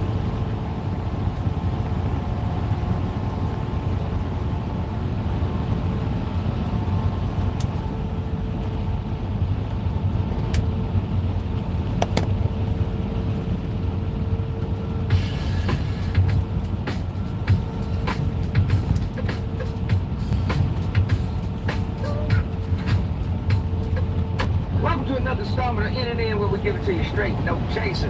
The Diddy Diggler, well, they released some photos from the Miami raid, and it's just, his baby oil, his astroglide, his dildos, his pumps, his clit motherfucking, his whips, chains, bondage, handcuffs, man. This dude he's a masterful freak. This nigga's gonna win Freak of the Year every year until he's dead, goddammit. This motherfucker. Grease him well. Damn. Who signed the bad boy? I'm just saying, this motherfucker's in jail for being a freak. That's all the evidence y'all got? Is baby oil, chips and whips and chains and shit. I guarantee you the police officer's house, he got the same goddamn shit he got. Except he got official handcuffs. It has been reported that Diddy hung a rapper over the balcony because he was ashy. And he's what's my rules? Huh? Never to be ashy? Now what you gonna do? I'm gonna dip myself in that pool of baby oil? That's right. I ain't Big Red. I'm Big Diddy. The digger. Germany, what's up? Welcome back to In where we give it to you straight, no chaser. Cassie took the stand once again, and she testified doing decades of abuse, being coerced into drug-fueled sex encounters, termed freak-offs. Look, every time I'm listening to these court reporters, they sound so white. They say never freak off. A freak off. No, they were fucking. How about that? A freak off. It was a session. So now, she had the suffix, she had the motherfucker to take it in the ass, she had to drink piss, and 10 years of that. And everybody saying it's Diddy's fault. I think she quite enjoyed it for her text messages. I can't wait for the next freak off. She's a freak too, goddammit. freak of the week, freak of the week. Yeah! She recounted the hotel assault, 2016, and that shit was 10 years ago. So, that somebody pulled the strings. That tape had been circulating, but they just put it out 10 years later when they setting up Diddy for the fall. So it's the puppet masters, Clyde Davis. It's the puppet masters. It's the puppet masters. You know what I mean? So he done pissed somebody off. It's hangman's court now. Because guilty of being a freak. That's all I'm seeing so far. But now he's facing some serious charges because Capricorn Clark, his former sister, she said that Combs kidnapped her at gunpoint. Confronted rapper Kid Cudi, who suspected of dating Cassie. Cassie was dating hundreds of motherfuckers in front of him. What the f make Kid Cudi so special? You set up, jacked off to her, get by at least 100 sex workers. I'm trying to figure out what the f is your problem, dude. Do you want to, or don't you want to? Or you just gotta watch?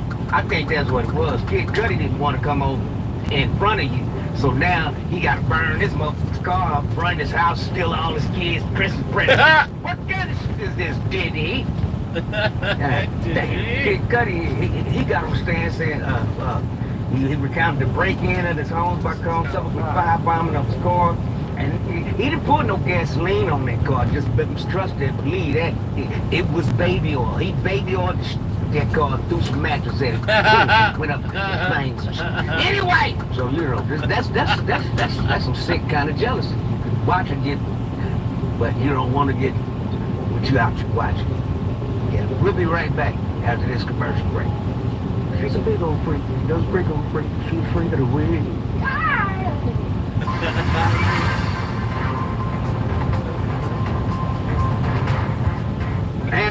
A trick of ice water, salt, and lemon has gone viral in the last month on networks. User report loss of... And we're back. Welcome back. Yeah. Check it out. That gave birth to the freak of the year. Yeah, she says in her testimony that Combs demanded $20,000 to prevent the release of explicit videos of her daughter Cassie, leading her to take out a home equity loan to pay him. This motherfucker's worth at least $2 billion at that time. This motherfucker wants $20,000 from her mama. You was a cold ass what? God damn, the pimping is real in your family. Shit, what the $20,000 from a broke old woman. Damn. That's hilarious. Check it out. Denzel was on the red carpet, and the incident, the road clip. Check it out.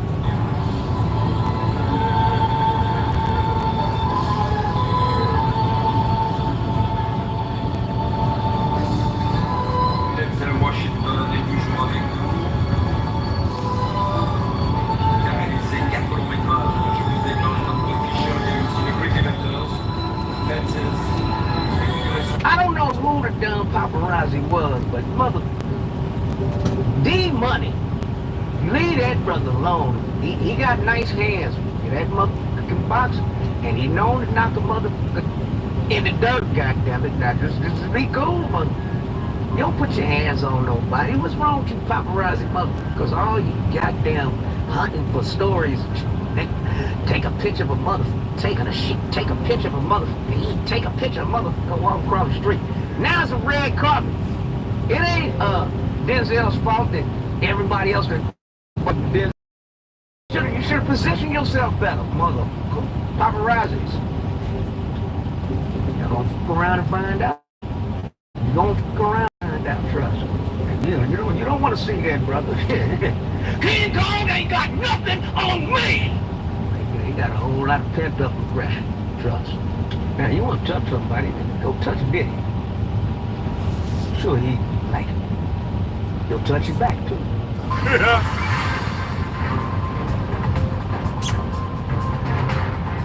Usher, brothers out here in Las Vegas just, yeah, he's breaking homes up. This is a home wrecker like a another old woman. You know what I mean? she's way past my cutoff age. You catch me with a show with 35, I'm holding it for the police. All I can do is show you where the old folks home is, right down that way. You know how many dicks you done seen in 35 years? Plenty. No thank you. Anyway, Usher's audience is, range from, late 20s to damn near dead. And one of the in-between death and alive, Usher got the serenade. And her husband didn't like that. Check it out.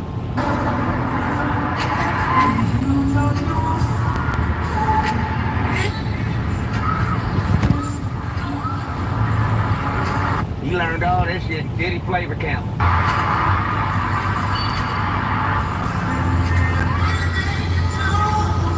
Well, her husband didn't like that shit. And he divorced her. Yeah. So I don't know if Usher's gonna take her in like Diddy took him in when he was just We'll be right back after this commercial break.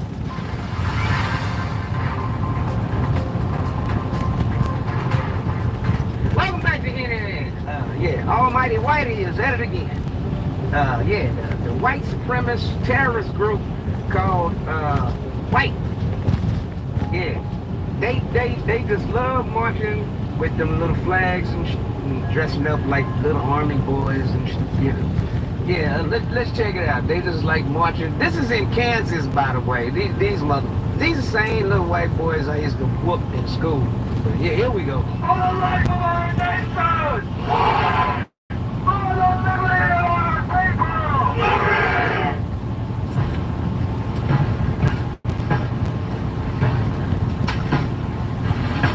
And that's enough of that bullshit. Yeah.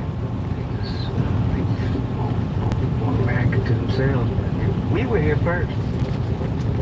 Got an influence. It's my goddamn country. No, it ain't. Take your ass back to Europe. Best and worst dinner for your waistline. Sweet potato. Try to find the perfect ass back to Europe. We tell them Mexicans to go back to Mexico, Asians to go back to China. Take your ass back to Europe. Germany, France, England, one of them mother countries over there. Y'all ain't from this motherfucker either, so we either gonna all get along together or shit. You know what they miss? This is white supremacy started when slavery ended. They just miss having in their house. You know what I mean? Having cooking food, having clean up for you. That's what you really love. It's deep down inside, but you're just too jealous to say it. Oh yeah, when y'all owned us, you had us all up in your house, eating food, now that we're free, wink wink, all of a sudden you got mad. They're not mine no more. And I can't even call them without getting hit in the goddamn mouth. And that's how simple it is. You so filled with your own shit that you can't see beyond your own mother nose, that long pointed mother. Yeah. Cause y'all some nosy motherfuckers. To hate is that much, y'all surely concerned with what the f we doing. Ain't that the truth?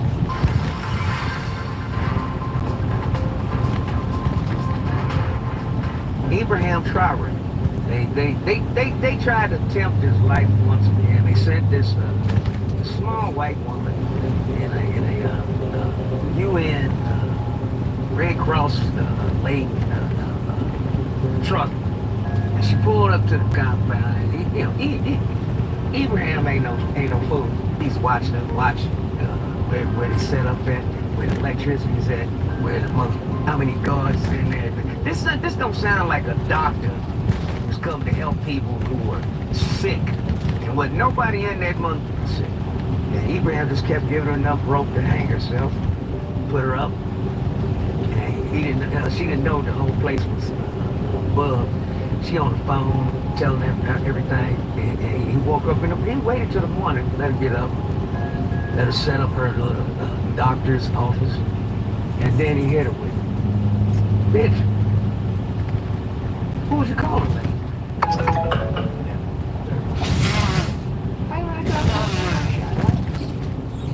We have it recorded. Who was it? And then put her on international TV. Of course, American media did not play it because they did not, they didn't want people to know that, these UN caravans of help, they are really there to spy and kill. Y'all talking about this brother's some kind of military, and they're gonna use it to try to set up the same thing they did with Gaddafi with Obama. They always put a black face on it to make sure, hey, it's white people with hands off bullshit. Ibrahim Traore, man, keep going. Africa, unite. It's all motherfucking resources. You just gonna build some shit over there and just mine and ship it over to your motherfucking country, and then y'all get all the riches, and then the motherfucking country it came from, everybody over there poor. That's the projection y'all like to put out in the world. It just flies on them. Everybody's starving. I done been to Africa. I bought this motherfucking suit right here in Africa, South Africa to be exact. So call that. They got major cities over there. They got motherfucking getting it, and really nice people. You know what I mean? And the South African refugees, they just, oh my God, they're all dying though. God, there ain't nobody killing no goddamn farmers. What's wrong with you, son?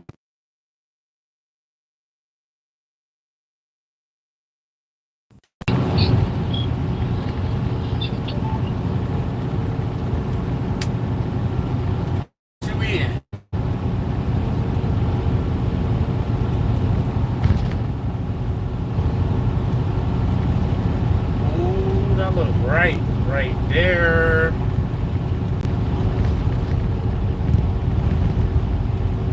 I'm gonna do chicken and rice when I stop.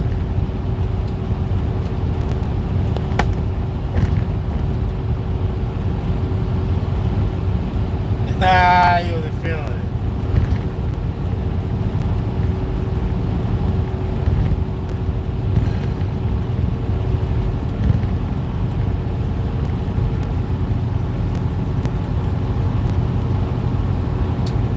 Hi.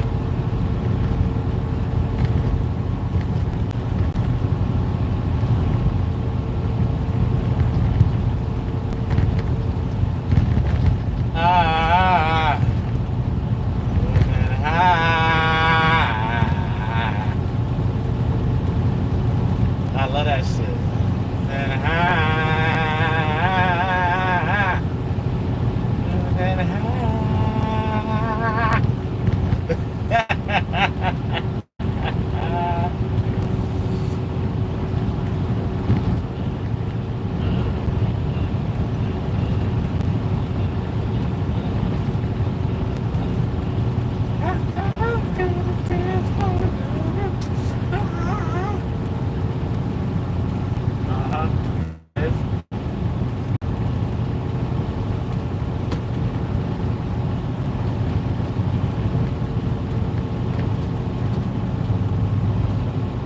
Oh, what's up? Driving.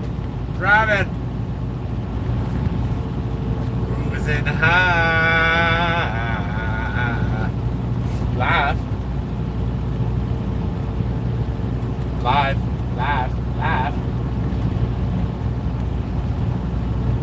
Nah, they just see the road, they don't see me.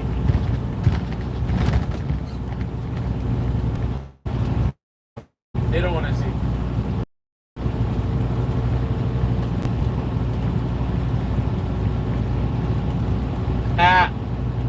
Tell me I get paid.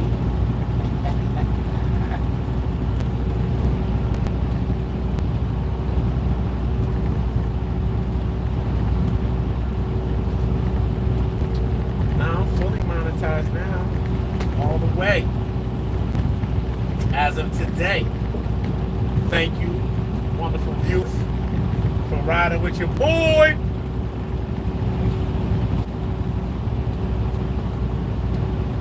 Come along for a truck ride. Not at all.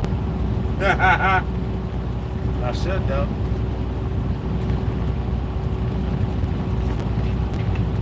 That's it.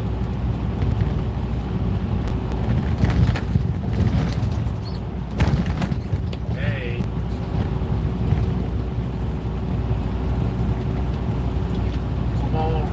me.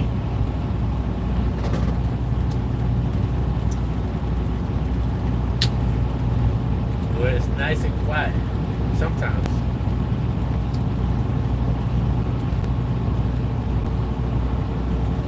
I've been listening to all kind of stuff. I don't listen to no music. Then get copyright striked anyway. I listen to music from time to time when I feel like I need some kind of rhythm in my life. It might be like twice a week I might hear a couple songs. I might be itching for some Michael Jackson or some Prince or something. Or some. Yeah, I be itching every once in a while. You know, I scratch that itch and then I go back to listening to my mechanical stuff. I like when people be working on cars.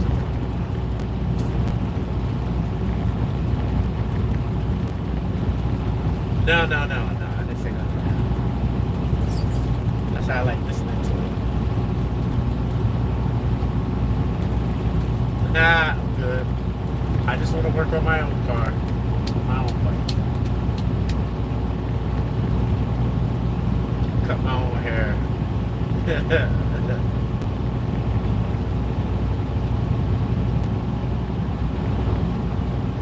Well, dang. That's tragic.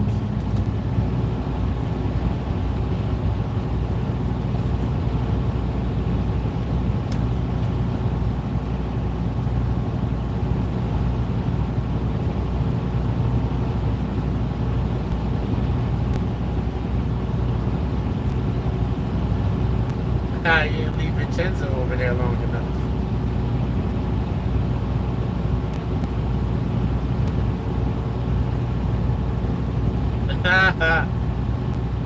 You gotta throw hot water on them dogs. You got stuck.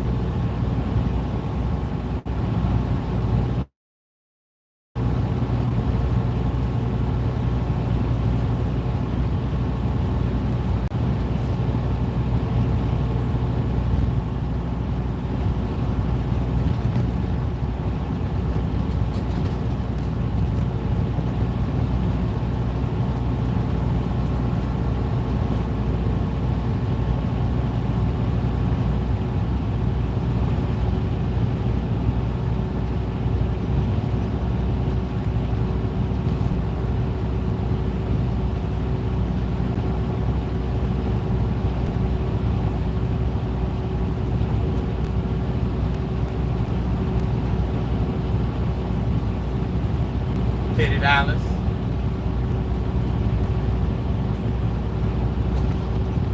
$50. 50.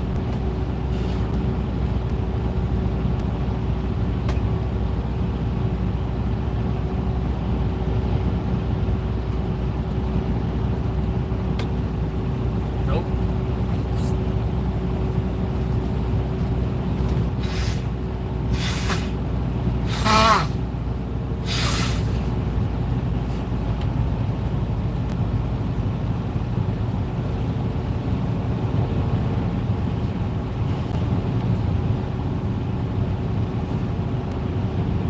That's not terrible.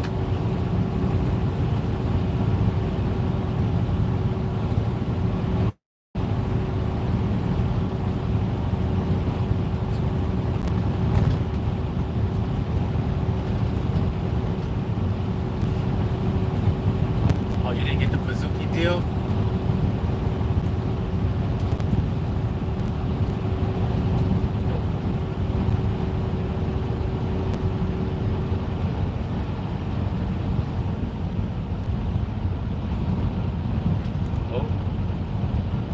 I'd have took the cover on that at the house. Aha!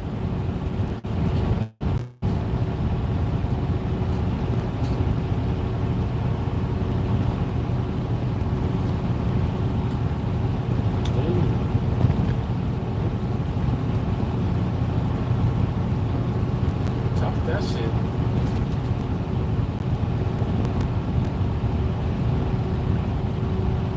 Later.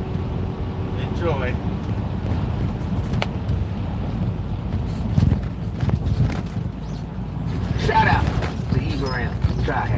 love you over here.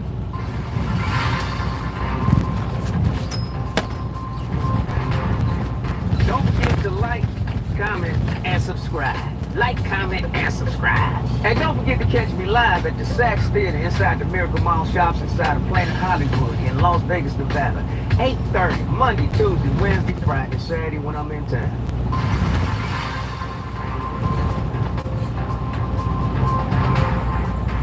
Welcome back to Internet. We're going to sign on off this week. Look, it's been a beautiful, beautiful day today. And I hope that your day is just as beautiful as mine. Now, check it out. Robert Hinton was getting on the elevator with three white cops, you know.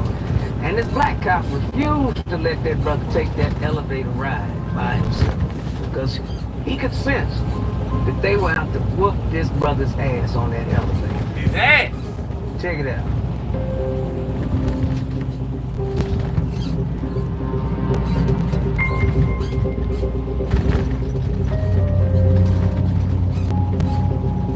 I don't know that cop, but that's a cool cop. And see how he's tapping his gun like, don't even try. And one of the white officers was smiling before he got on. When he got on, that face just squick. Two different sides of the street. But if we can work together, that's all I'm saying. Stay strong. In and in, signing off. Get out of here.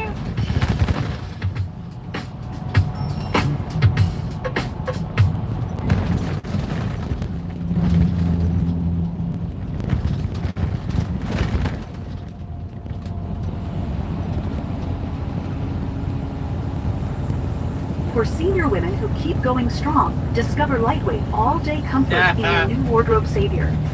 One instantly. It's kind of a rough last day in government for Elon Musk, who showed up to the Oval Office for some kind of send-off with a black eye, just hours after new bombshell reporting on allegations of his voracious drug use. In a lengthy article citing people familiar with his activities, the New York Times reports that Musk's drug consumption went well beyond occasional use. People he was taking so much ketamine, the powerful anesthetic, that it was affecting his bladder, a known effect of chronic use. Learned that today from the New York Times, didn't know that. He took ecstasy and psychedelic mushrooms, and he traveled with a daily medication box that held about 20 pills, including one with the markings of the stimulant Adderall, according to a photo of the box and people who have seen it. The Times adds that while his drug use on the campaign trail was more than occasional, it is unclear whether he was taking drugs when he became a fixture at the White House this year. NBC News does not independently verify the Times reporting, but when NBC asked the White House if it sought drug testing for Musk before his government employment began, the White House did not directly respond. Musk was asked about the reporting today in the Oval, jumping in before the question was even done. The president mentioned that you had to deal with all the slings and arrows during your time at Doge. There's this. Well, some of the people, some of the media organizations in this room are slingers. Well, so there is a New York Times report today that accuses you of blurring the line between. Is the New York Times, is that the same publication that's got a Pulitzer Prize for false reporting on the Russiagate? Is it the same organization? I gotta check my Pulitzer. It is. But so I think the judge just ruled against New York Times for their lies about the Russiagate hoax.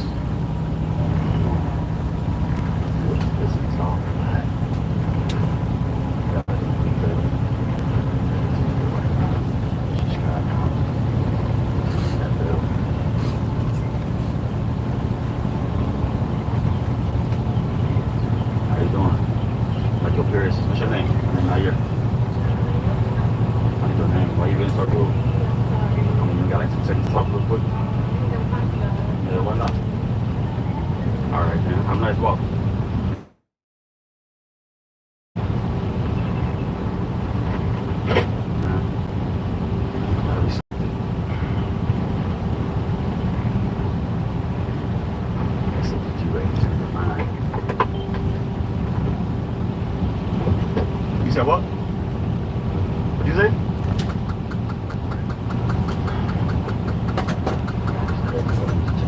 I can't hear you. Here's my car. I appreciate it. What's up? I can't even hear you over there. I can't hear you. Well, I'm good, man.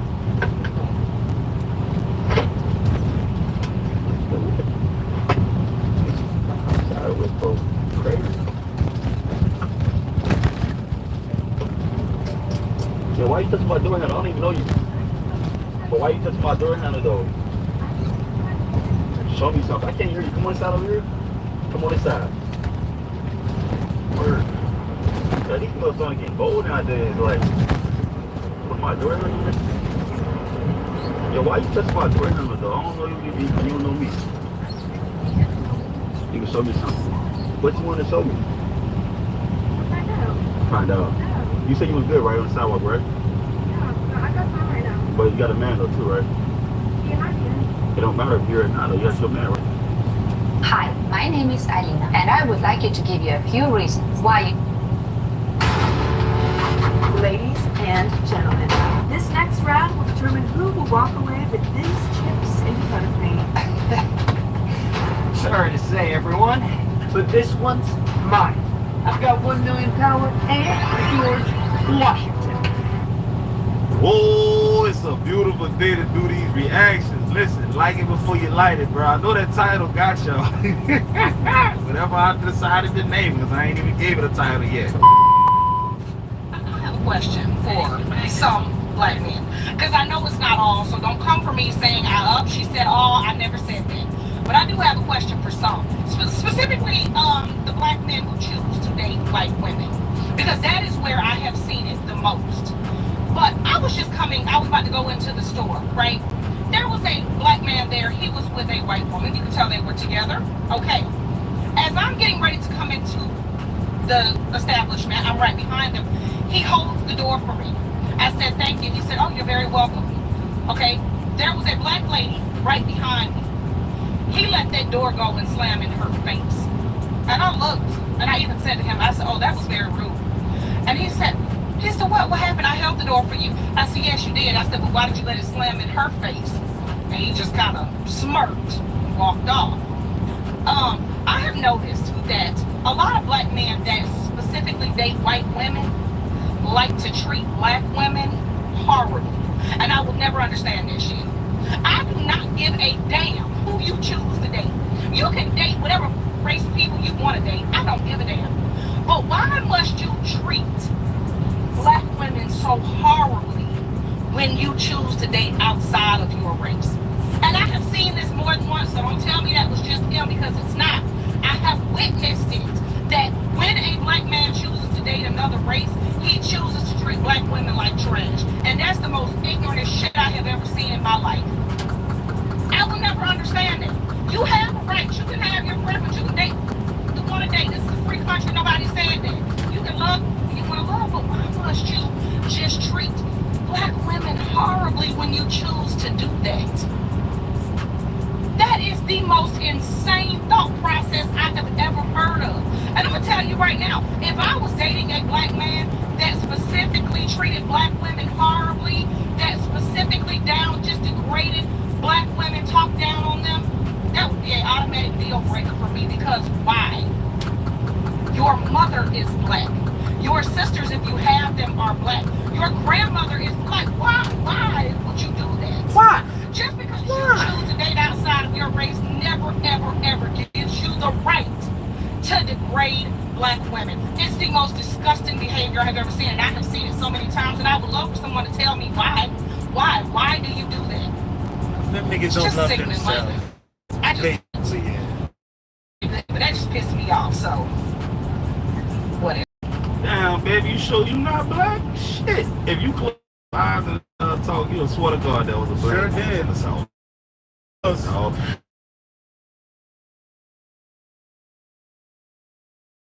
Today.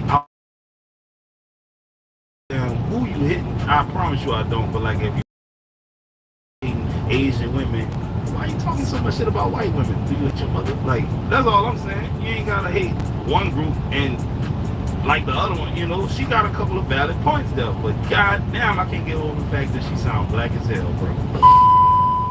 And that be your problem. You know, that be your problem. Y'all see a face like mine. Oh, she's so innocent.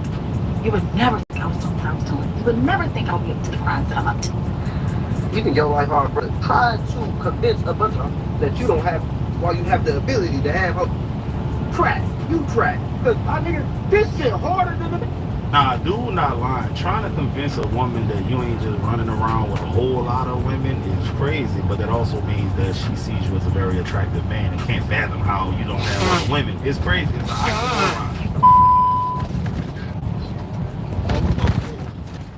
Can you get in the 3-point stance?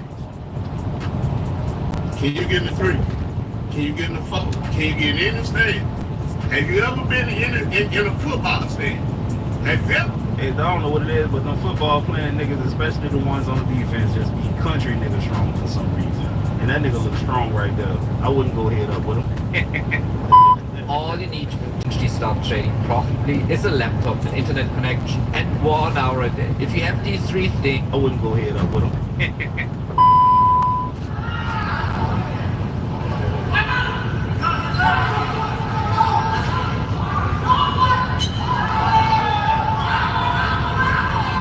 Let's take him out and get him a job at Amazon, okay? Let's take him out. Well, I believe I can fly. Well, I believe I can touch the sky. In my mind,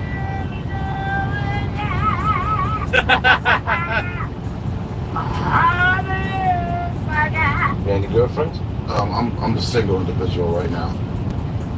You're the what? I'm a single individual right now. Did you have any girls in school? I'm kind of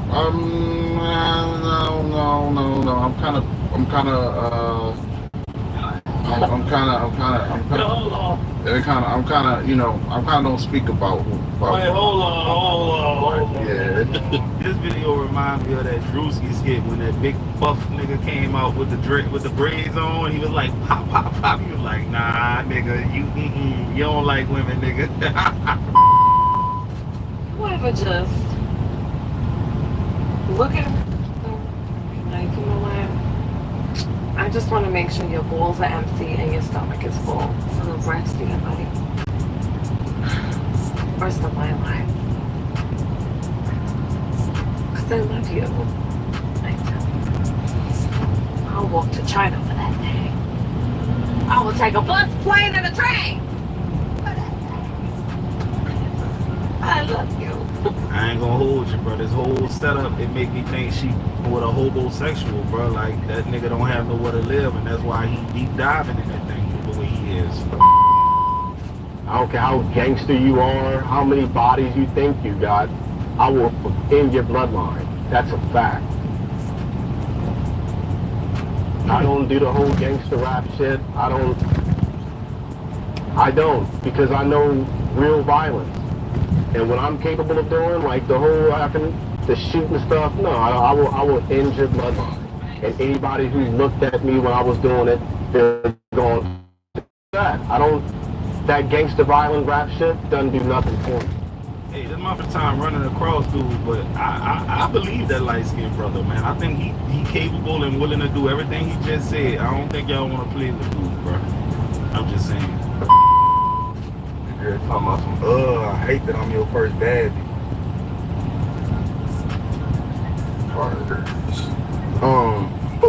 Pause, flag on the play, baby. I swear to God, you not my first bad, bro. My life so low key, bro. I done had a couple of you out. All I did was 10, baby. You could have never thought. Like, you could have never thought, bro. I ain't gonna lie. Like, you not my first bad bitch. Actually, bitch, you actually a good bitch compared to the mother bad I was dealing with. I ain't gonna hold y'all, bro. That whole bad B movement is so annoying because none of them really be bad. Like, their definition of bad don't be what everybody else's definition of bad be. Now that I'm back from my trip, it is one place that I just have to call out because TikTok, y'all gassed it up, but it's a 0 out of 10 for me. Treehouse in New Orleans, they don't sell food. What? They don't sell food. How is this a club? You have everything in here but something to eat. I was very disappointed. 0 out of 10. Do not recommend. Yo, don't lose me here. Follow me now. Listen, me and my dog, we went to the Trade Zones, B2K, Y2, whatever type of. It was a whole lot of old nigga shit going on, bro.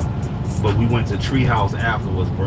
Man, that shit was lame as hell. Hey, nigga, I was right there in front Bow Wow. Like, I saw Bow Wow. I could reach out and touch this little nigga if I wanted to, man. But it wasn't all that to me. I'm just saying, no hating shit. It's just, I don't see how niggas go out to clubs every weekend if it's gonna be like that. I just wasn't. I see her every week. That's good enough for you. What do you mean? She's taken care of, is she not? Yeah, because of me. I take care of her every day. You think it's easy? I said it was easy, but you chose to do that. That's not an excuse, though. Before you had her. Don't understand. Before you had her, I told you I'm not going to be here all the time. You said that's fine. You said that's fine. I said, all right. You just don't get it, so there's no point talking about it. You just don't get it. Sometimes I just want to hurt. I don't want to see you.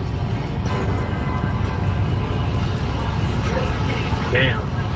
You chose to be with him, and he literally told you he wasn't even trying to do it. He's not even going to be here, even, like... That boy literally told you what it is. You up here complaining all of a sudden. Baby, they call that making your bed and then having a lie in it. If you use castor oil, you'll grow your hair longer. If you use argan oil, you'll decrease hair loss. If you use castor oil and argan oil, you'll grow your hair longer and decrease. But they call that making your bed and then having a lie in it. Say, excuse me. I got a big issue at hand here, and I need help. I need real help.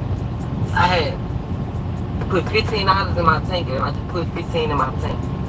I only got 43 miles. Why is my gas tank all the way this low? And I just put $15 in my tank.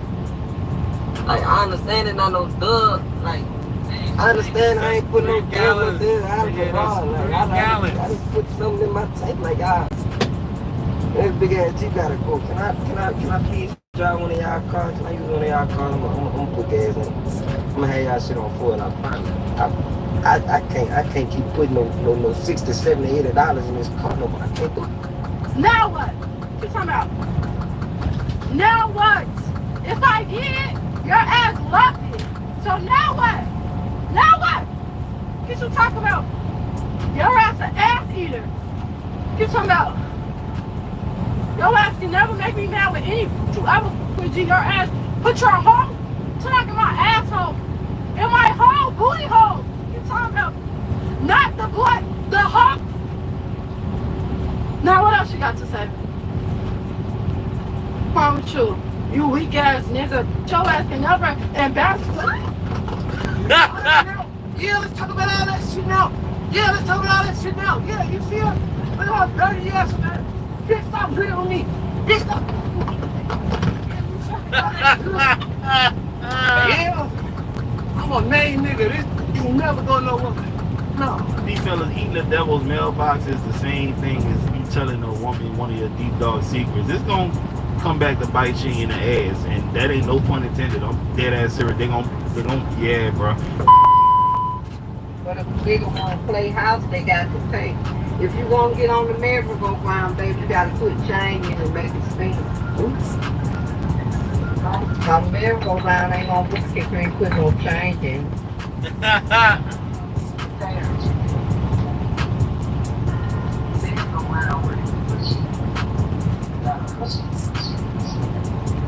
You ain't gonna push it if you don't put no points in.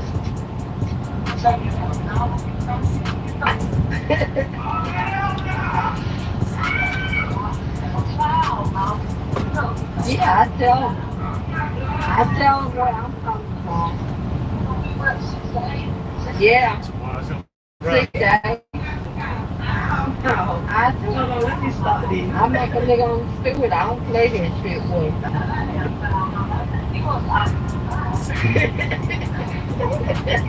Different hands with different strokes. I just told another nigga. He said he wanted to come and see me. I told him he can't really see me because my hair ain't down. I look for X. And he was like, well, just see what you can do. And whatever. And I was like, I see. He said, you need to let me pull up on you so I can give you a few of these hundreds. And you know me, I'm off the dribble with you. Oh, well, what you want? What you want to give me a few hundreds to come with something? He like, I said, I don't say, yeah, he told me, I I know you ain't saying it. And mind you, I feel intentions. I mean, was trying to say intentions, but I still do it. Instead of I was fucking private, I don't give a fuck. So then he wrote, hey, please fill in intent right there. And I just, fuck nigga, I ain't had time to tell some shit. But anyways, then he question right. I don't want to. You send me when you. And I said, that's it. I was looking for it. Man, that nigga just different. I'd have been like, yeah, I expect something for you. You don't know me, I don't know you. You want something from me all of a sudden. Yeah, this gotta be transactional at this point. No, say what you just said. As soon as y'all realize the fact that when you get off of work, you don't get to lay down. You don't get to lay down. You don't get to relax. You don't get to go to sleep. Get it out your head. There's still stuff to do. We got laundry. We got trash. We got bottles. We got dishes. We got quality time. We have things to do. Now, 9 o'clock, 10 o'clock rolling around. All right, cool. Go to bed. That's what bed is for. But at 5 o'clock, when you're getting off, you don't get to go to sleep. You don't get. As soon as that clicks, it gets together, you'll figure it out. You about to go viral for this one. It's a real thing. Because when I get off work, I'm still working. When did you become in control of my bedtime? Wow! Let me zoom. Oh, I wish I could zoom in. Don't tap my phone with it. Uno, dos. Okay. Got it. Nah, you let press, still moment, I need a good 30 seconds. I was like, what's up? He like, you? Oh, and he started laughing. Oh, but inside I was laughing too. Cause I didn't this scrumptious today. I didn't know I let scrum did it. I didn't know I was on the menu today. I didn't know I was like a full course meal today. Like what? I couldn't even show him I was gassed up, shorty. That's why I said, oh. But inside I was like, I didn't know I was on the menu today. Like, ooh. And I better not see none of y'all be like, oh, she dragging it. I don't even got no BBL. The BBL vendors are taking over. So I don't got no BBL. Let me give my little compliment. Skinny petite thing on my menu today. Like, See, so it be the girls like this, she straight. I'm not gonna say nothing bad. Now this good, but like she probably think I know a lot of you niggas will still put on a platter, goddammit. Best and worst dinner for your waistline. Sweet potato. Try to find the purple. I know a lot of you niggas will still put on a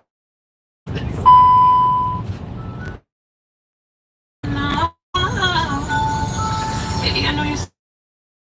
Please let me know if this is what we. If I need to reassure you, I'll beat your ass and beat your mama's too. And I remind you, I got a little screw. Please don't let me get you swinging. It's in my trunk, I'll start squeezing. I know you hear this motherfucker ringing. Let me catch you out with you. Tear up this whole so she's the whole with it. Set you at home. Yeah, that's my cue. Think that you're cute. You're home from your need to come see me. Boy, what you want? Pick up this phone. I'm on the way. Life's tensions ain't that long. Don't get beat up. Don't get laid up on the floor. Boy, rest assured that this ass will be for you. Think I'm playing with you, but baby, this ain't a did Holyfield. I told y'all niggas about them light-skinned girls, dog. They was born with a built-in blueprint on how to find their way to an ass whooping, bro. I'm telling you, they will put their hands on you, dog. I'm telling you, and she's singing about it. Grandma was trying me at Golden Corral last night, bitch. Stop playing with me, bro. That's what I want you to stop playing with me, man. Stop. Just stop. Cause I promise you, next time it ain't. I'm not gonna be that nice, bro. I can't save you. Cause the next time I get tried, bro, it's like every time you try. trying to chill out and you trying to relax, you trying to change your life. Who's gonna drive you the most, bro? And if I go back to Golden Corral on B Jones Express, and now look, try to wait my table, hey, look, I don't even want the service, bro. Because I'm gonna fuck around and knock that Dolly Parton ass wig off your motherfucking head. So if that's your granny, I suggest you gonna get him. Go get him. Come. I'm gonna get him next. Leave me alone, bro. As a grown ass man that weigh 230 pounds, bro, solid. What I'm gonna say is this: I don't know smoke with her. Straight up at all, bro. That head like something serious. I done been in the studio one time, and I'm not gonna say who it was, but this person's no longer with us. But anyway, long story short, I was in the studio with another artist, visiting the artist, and this is the first time I ever spoke about this. And he was just in there, another dude came in there, and when he came in there, I greeted him, you know. And then he sat over there and told the story just loud, you know. Yeah, you know, we just beat a nigga up, Kevin Gates ass. I had to compose myself. But in my mind, I'm like, don't you know I'm sick? Don't you know how to... Right. But in my mind, I had to compose myself. I had to I was just giving you a frame of reference. I had to compose myself in that situation. I finished doing everything. And when I left, I looked him dead in his eyes and told him, I said, you have a beautiful day. Ooh. Right there. With kindness. Yes, sir. With kindness. Right. Because that's all what you gotta say. That's like that. That's crazy. You go, because the thing about that, they gonna feed off the negative energy. They can't feed off. Yeah, I spoke to him and the other nigga that was with, I shook all their hands. It was nice, man. It was a play, more than a pleasure. His partner was cool though, you know, but he was just, you know, I know what it was. You wanted some attention. You want a nigga to pet you on you want a nigga to pet you on your ass and tuck you in. I already know what you want. That was powerful. But anyway, you know, I greeted his big first before I left. Hey, it was a pleasure meeting. Told him too, all right, beloved, you have a beautiful day. Told his partner, yeah, it's always a treat when two players meet. I'm gone. It's always a treat. It's always a treat when two players meet. Literally. You know, that boy Will in me want to be like, man, you did the right thing, Kevin. But the Pookie in me want to be like, nah, nigga, you gotta show us that gangster shit you was always talking about, man. Nigga disrespect me, I'm gonna die about it. I need you to show me that.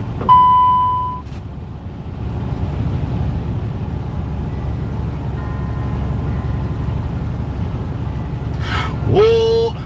So the whole time these viral mango ice creams been $14? Well, they're scamming you. First, let's start with the mango ice cream. If you was to buy a pound of mangoes wholesale, it will cost you about $1.01. To fill up all 10 spots of our cavity, we need about 3 mangoes. 3 mangoes equal about 1.5 pounds, which means it will cost us $1.52. $1.52 divided by 10 molds, that's only a whopping 15 cents per mold. We gonna keep up with how much it costs us to make one right here in this coat. Now when it comes to heavy whipping cream, this stuff right here, this is only like $20.24 a gallon wholesale. A gallon is 128 fluid ounces.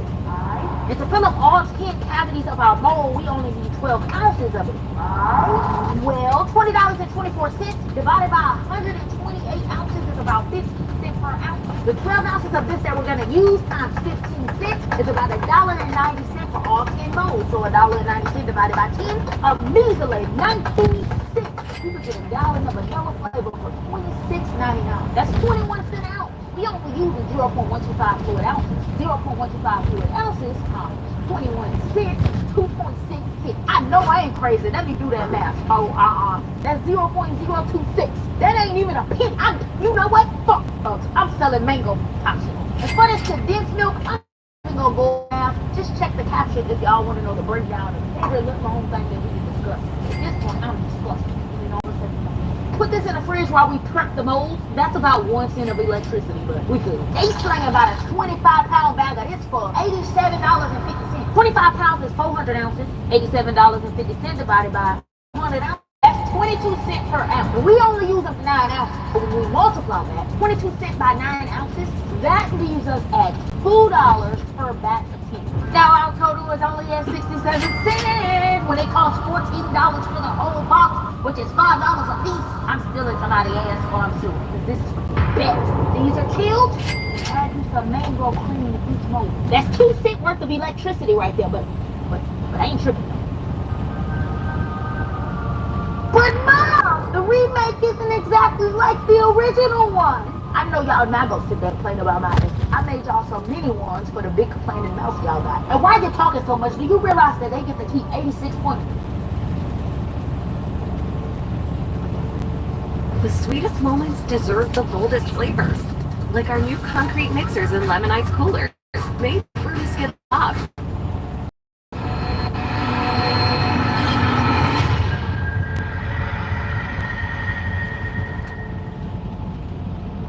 All right, what's going on, you guys? Nick here with Nick Strength and Power. So the 2025 Legion Sports Festival pre-judging just wrapped up. And man, this was actually pretty exciting. So from left to right, you've got Florian, you've got Patrick, you've got Tonio dead center. This did not change the entire show. Every call out, Tonio just dead center. I think he's running away with this. So Tonio, Bruno Santos, and then Blessing Awodabu on the very end there. So one of the biggest takeaways for me from this prejudging was Patrick Moore. We talked about in the last couple of videos how Patrick was prepping himself for this show and how in these posts, these updates that he's been putting on Instagram, he looked a lot better than he looked going into Cali, like significantly better. He placed 10th place at the Cali Pro just last weekend. He was working with a coach, now he's coaching himself. That paid off for Patrick. Patrick looked so much better here than he looked at Cali, and I think that's going to be reflected in the placings. I think at this point, it's safe to say he's top 3. He might even be fighting for second here. I believe my initial prediction in yesterday's video was that Tonio would win and Bruno would be second. So Bruno is the guy on the other side of Tonio. And I think when you compare Bruno and Patrick, a much better shape to his physique, but Bruno might be a little bit more muscular. I'd say their conditioning was pretty comparable. I actually like Patrick maybe for second place here. So this a huge come up for Patrick. And you know, like I said, he did it himself. So this was very impressive. I was kind of surprised, honestly, to see Colossus Ken not in this initial first call out. I thought he looked great. He was in the second call out. I would have rather had him in the first call out than Blessing, actually. And it was a little bit interesting in the sense that they only did 2 call outs. They just did a first and second call out. There was no top 2 call out. There was no top 4, no top 3, just a first and a second. So it looks like Ken is stuck in that second call out. So probably 6th place because it looked like he was clearly winning that call out. But Blessing for me, it's kind of all the things that we talked about this week. It's kind of all the things that we expected based on those updates, based on those videos. Blessing's condition was off. His lower body still has not quite caught up with his upper body. And that, in combination with his condition here, I think is putting him probably in 5th place. But like I said, I actually think that Ken looked better than Blessing. So I would have rather Blessing been in 6th than Ken in that top 5. But yeah, Blessing, it's kind of what we expected. These updates that Blessing was posting, he wasn't really looking like he was in shape, especially in comparison to the updates that we had seen from Tonio, and even in comparison to the updates that we had seen from Patrick Moore. So I kind of expected this, that Blessing was going to be off, because he looked off in most of his updates, and that's going to be reflected in his score. I think he's probably looking at 5th right now. And as far as Tonio, I think Tonio looked exactly how we expected him to look. He was on, he was bigger, he was in really good condition, and like I said, I think he's running away with this. I think after prejudging, he is probably unanimously winning that prejudging. I think the bigger conversation here is more who's going to be second and how exciting that's going to be if that is Patrick Moore. which is kind of why I was surprised by the way they judged this here. Because I think that it is between Patrick and Bruno for those second and third place spots. But then they also never put Patrick and Bruno directly next to each other in the call out. So I thought that was a little bit odd the way they did that. But I'm very happy for Patrick. He pulled it off here. I think we are looking at potentially, I think definitely a top 3 placing.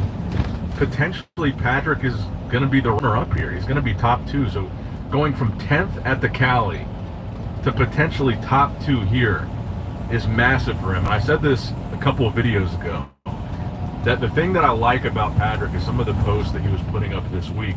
Instead of being like bitter and sour about how he looked in Cali, he had these captions on his post saying, you know, I'm going to come back better. I'm going to keep improving and just keep grinding it out until I start to get the result that I want. And that's exactly what he got here. I think maybe just leveling up his conditioning another notch will put him in another category above where he's at now, a little bit sharper, a little bit thinner skin, a little bit drier. But overall, this was a really, really good look for Patrick Moore, and I was very impressed by what we saw here. So let me know what you guys think in the comments below. What are your predictions after prejudging for the Legion Sports Festival? I'm going with Tonio. I'm going to go with Patrick in second, Bruno third. I guess it is between Blessing and Florian 4th and 5th. I'll go Florian 4, Blessing 5. So let me know what you guys think in the comments below. Like, comment, subscribe, all that good stuff. Love you guys. Appreciate you guys. Nick Strength and Power. Signing out. Alright guys, don't forget to click that like button and subscribe to this channel if you enjoy the content. Also check out my Instagram at Nick Strength Power. My Facebook page, which is simply Nick Strength and Power. My secondary YouTube channel, Nick Strength and Vlogs, for vlogs and bonus content that you will not see on this channel. And consider subscribing to my third YouTube channel, Nick Strength.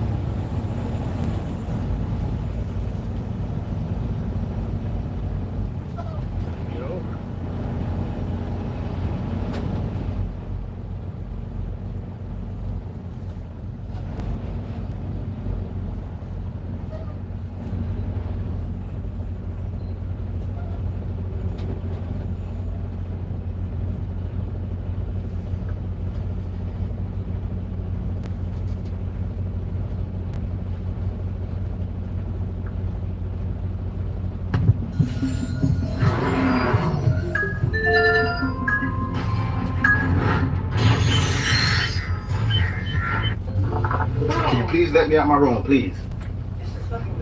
Can you please let me out my room? Can you please let me out my room? Right now she's blocking me in my room. Excuse me. Bro, no. Can you please hear me out? Like I'm. What you mean no? What do you mean no? I'm trying to get out. I'm trying to put your stuff in us so you can leave. I'm not. Bitches already set up when I wasn't. No, I'm not saying Shannon that. I just asked you to leave. I just asked you to leave. Look at this person calling me to fucking make this shit right to tell you that I'm not cheating. To leave, bro. That's all I did. That's all I did. It's set in stone that they don't want to be with me because I cheated with you. So here they are.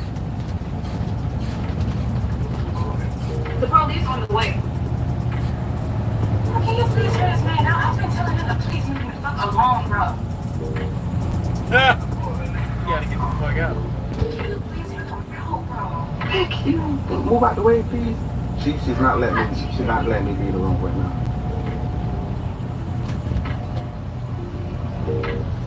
I was not cheating on you with this man, bro. I swear to fucking God. Can you please just fucking hear me out? Like seriously.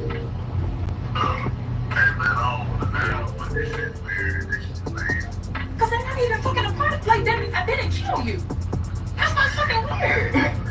You went through my phone and I didn't cheat on you. I'm telling them to leave me the fuck alone. That's why it's weird.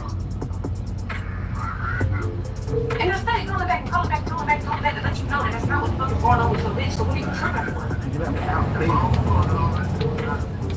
Like I'm not fucking cheating on you, bro. Can you please just hear me out? You bring the fucking new bitch and I ain't did shit to you. See, this is what she do. do that. I'm supposed to sit here and believe that you're not cheating. I'm supposed to sit here and believe you're not getting your cheeks clapped by this dude that's in your phone that won't leave you alone. Why doesn't he want to leave you alone? Why? Oh, I know why. Because you probably gave him the Golf 3000 Super Soaker with a twist, and he can't leave that shit alone. And now he bugging you.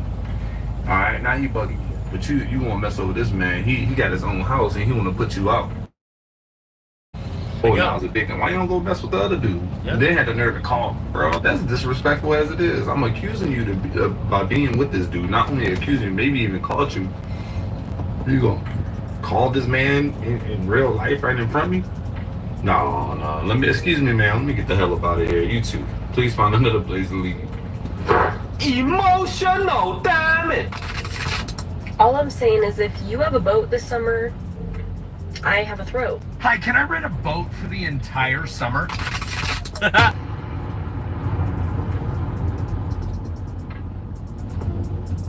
Okay, you guys, so Angela Simmons is out here getting dragged after she posted a picture of her moose knuckle. Now, this is the picture that's floating around right here, and as you can see, it's big as day. Now, she did claim that she didn't even notice it. She said, y'all take stuff so far. Y'all wild. Thanks for letting me know. I missed that one because I was focused on my meal replacement bar. Girl, it is no way you sat there and looked at that meal replacement bar and did not see that thing sitting right next to it. I think Angela is out here thirst trapping on purpose. Now, you know her and your guy just broke up. I wonder if that picture is for him. But bro, ain't no denying this, y'all. Come on now, let's keep it real. She already know the system. She already know the game. This picture with a meal replacement bar next to, come on, dog. Ain't no way in hell you forget. You don't see something like that. Ain't no way in hell somebody on your team didn't see that. Okay? So not only did your team miss that, you missed that, and look. All right, you catching a little heat for it. You just got to own up to it. And this girl was talking. She was like, "Why do men take so long to move on from a relationship? Like, when I stop dealing with a nigga, I can be done with him that night." I said, "It's just a lot harder to get over the memories you paid for." I feel like one of the nuances missing from the women aren't dating anymore, women aren't in the dating pool, they're leaving men, is that ain't no funny shit out here, okay? The men are ugly. They look tired, smelly, gross, okay? Nothing. When was the last time you saw a hot-ass man in person? Quit. Firestone's Epic Savings event is starting soon. Small maintenance issues are only small if you catch them early. Don't let today's warning light cost you more down the road. Get in on our epic deals today to prevent draining your wallet in the future. Call your local Firestone for an appointment.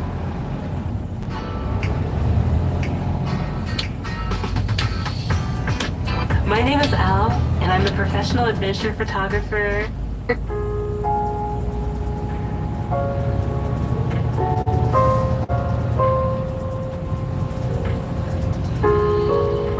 You want to call men crusty and dusty?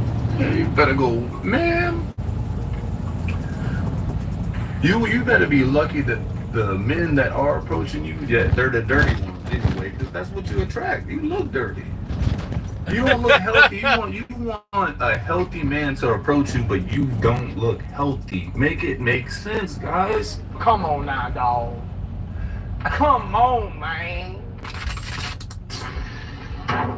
Man, that shit is dumping. Like, if you a struggling guy, you broke. But if you a struggling woman, you strong and independent. Now, if a guy going on double dates and so forth, oh, he's cheating. Now, if a woman going double dates, oh, her options is just open. If a lady break up with a man, oh, she deserved better. But when a man break up, oh, he wasted her time. Huh? When a guy is rude, he's toxic. But when a lady is rude, it's mood swings. Be a plus size guy, they gonna call you fat, Biggie Smalls, all types of shit. Now if you a plus size woman, oh, you just chubby, little chunks, like, Woman set standards, oh, that's just preference. A man set standards, oh, he's a narcissist. What? Make it make sense. This is some delusional feminist shit. I don't get it. They feel for y'all men, because it's like y'all can't have nothing. Like, and I'm a woman saying this. Like, I feel y'all. Like, I really feel y'all on this one. Like, this is like, what?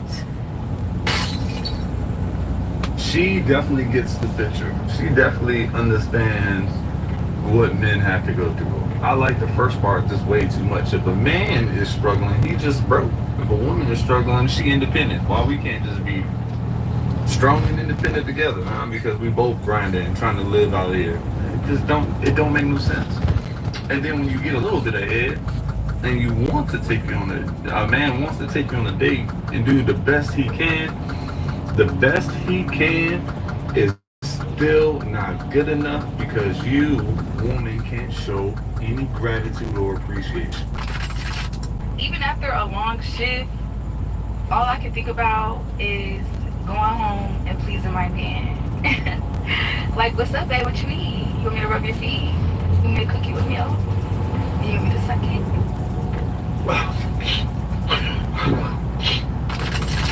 You guys know what ticks me the fuck off is when I see a like fine ass guy at the gym, and then I realize he has kids because like his tattoos. Like I saw like a fine ass guy right now leaving the gym or leaving the locker room. I mean, and then I saw his arms. I walked behind him because he was like, and yeah, we were going the same direction. And then he had like 2 baby feet tattooed on him. I'm like, all right, well you're not a candidate because most likely he has kids. But I hate being a single woman and then seeing fine ass men and then they end up having like 1 or 2 kids.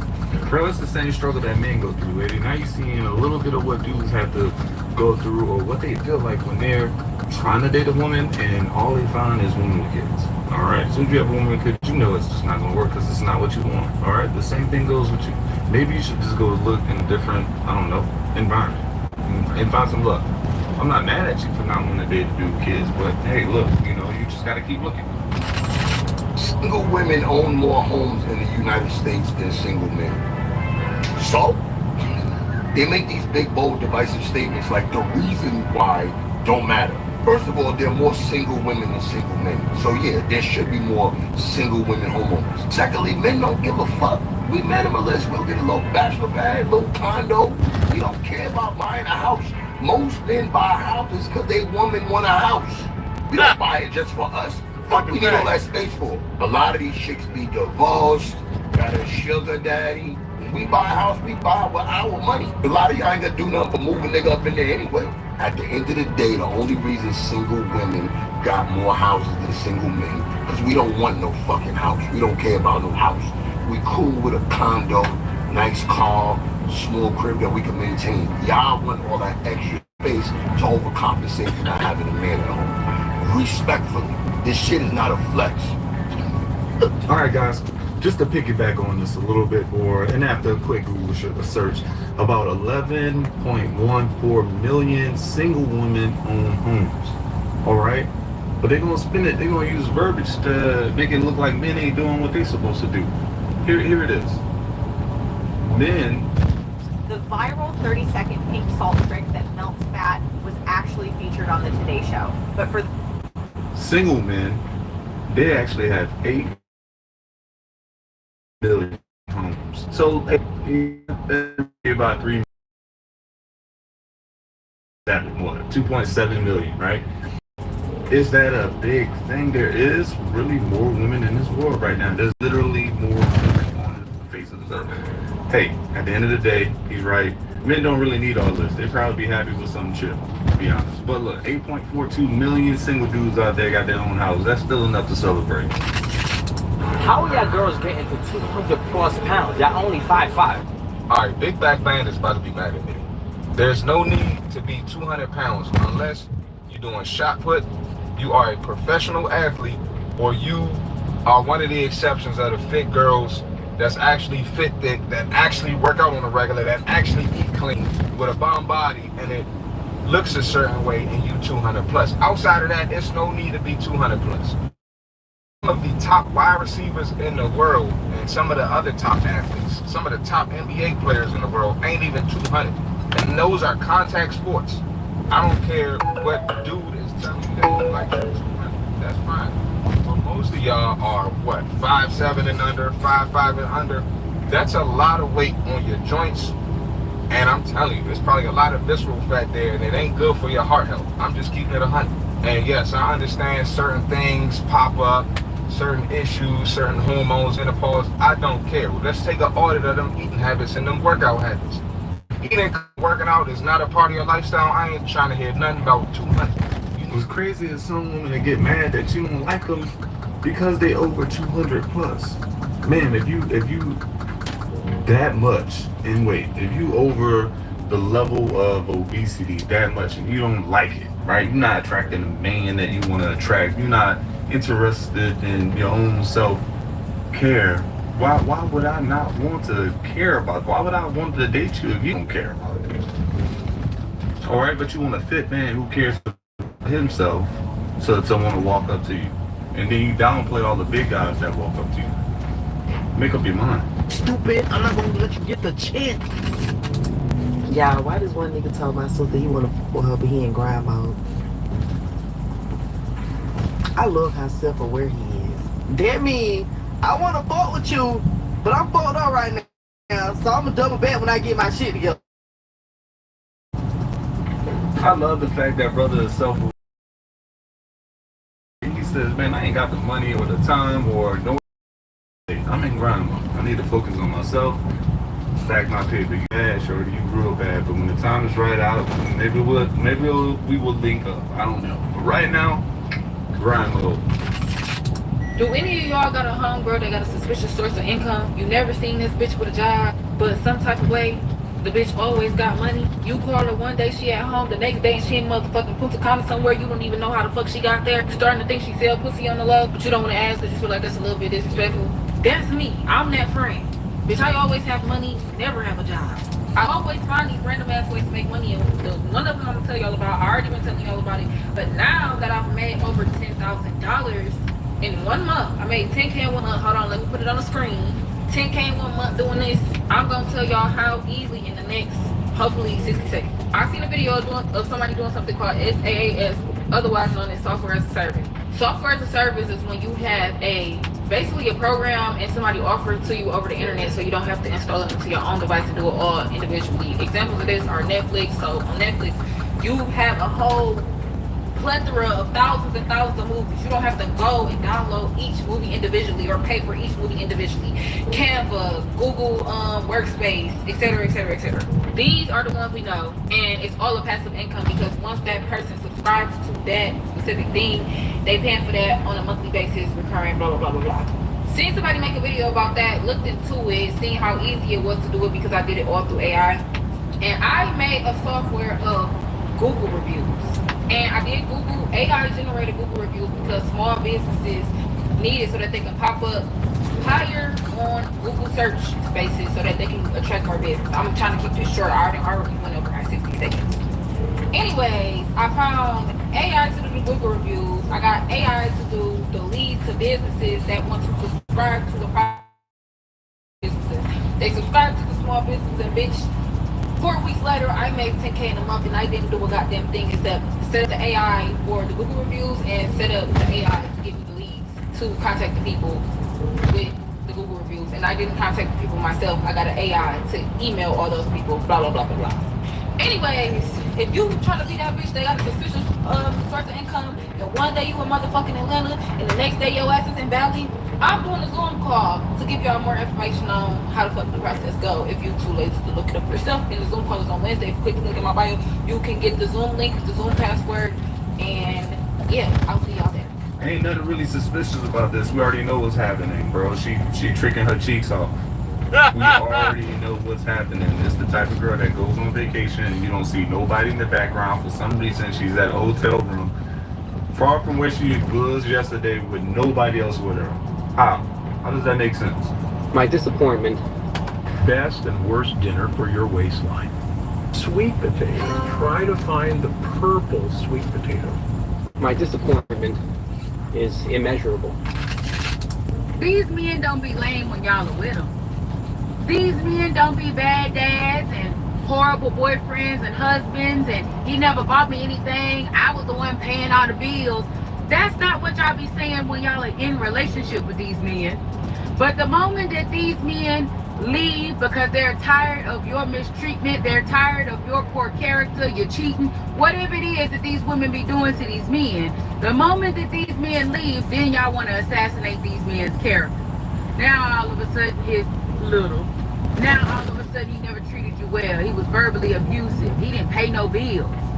Watching Remy Ma and Papoose go through this public divorce is really sad because we thought they were the epitome of black love, right? But what's happening right now is what happens in a lot of relationships. Everything is great until you don't get your way. Everything is great until you think that the grass is greener on the other side. And then you get over there and you realize that grass was sod and it was fake. I think that's what's happening. I think Remy Ma thought she was going to be able to have an amazing life wherever she had been canoodling at. And when she got over there and realized, this ain't what I thought it was, you tried to slide back over there to Papoose. And Papoose said, no, Ma, I'm happy. I done moved on. You had multiple chances. I'm done. And because she can't accept accountability for losing a good man, now she has to paint this man like he wasn't a good man. I believe Papoose. And when I hear a lot of women assassinate the character of the man that just a few months ago they were madly in love with, I fully believe that you did something and now you are regretting your decisions. So instead of you just being like, yeah, I messed that up, you gotta make yourself the victim. When we gonna stop that? Man, we all know, man, if you leave a girl, especially if you give a girl your all, bro, you doing everything you're supposed to do in the relationship, y'all wind up for some reason it just don't work out. You are gonna be the villain in the entire world because she cannot accept or the words. She can't form the words to say, I lost a good man. He was a good man and it just didn't work out. No. She can't go tell her best friend. She can't tell her mom or her cousin and all that. What she's gonna say is he was emotionally unavailable and all these other words to make you look like a bad guy, but really you wasn't. You were just handling your business.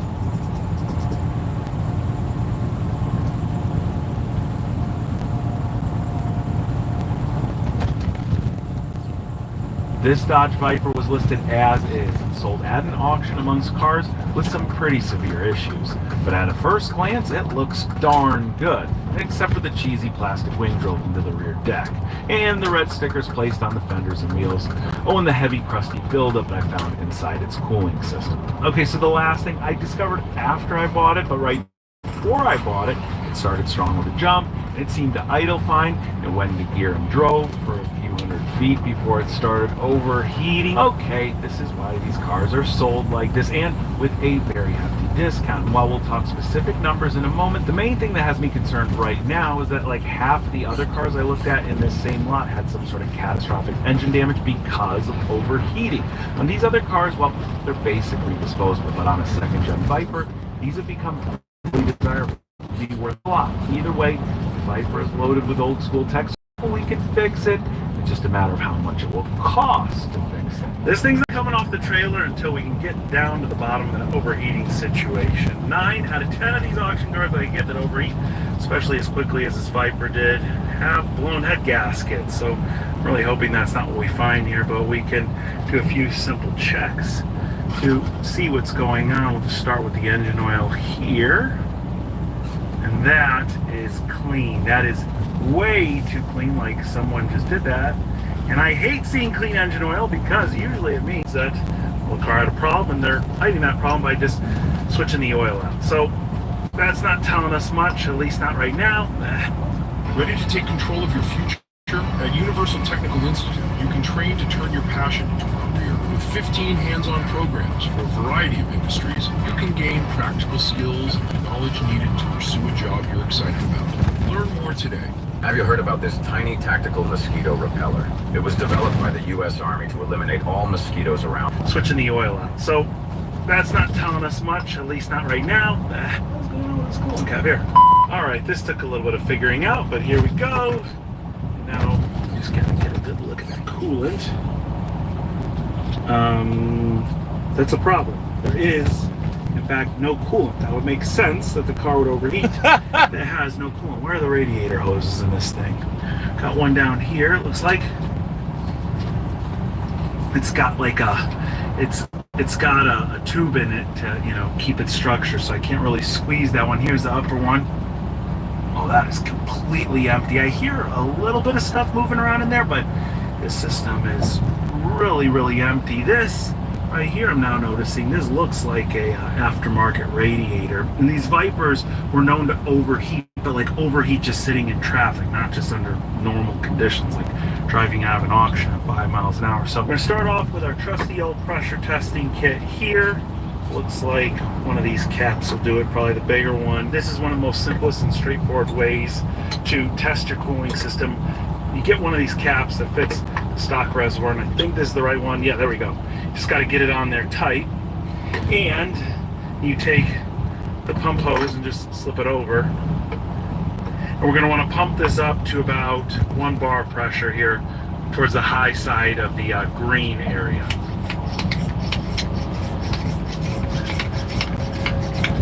All right.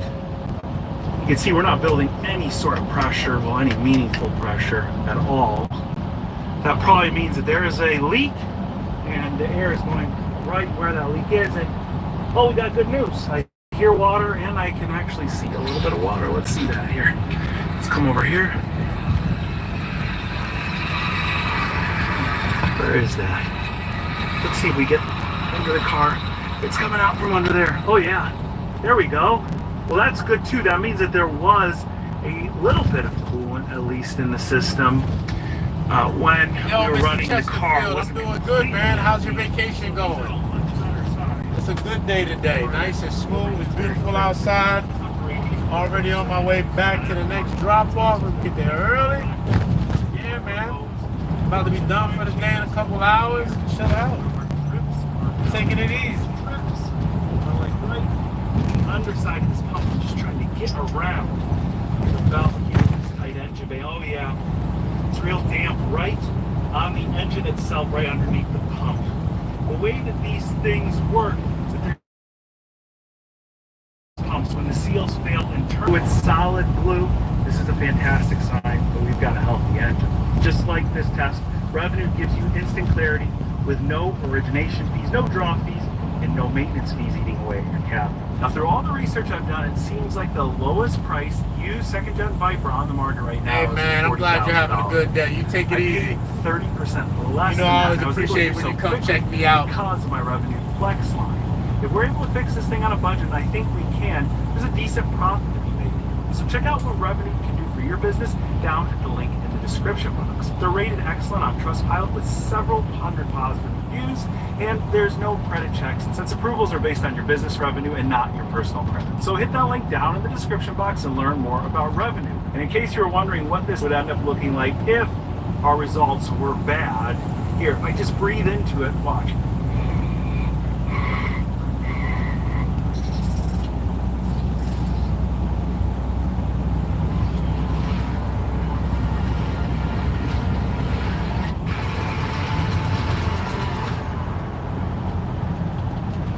Hey everyone, big heads up, Paleo Valley's running a sale on all their meat sticks right now. You can get 30 sticks for 36 bucks, which comes out to $1.20.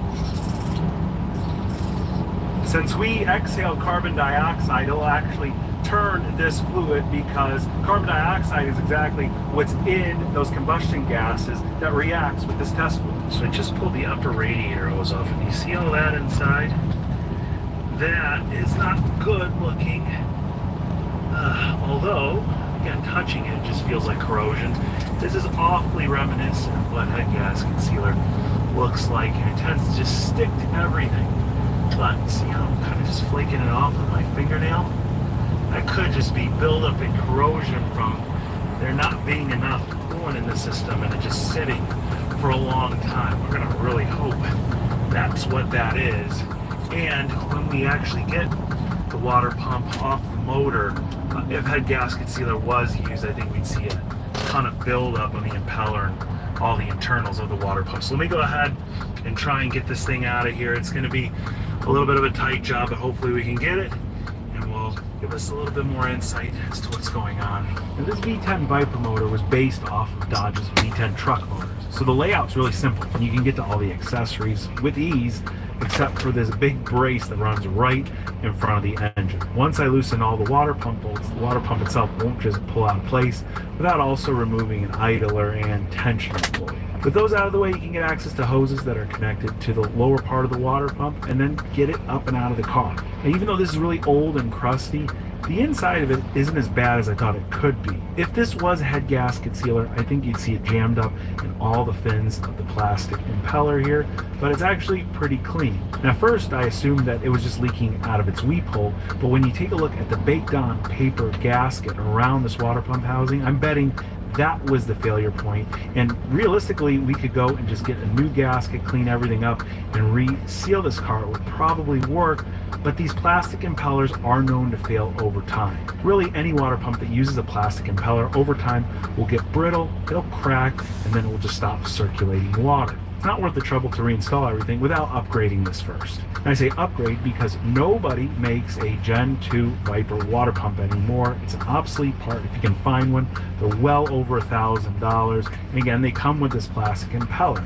So there's a couple guys out there that will actually rebuild these pumps with a billet steel impeller. So I shipped this one away to one of those services, and in the meantime, we'll fix up the rest of our cooling system. Now, since these cars ran hot straight from the factory, a very common upgrade is a thermostat swap.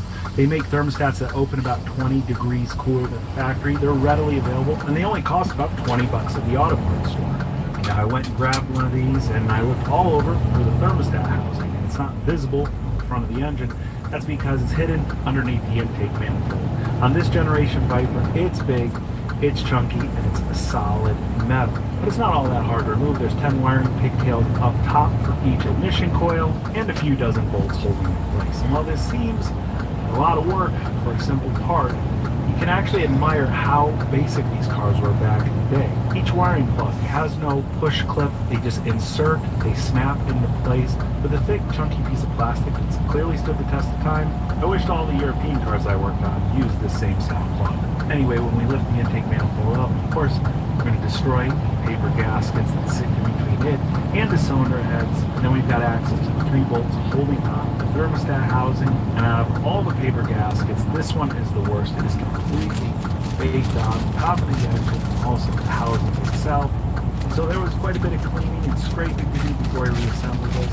But it was well worth the efforts, because if you look at our original thermostat gasket, it's old, it's brittle, it's cracked all over, and this part has also clearly reached the end of its lifespan. Now, the minor headache came when we went to reassemble all this. These aftermarket gaskets were so thick, they sagged at the top of the intake manifold step. It tore one of the corners where it was being held in place, and so it was a total balancing act trying to hold this gasket in place while we went and lowered it back down the car. And turned into an impossible job. Eventually, our new paper gaskets became caked and torn everywhere before we reassembled it. And I'd be darned if I bought a second set of these flimsy paper gaskets. I wanted something better, but this second-gen car is so strange to shop parts for. If you search parts for first-generation Vipers, there are companies that make them, even a replacement water pump exists. And the same thing for the third-generation Vipers. But this second-gen, there are very limited parts. Now, what I noticed is that the third-generation Vipers intake gaskets look very similar, but it is a bigger displacement motor, so they could be a different size. These were, again, readily available at the local auto parts store. I gave them a shot, and it turns out they fit, and they are so much better quality than the old ones. I imagine they'll last a very long time. With all the work finished at the top part of this motor, we can finally install our refresh water. My husband laughed at me when I made that pink salt recipe that works like the all-natural Death Bound, but now we can finally install our refresh water pump. This took about 3 weeks' time to get back, and around $400. But take a look at the new billet impeller. There are so many more veins inside this thing. It should help circulate more water. This will keep the car running cooler, more consistently. This isn't just a reliability upgrade, it's a performance upgrade too. Probably looks about the same to you, but we have every single clamp running to all the coolant inlets, outlets, tanks, reservoirs, engines, and everything. This car is a major headache to work on underneath this hood. It took this assortment of vice grips and hose clamps. Make sure you got that remote guy right there. You'll never be able to begin or finish this job. And it's mainly because of that front reinforcement bar that runs across the engine right in front of things, it's a headache. But at this point, the only thing that this car needs to actually start over run and see if we fix our problems is a little bit of coolant. The coolant is expensive, so we will be filling this Viper back up with hose water. Now, hose water might sound like a bad idea. Over time, it's sure to cause buildup like we found in this car's point system, but it couldn't have been more perfect in this case because just a few seconds after filling our tank with the water, I heard and saw the leak come right back. Pretty much in the same spot it was before. One of the first cars I attempted repairing myself was a Mercedes with a leaky radiator. After replacing the radiator, I put in a gallon of that special blue coolant, and upon its first startup, one flaky hose clamp let loose, and I lost all that brand new blue coolant. Back then, it felt like an expensive mistake. That $30 coolant turned into a cheap lesson that always stuck with me. And after any sort of expensive point system repair, I always filled everything with water first to make sure it will hold. This Viper has become the ultimate reminder that patience pays off. Besides waiting for other parts to be rebuilt and new gaskets to be made, the whole reason our water pump was just leaking after doing all the repairs is because the mating surface between the pump itself and the actual engine was not perfect. I noticed on the bottom edge of the engine, there's a little bit of that baked on gasket left. It's just one of the annoying things you deal with the paper gasket. I obviously wasn't patient enough when I went and reassembled everything, so I've done it twice. The second time, I used a little bit of water pump sealer on it, which, from what I understand, will really help assure the paper gasket stay in place and stay sealed. We are ready to refill this with the hose. And we're going to watch closely, see if there are any drips.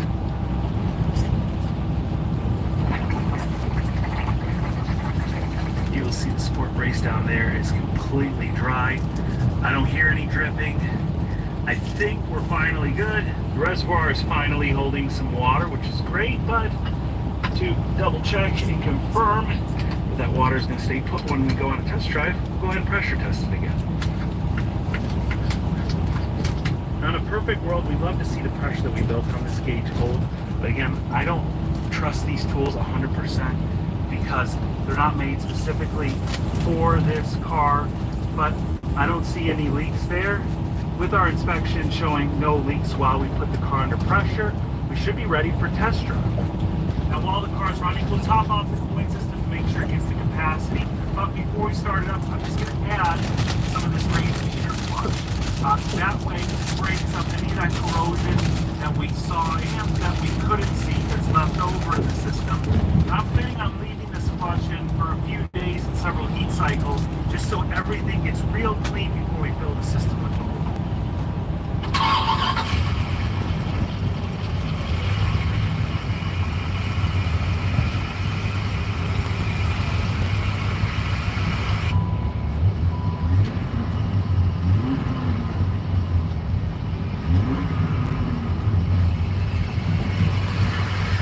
Fans are running. Everything is looking great so far. Look at this beautiful thing. I've had this car running straight for 15 minutes. I'll tell you, the air conditioning is out of the neck. So, we can actually drive it, give it a little bit more time to see how she does.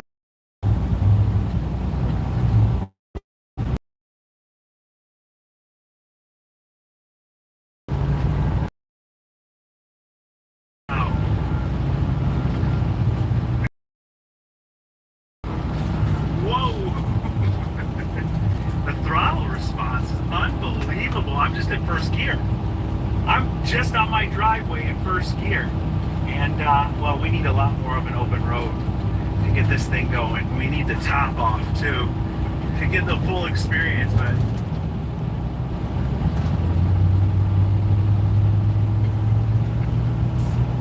go down to second gear. Open it. Oh, yeah. It works. The brakes are a little, you know, I feel like they're right out of the Dodge Caravan. We could get an upgrade in the brake department, but in the cooling department, I tell you what, I think it's darn perfect.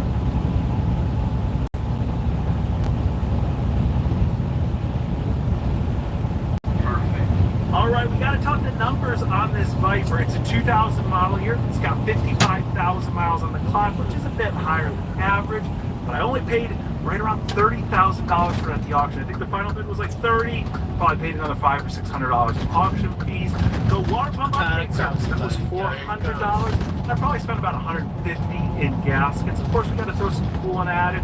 Figure we've got right around $31,000 into this Viper. And the cheapest second-gen Vipers that I found were in the mid-40s, $45,000, $46,000. And those were a lot older. Those were like 96 model years. The Viper guys will know whether that really messes with the values. I gotta imagine this is a $40,000 car all day long. And when the Vipers came out in the early 90s, it was an instant icon. Nothing looked like this, with insanely huge displacement, a 6-speed transmission. Of course, the performance figures were decent, but they were a bit of a chore to live with, and that's because the first generation cars had those thin plastic windows, a canvas top that you would zip up, and while the second gen car addressed all those problems while providing better performance figures, better handling, and I think that's why these cars hold their value so much better. The first gen Vipers have always been stuck in that like $30,000 to $45,000 range. If you have a second gen Viper GTS, which is the fixed roof version of this car, they sell north of $100,000 to this day, because you get those iconic original Viper looks, but without the compromise of owning a first gen Viper. This specific trim is the RT10. It's more common in the Gen 2 Vipers, and it basically is the removable top version. That hard top comes off, and I think new from the dealer, you would have also got a soft top with this car. Unfortunately, my car did not have it in the trunk. For the most part, everything looks stock on it, except for the cheesy wing on the back and these wheels. These are not original Gen 2 Viper wheels, but the good thing is that they appear to be Viper ACR wheels off what I think is a Gen 4 Viper. So I imagine there's still some good value in these wheels, and if you wanted to swap back to a set of period correct ones, it probably wouldn't cost you much, if anything, by the time you're done trading them up. So if you're like me and think that $31,000 is super cheap for this Viper, be sure to hit that like button. If you think we spend a little too much, let me know why down in the comments. I hope you learned something from this one. If you did, please consider subscribing, as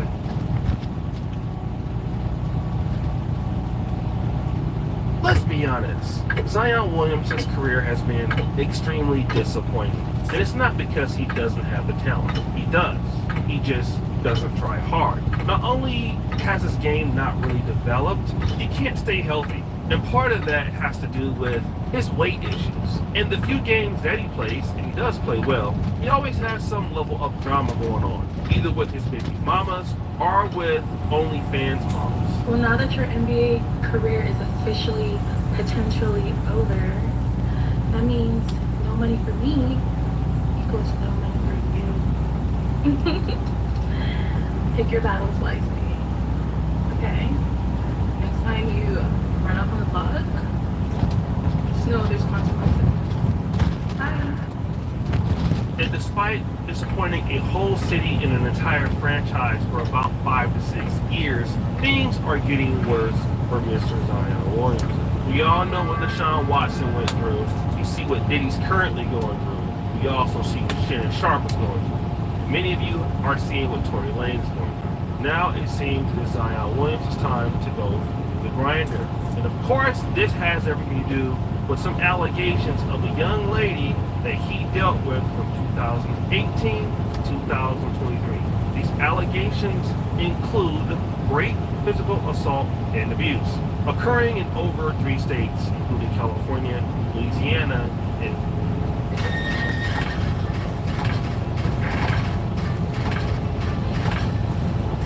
over 3 states, including California, Louisiana, and Texas. As you know, when opinions like this come out, people start having court before this thing even goes to the judge. Zion Williamson just got added to the list. Just got added to the list. When you get the money, you get the power, you do whatever, and you can get away with it. Of course, nothing has been proven in court. This is all accusations at this point. But even that can ruin your interest. Watch his fan base grow. Watch his supporters grow. always like accountability. That has been the highlight of the last 2-3 weeks. Accountability.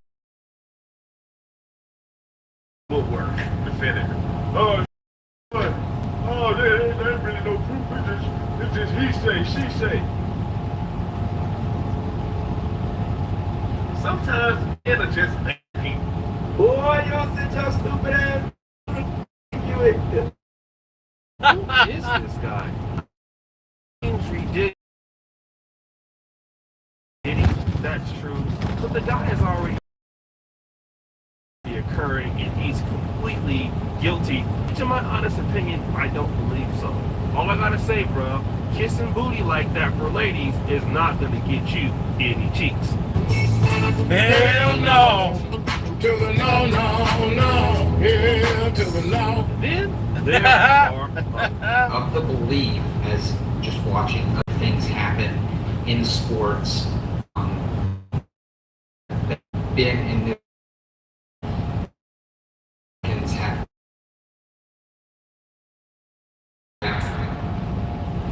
this particular person believes that this is the last straw for Zion Williamson and the Pelicans. It's just another excuse to get his ass out of the door. But then there are more concerned individuals.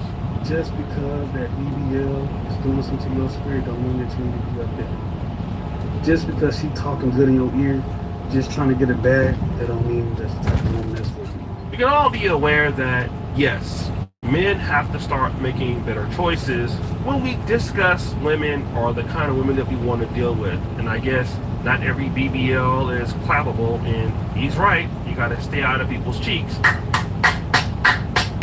And I'm not doubting any of that at all, right? I mean, all of that is good information. But the reality is this. You see, if a man did all of these things to a woman, the question is, number one, why do you stay?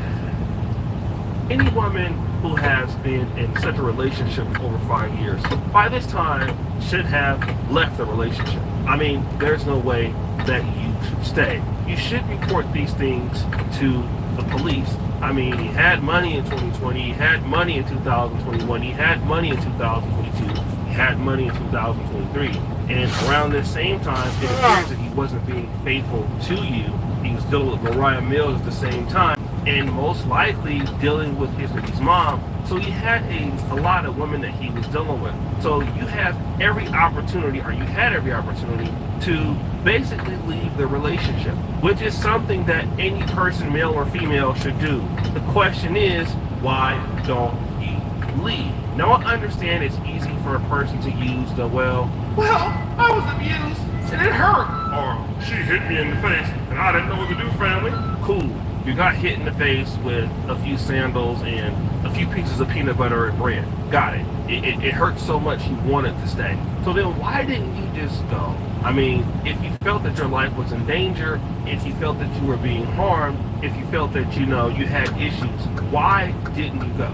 And that's a question I want to ask any man or a woman in any sort of domestic relationship in 2025, where you have all of these resources out here. There are helplines, there are people that you can talk to, there are groups you can be adamant about in the world today to express why you should leave such a relationship. So why don't you do it? Number two, why didn't you call the police? Why? It would seem to me that if you were being assaulted, then you should call the police. Obviously, these are criminal charges, and we can see that when it came with the allegations against Tory Lane, somebody called the police. And if you call the police, even if you don't want to press charges, well, what will happen is if the state finds it necessary or deems it necessary, the state will just pick the case up and you can't do anything about it. So why not give the opportunity to the state to basically press charges against such an individual? Seems like to me this is something that should happen. This individual doesn't want to go to the police and still doesn't want to go to the police because this lawsuit that this person is filing, of course, South Bishop, we don't know their name, but this person is 24 years old and they are doing the same thing that Gabriella Zuniga did, which is press civil charges on Zion Williamson. And you already know what this means.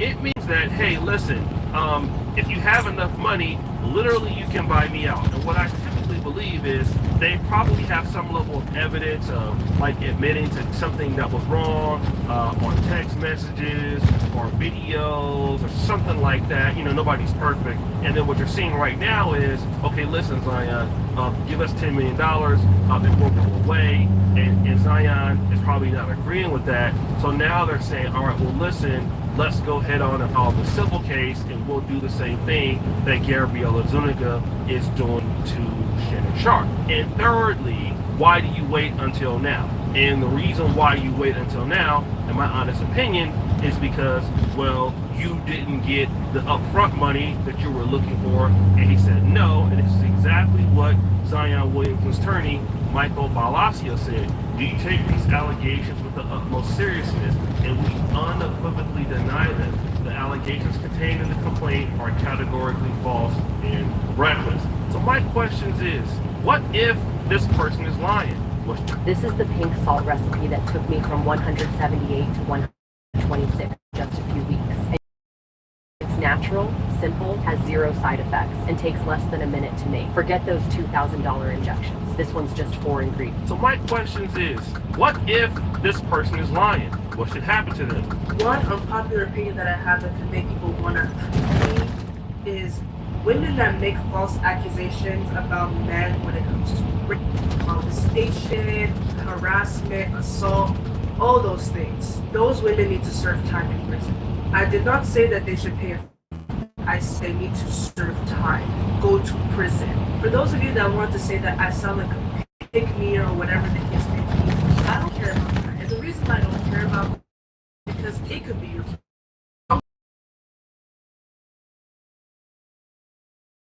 any your life. You also need to understand that, one, there are men out there that are just straight right. They get mad at you, they want to get petty, they want to see you suffer, so they try to formulate those kinds of accusations to ruin your life. Women like that, why should we let them walk free? Yes, an individual should go to jail if there are false allegations. Now, again, one of the incidents in the lawsuit says that Williamson raped a woman when she tried going to sleep. Williamson called her stuck up in the B word and told her that she could not go to sleep unless he clapped cheeks. When she accused Williamson pinned her down and then took the cheeks. Again, this is something that is above a civil case. This is a case that needs to have the police involved. And again, man, we really have to make sure how we're handling women in today's time. It's not 1990s or 1980s. I mean, these are serious allegations, and if you have money, you don't have to worry about going to jail. You just have to worry about your money leaving your account. And people like the game have already found out what those civil lawsuits are like. If you miss court, you can end up like Soulja Boy owing $4 million. These things are serious. They don't want you to go to jail. They want your cash. So you have to really make sure of how you're handling things. So guys, what do you think? You should put up Shaky Jackson back at it again. The episode of The Celebrity Drug. I hope you for all you do. Subscribe to the bell. We're out.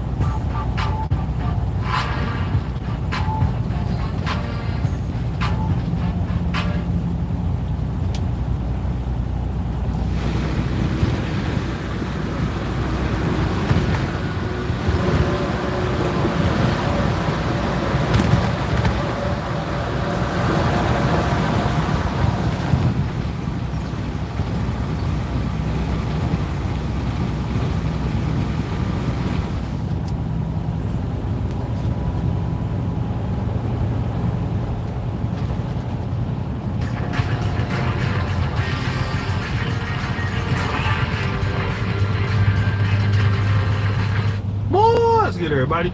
And O'Shea Duke Jackson back at it again with another episode of Celebrity Drug. Weighing in on this situation with Travis Hunter and Leanne Lynette. No, they are officially married. I guess go ahead and say congratulations to him. It's not my, it's his life. he has to deal with those cheeks, not necessarily me. So we congratulate him and then we salute him on that. But then we also want to take precedent when we're talking about how other people feel about this. And Cameron and Mace decided to basically drop this knowledge on Travis Hunter. The first to go was Mace.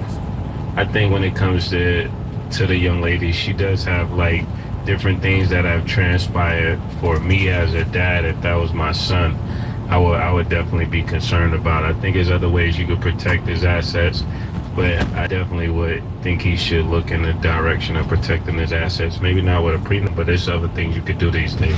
Then Cameron said, They'll try his with that. Why I get a prenup? If you really love me. If you really love me, sign the prenup.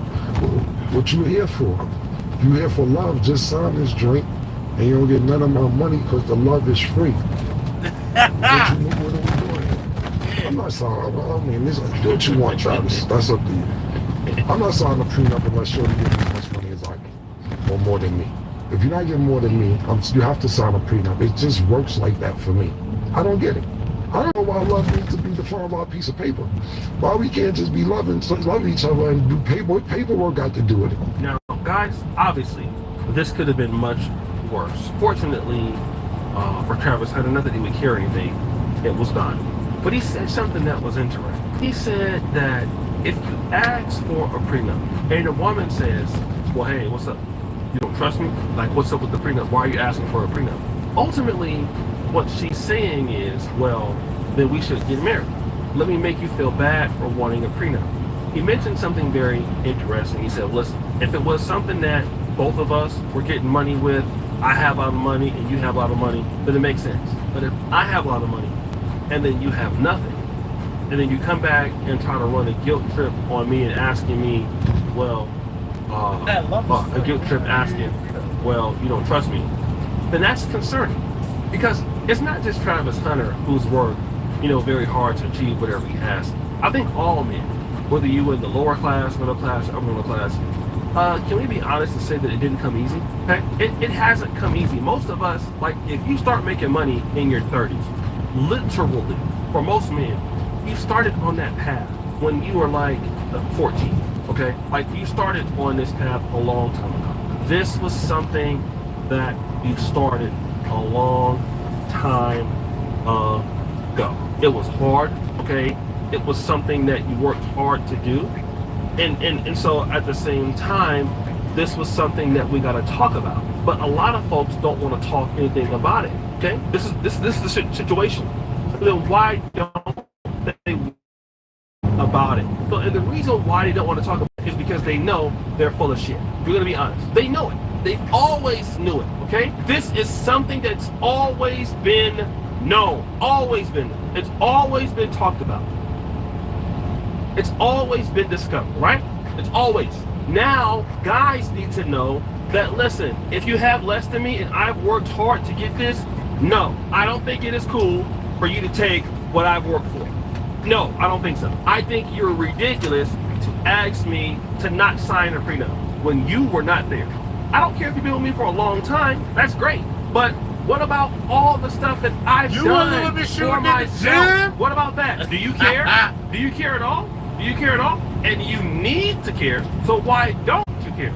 This is what is important. Why don't you get it? This is why men are pissed off. And no, I mean, I just say, sign it, man.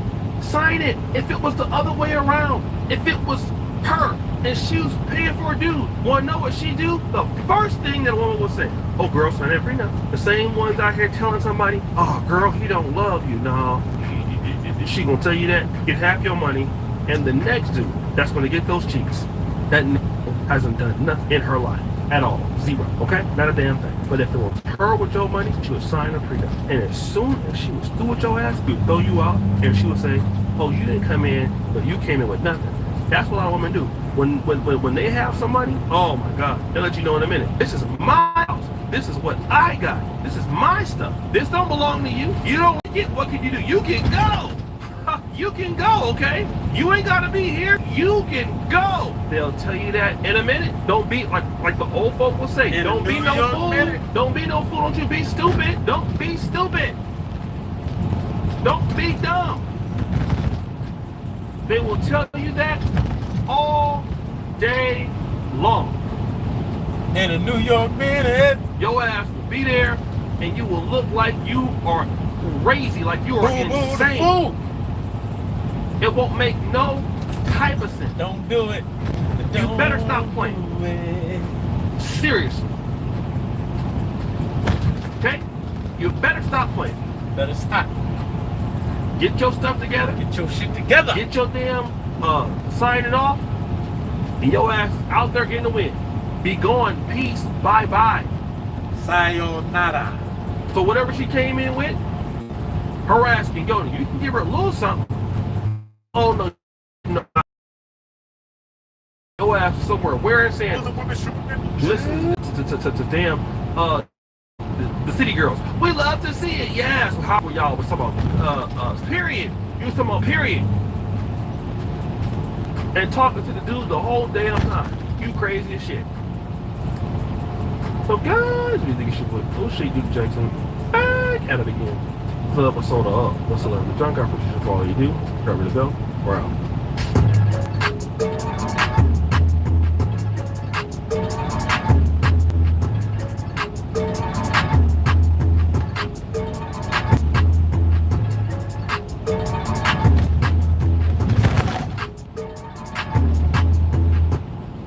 Acompáñame a calar este triple impacto de la marca Daytona que funciona con baterías Milwaukee con 900 libras de potencia y 2000.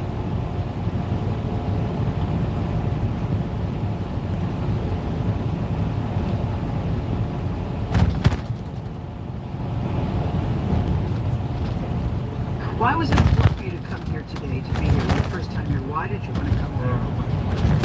Well, I knew the theater had been newly renovated, and I never connected with this part of my life. Never? Nah, I mean, no. Like, I used to come to South Carolina every summer, but I didn't even come see this building. I didn't even know the building existed. I didn't go. Maybe I went to the church when I was little. I think it's just important to me now because I have kids myself now, and you know, I'm going through a lot of changes professionally. You know, so I just kind of want to give like the context of like, and also because it inspires a sense of thinking about what might be possible. What do you mean? What do you mean? So much, you know, outside of like show business, like man, I could build something. You know, I could help. I don't know. I could do something. I don't know what I could do, but with great power comes great responsibility. And so, if you would, please join me in welcoming Dave Chappelle home again.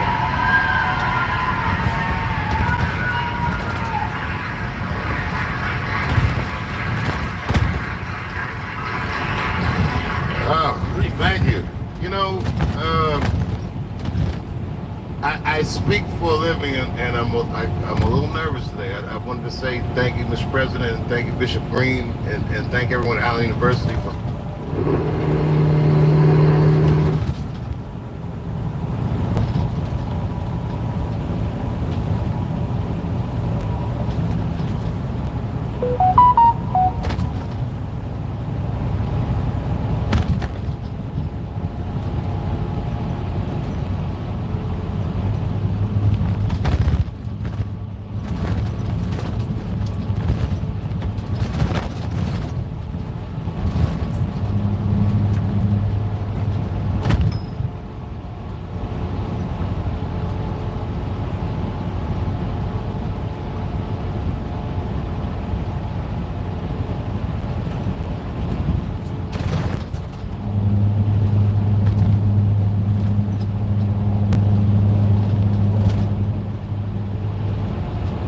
Why do liberal men run their mouths? Sorry, why do liberal boys run their mouths? Like, they act so big, bad, and tough in their lives and in their videos. It's just hilarious to me. But I want to say this. I'm a big enough creator now to where I know you guys are going to see these kinds of videos. There's not one specific liberal creator that I wouldn't spar with. Let me know that you're willing to do it. And if you're not, your audience should be absolutely ashamed of you, and they should make fun of you every time you start to run your mouth in your lives, in your videos, whatever. Just say, nah, you didn't want that puff puff with Ray Ray, so don't run your mouth now. Give me a follow. We'll see you in the next one. Bye.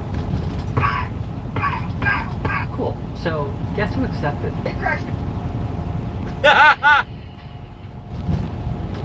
Sparring. Put your life on.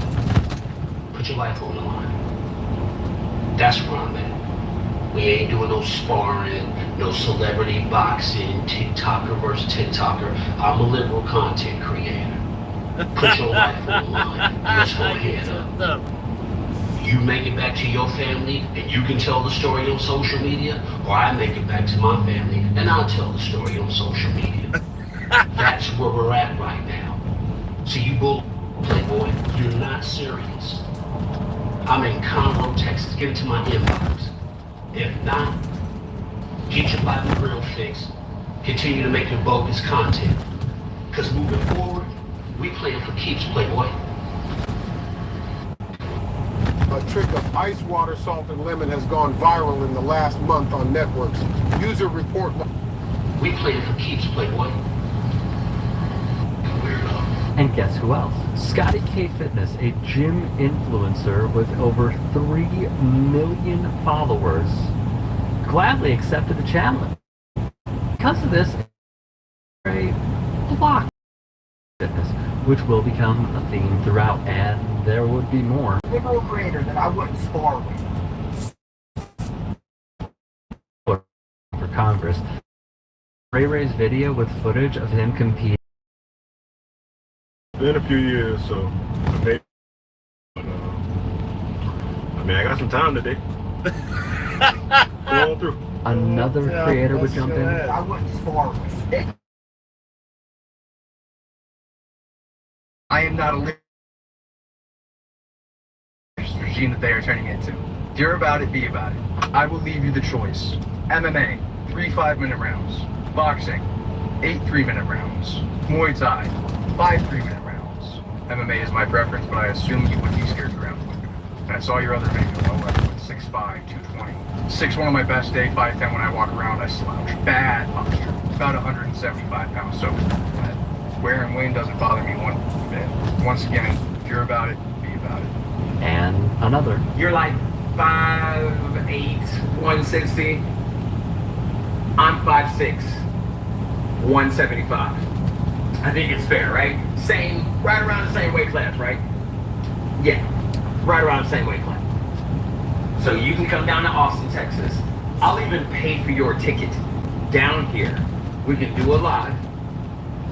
We can post that all over the internet, and then we can throw some political punches. But I will warn you, I do have a background in jiu-jitsu, Muay Thai, and boxing, and I did fight semi-professionally overseas. But the offer's there. I'll pay for your ticket. You can come visit historic 6th Street, and then we can throw hands. Balls in your court, bro. Other TikTokers that were mentioned. Treat the and first.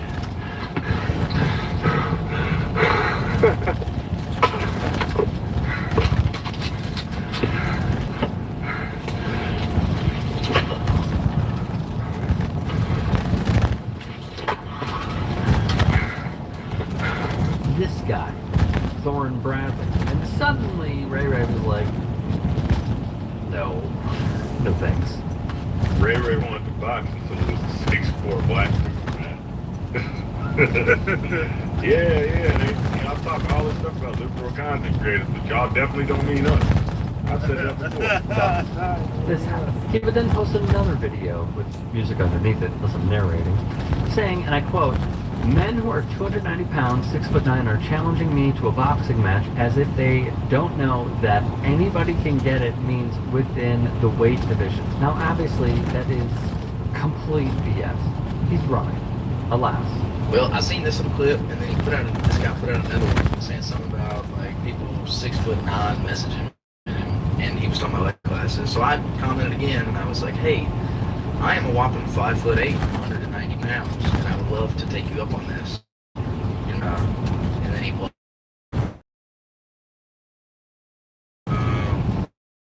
Yeah, there's that.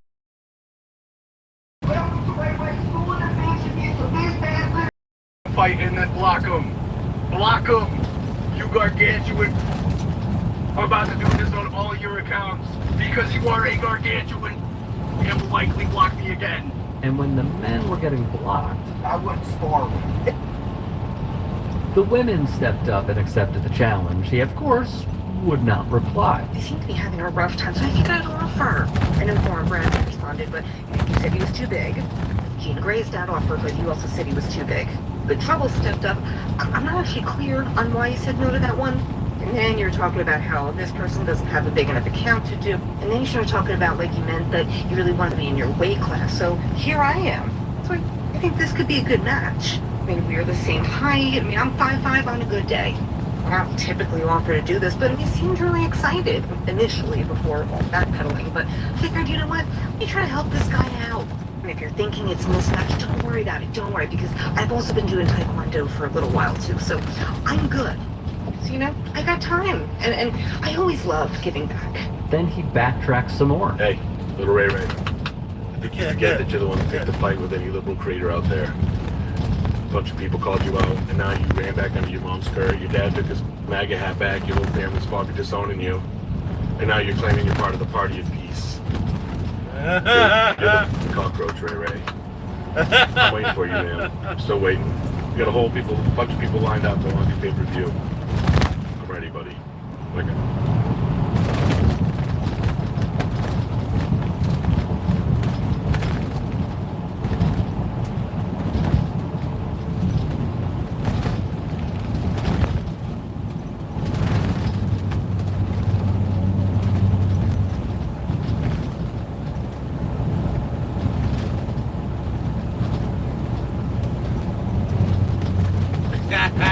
Firestone's epic savings event is starting soon.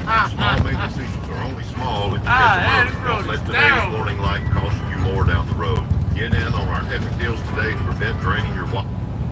It's just the legs don't match the Darian. Legs don't match your ass, girl. What's going on here?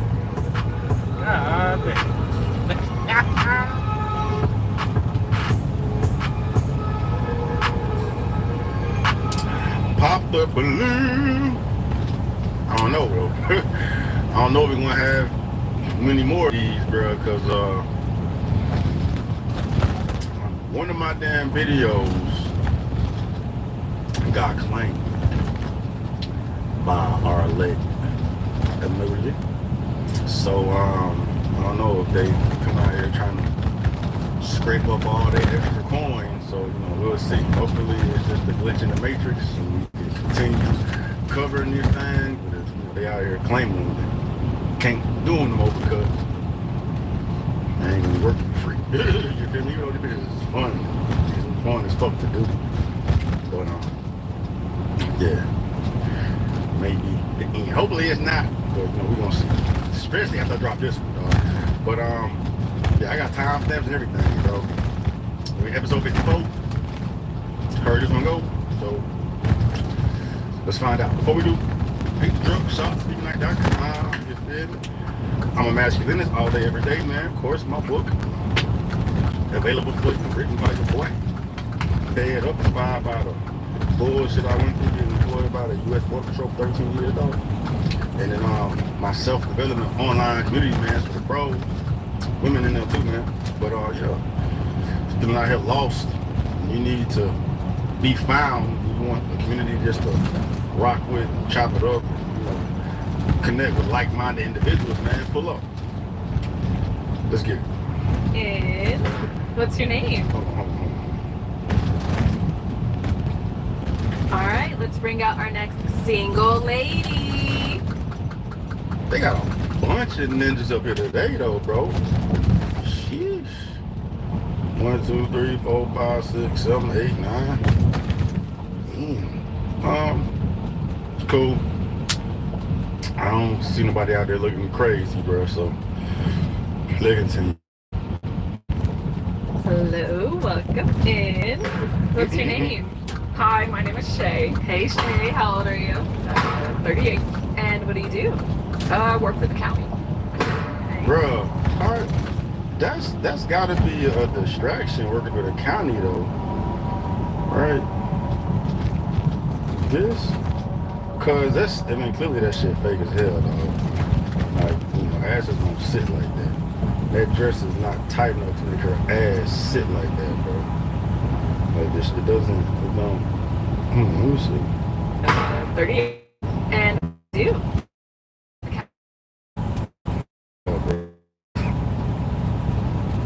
Bruh, these BBLs killing out. Cause the thighs don't match. Bruh, you got the nerve to do it. And we got the nerve to roast it, bruh. Come on, now you gonna come on. Our moolies. I mean, but that's the way. That's the way we live in, dog. It looks crazy. That look crazy to me. You know what I'm saying? And I bet she already had a wagon back there already, bro. So you adding this shit onto it. That shit looks stupid as fuck, bro. Old parabola booty face ass, dog. Anyway, this shit county, dog. If I was an employer for the county and a woman came interviewing for a county job, I don't give a damn what her prerequisites are, dog. You come in there looking like that? Nope. Nope. Hello, welcome in. What's your name? Hi, my name is Shay. Hey Shay, how old are you? 38. And what do you do? I work for the county. Okay. Now, what are some things you like to do for fun? I like to cook, give back to my community, spend time with my son. I'm a very family-oriented person, so family. What's your favorite thing to cook? I don't have a favorite thing. Okay. And now we're looking for Bruh.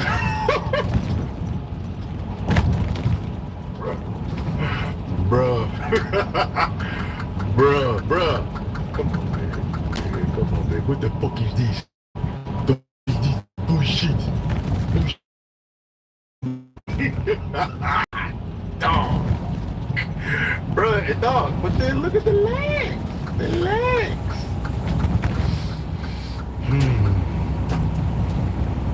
When this shit gonna phase out, bro? I'm sick of this shit, dog. I'm sick of seeing this shit, bro. Someone who's stable,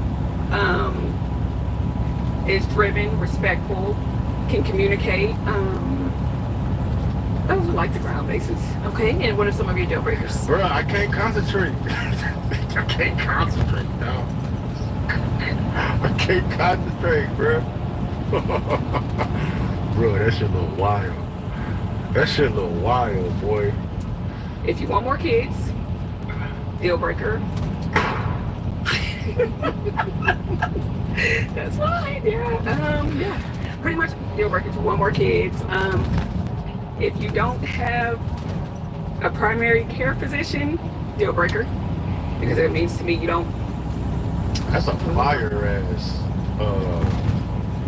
deal breaker, bro. That's a good responsible deal breaker there, bro. I'll keep yourself checked out. I like it. All right, cool. So we need to get some pop balloons. Let's go on over there and see why they ended up popping. Your name and age? Silas, 42. And Silas, why did you end up popping your balloon? Just not my type. But I like how she put herself together and everything, but just not my type. See here. Now, is he someone that's your type? No. Okay. Why not? It's cow. I love all black. As you can tell, just don't like a little bit house put together, the jeans with the shoes, but you know. That's cow. That's her type. He's just not her type now because she's not his type. That's definitely the type, bro. Get some pop balloons. Let's go on over there and see why this fit does look kind of weird, though. Your name and age? Silas, 42. And Silas, why did you end up popping your balloon? just People are always taking pictures of me, but they're sleeping on who the real kids is. Okay, Coco. It's a sunny day. The gang's all here. If you can buy something miles away with a tap.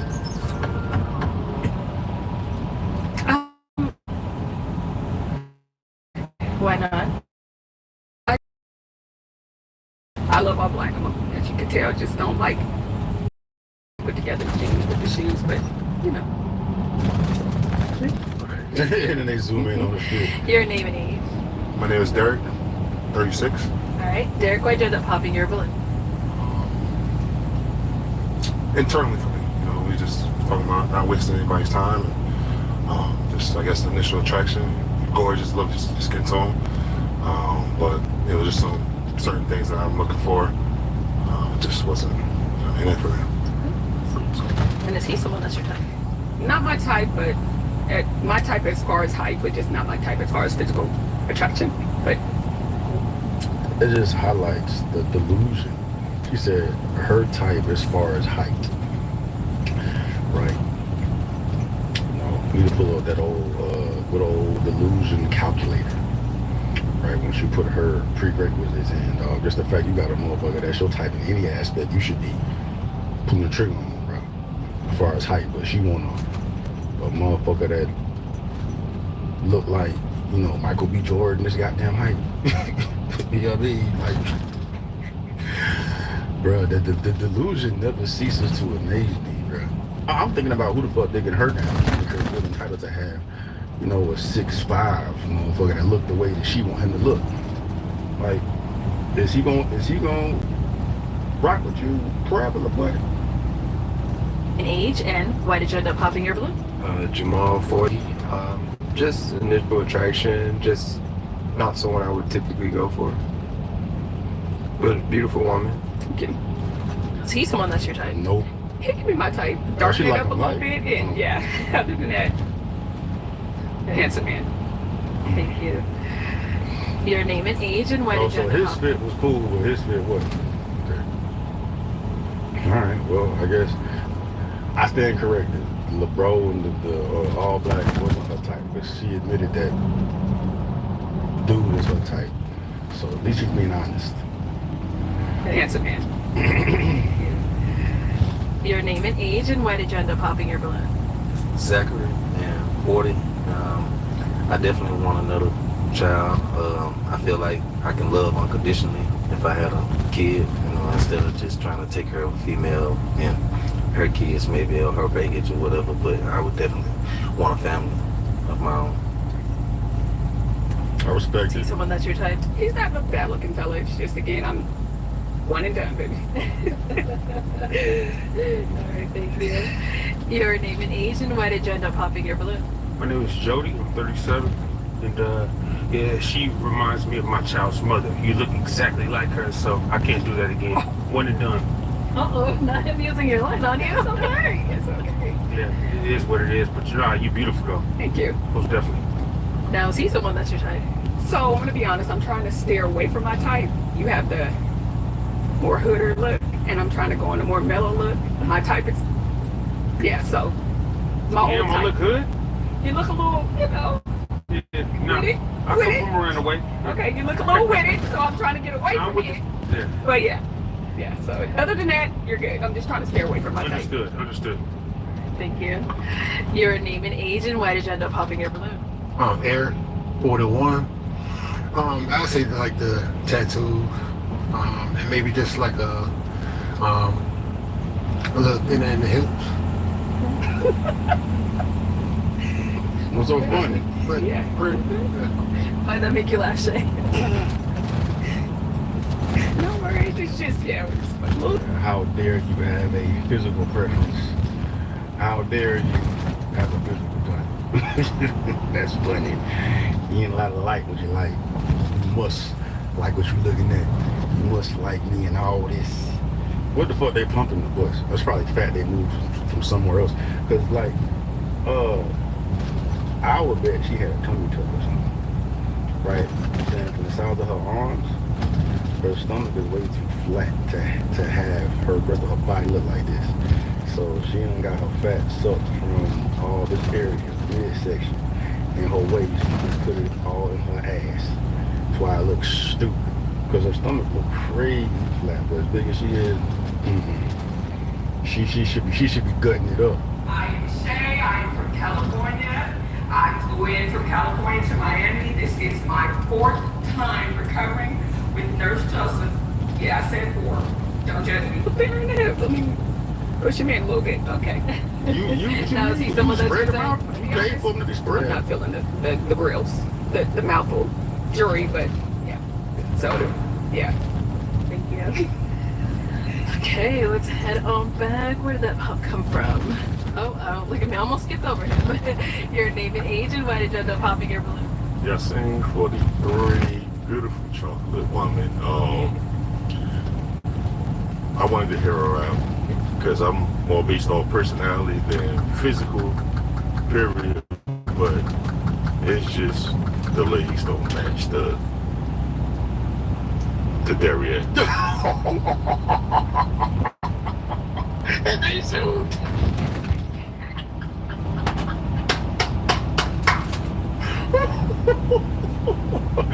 Bro, right? I ain't think nobody who gonna say that.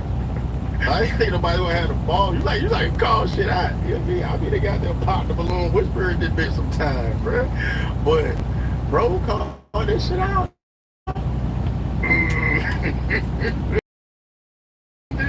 The zoom in is crazy.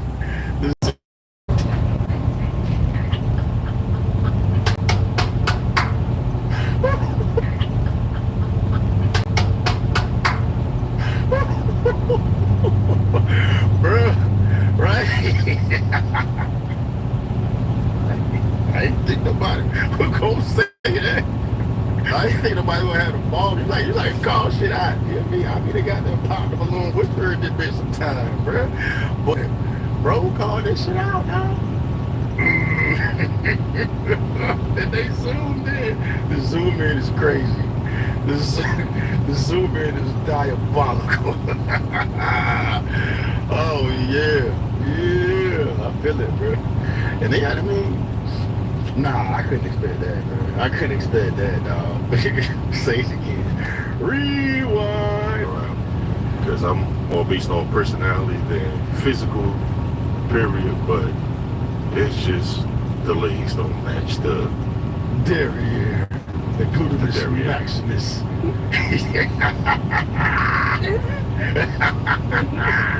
See someone that's your type?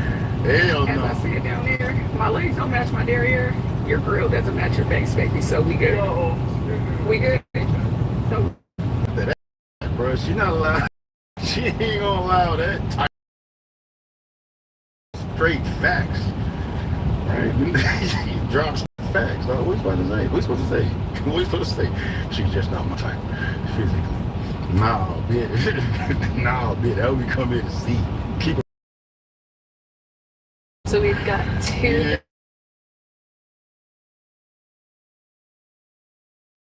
Stupid as hell. So, hold on. Life's better when you're under our roof.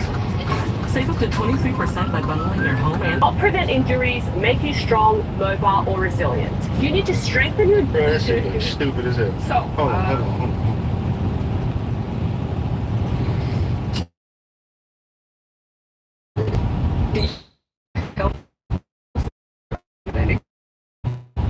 Okay. Do you need these for? That's goddamn. The laws against that, bro. Why they gonna air out his shit? Even if I have one, I ain't gonna tell you the fuck it is on goddamn TV, basically. yeah. I suffer from antisocial disorder. But nah. I mean, I get it, but no, that ain't the space, bro. Answer the question. My name is Simon, 39. The answer to your question is no. That's it. Nothing else. okay. Yeah. Okay, let's go down here then. Your name and age, and Bro, do you can have tell, bro, you can tell that that ass ain't hers too by the way she walk. Like, she don't walk like a woman with ass. She walk like a woman that has been big her whole Okay, let's life. go down here then. Look, that's a struggle. Your bro. name and age, and do you have any mental diagnosis? Mental health. Like any medical diagnosis. My name is John. I'm 45, and no. He look like who he look like? No, not at all. That's why I want to know. It's important. It's another question while we're here. So if I were to randomly just call someone in your phone, how would they describe you as a person? Most people know me as a very calm person. I have a calm demeanor. When I come into the room, everybody just chills out. People who are close to me, that's what they would say. Okay. Calm and chill? Okay. And what about over here? What's the question? If you were to randomly call someone in your phone, what would Just they? a random person, like, and be like, can they describe you as a person? They'll say that I'm a fun guy. I like to have fun. I like to play sports. I'm a comedian, and I get along with everybody. I'm a people's person. It's okay. Guys, any questions for her? You ready? What is your type? So, my original type, a little toxic, a little hood. that was my original type. You know, I liked the fast money, the fast lane, you know. But now that I'm going into my mature more era, I want something more mellow, calm, family oriented. I have a son, so I don't want a hood figure. So I went from more my YG type to my Michael B. Jordan type. That shit cringe, bro. That's cringe, dog. Why y'all ain't popping y'all balloons, bro? Y'all looking desperate for some savings and cheeks.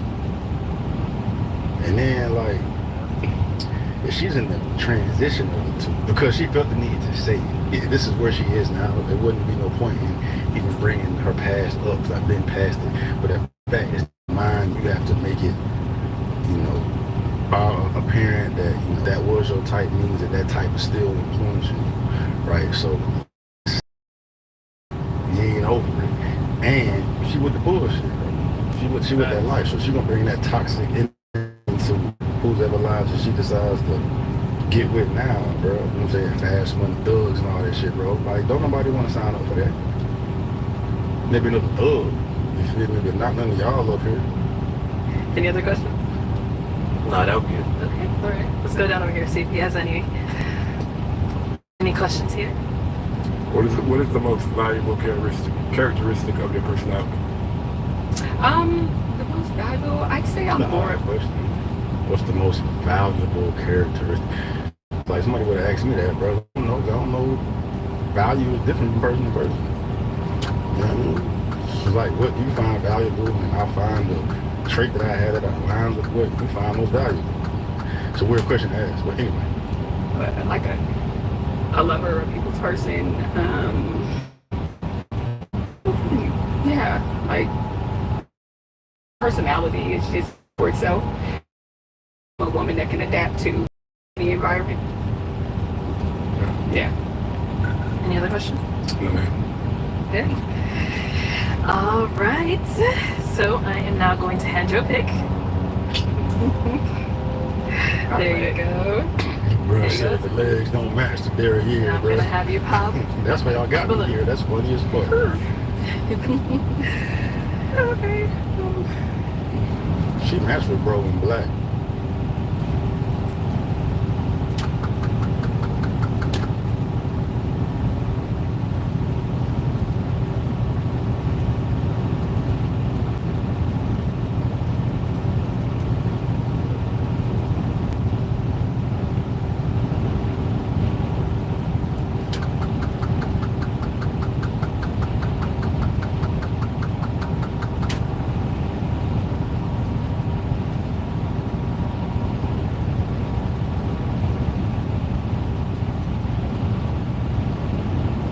With Geico, we can easily bundle home and car insurance and save even more. Yeah, try that breakfast burrito. There isn't too much hot sauce, is there? I have that.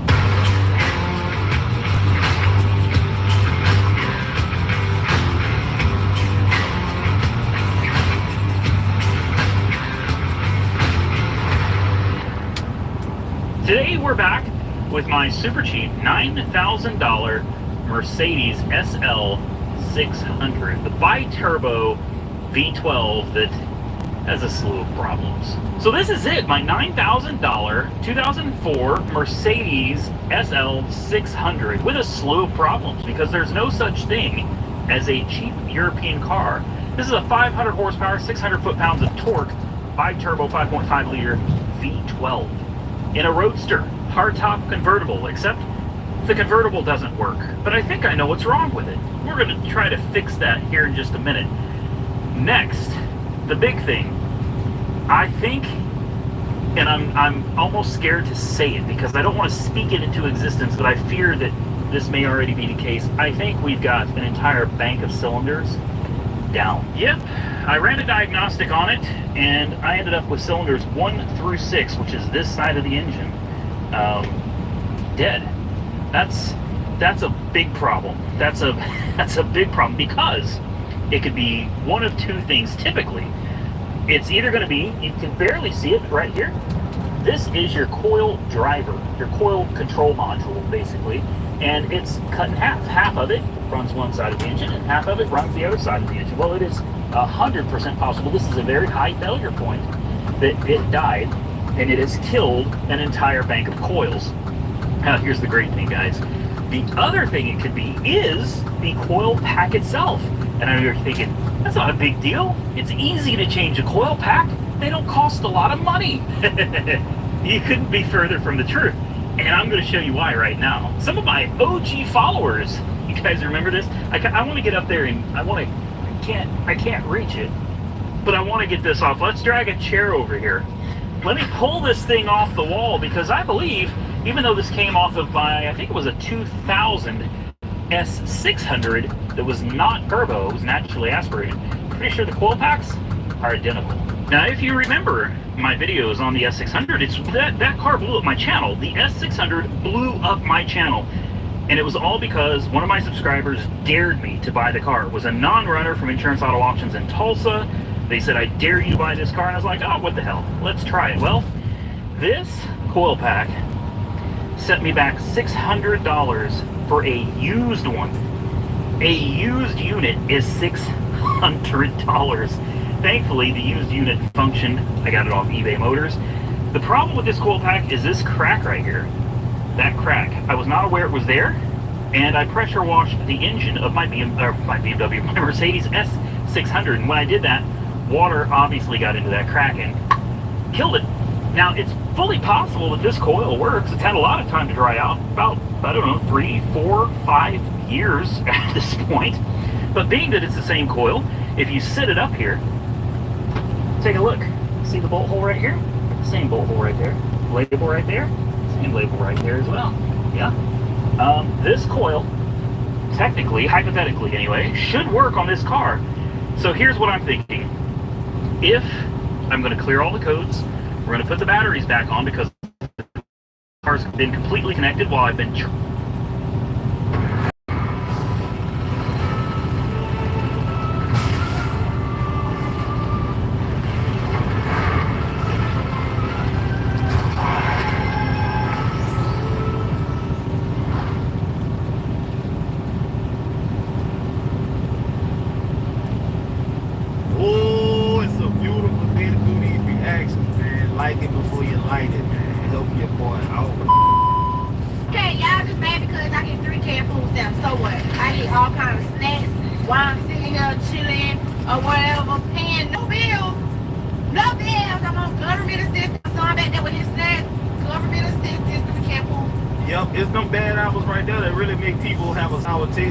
about anybody that's on government assistance, because unfortunately we think of you and not the people who actually need it. That's what happens. I'm only gonna speak on this because I'm a mom who receives food stamps, but it's so sad that y'all want to see people without so bad. They're doing that little cut to the food. We know the whole city is Republican, so we already know. Let's just hope and pray that somebody in their right mind comes to that senses, you feel me? But it's the fact that y'all happy about it. Oh, now y'all can get y'all lazy and stop living off our money for free. Y'all Y'all think people who receive government assistance don't work? Y'all think we don't work? Baby, housing done went up, the cost of living done went up, the food cost done went up, daycare done went up. We out here damn near about to lose our lives trying to hustle and get money to go pay the bills. That's why we need the government assistance. The car payments done went up, car insurance done went up, and it's gonna go up some more because tariffs. So, what do y'all get? Oh, people who want government assistance are poor, they're lazy, or they don't work. Where did y'all get that from? I think that's a stereotype y'all started because people in the hood or the projects or the trailer parks. Yeah, y'all put that on everybody. No. That ain't how that works. Because I'm at work. I'm in school. I'm doing the best I can. I need my food stamps. But if they take it away, I'm going to do what I got to do to make ends meet. It ain't going to stop nothing. Okay, well, if it's not going to stop anything, then why are you concerned about it? Why is this a big deal if it's not going to stop nothing, if it's not going to stop the movement, if you're still going to do what you're going to do? Then that means that you are already an able-bodied adult and that taxpayers shouldn't have to foot the bill in the first place.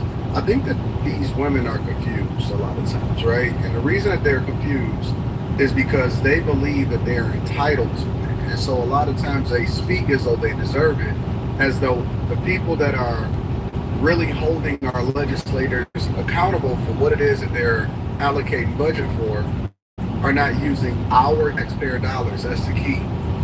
When you receive government assistance, it don't just come out of thin air. It actually comes from us, the taxpayers. So when we get more concerned and we say, well, listen, we need to start trimming the budget, Department of Government Efficiency, we want to spend more time and more energy on making sure that people have opportunity to find the jobs that they want, that we need to increase investment inside of the United States of America, and we want to reduce the amount of people that are taking advantage of what's happening with social services.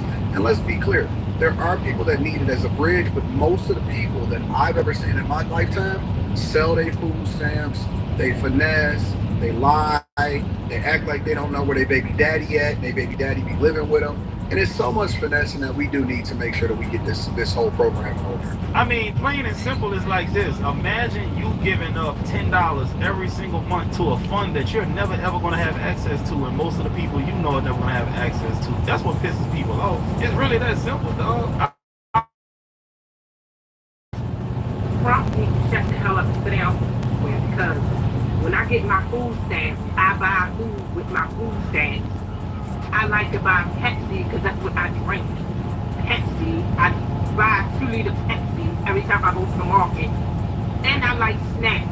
I like the snacks, the kids like the snacks. So who was you to tell us that we can't buy Pepsis and sodas with our stamps? We should be able to get what the hell we want to get with our food stamps.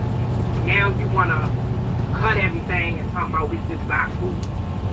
So we're supposed to spend money to buy sodas and snacks just to have sodas and Kool-Aid and snacks and juices and stuff in the house for the adults and the children. When will it take effect? Because I better not get messed up with June. I need everything. I want to buy everything with my food stamps. You know what's crazy? On the day when the food stamps hit, if you go to any Walmart, just look at the type of people who are in there. Nothing healthy is ever in the basket. I'm telling you, it's all fake food. There's nothing from the produce aisle, barely anything from the meat aisle. It's all processed food, bro. So we're giving them money to basically buy unhealthy food. It's crazy, bro. It'd be messed up if they really said, nah, you can only buy healthy food with this shit. At least everybody will be in shape, damn near. If I order something back there, regardless if it's through the Africa, and I said, do not open your lips if you open it. Look around here. Look around here. I'm not on to the office in that way. And I'm not here. I know you know how to run the fucking business properly. Do you want the black and yellow shit to be like to start rolling them over the fucking floor? Shut the fuck up and around everything. What else what? What are you gonna do? You're gonna put your hands on me? You're not gonna do so. Shut the fuck up. I said because I won't put my hands on you. I didn't know these. Okay, so shut the fuck up and listen to what I have to say. If I went back there and I used right, you would not talk me. No, no. What the fuck did I just say? You're not working your fucking job. Yeah, and you're pissed off too. You're pissed off too. So listen to what the fuck is customer. If the customer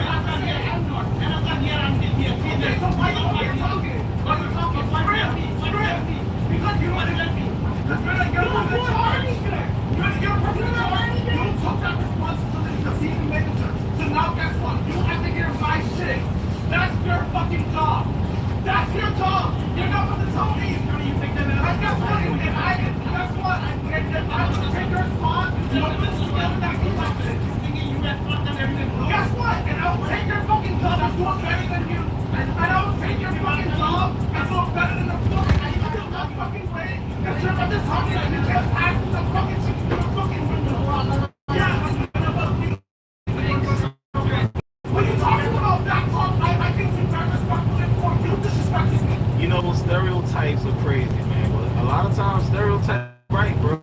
I'm not saying it's right in this instance, but this is the reason why people think black people are obsessed with chicken, dog. Because if you're willing to crash out over some original crispy bread, that's the Don't do scalping. Instead, consider this alternative trading approach that's less commonly discussed. Scalping can be stressful, time-consuming, and challenging for many. It often requires constant out over some original crispy bread. That's the way.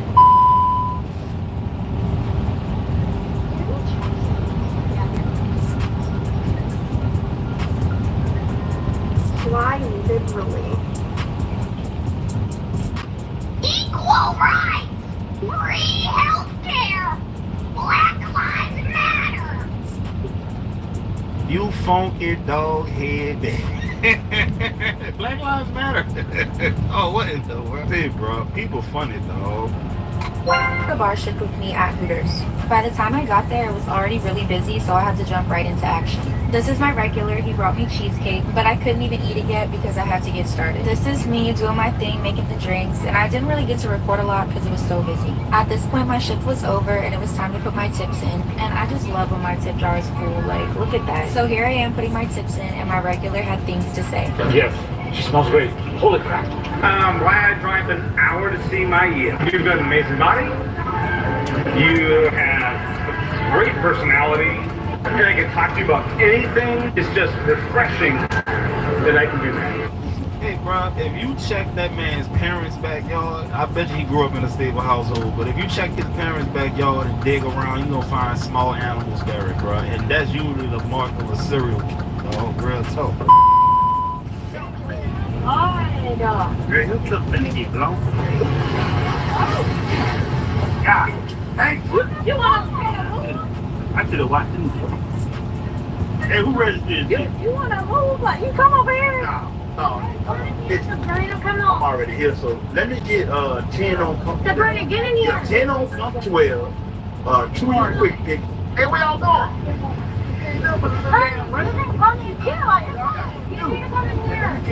Let me get a number 24, 16, 12, and 2 of your, let me get 2 of the Newport 100. No, it's done, you guys. Whoa.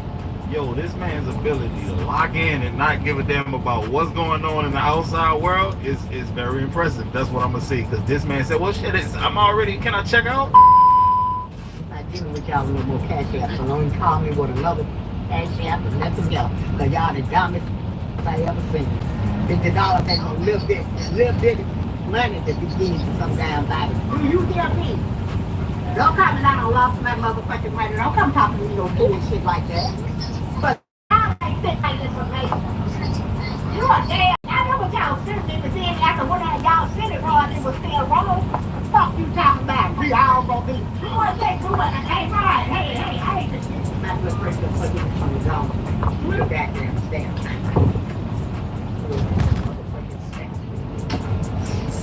Don't worry about shit.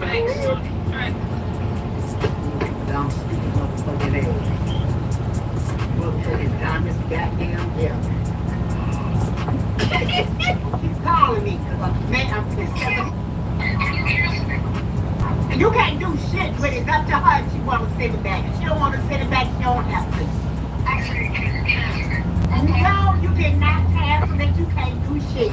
Hey, dog, I ain't gonna lie to y'all, man. A lot of them older people don't mess around with all that technology and stuff when it comes to money. And they probably right for that, because dog, so many glitches in the system be happening and stuff like that. Dale, va, dale.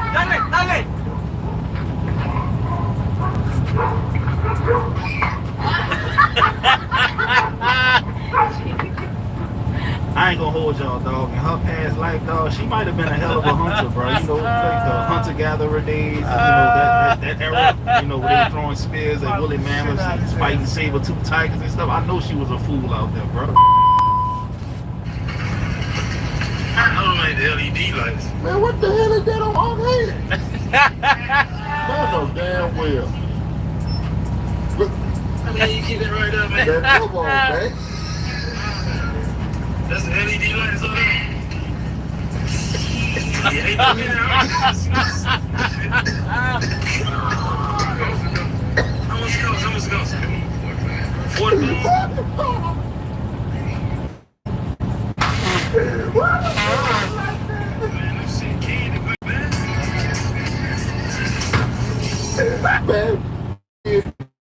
Man, y'all wrong as hell, dog.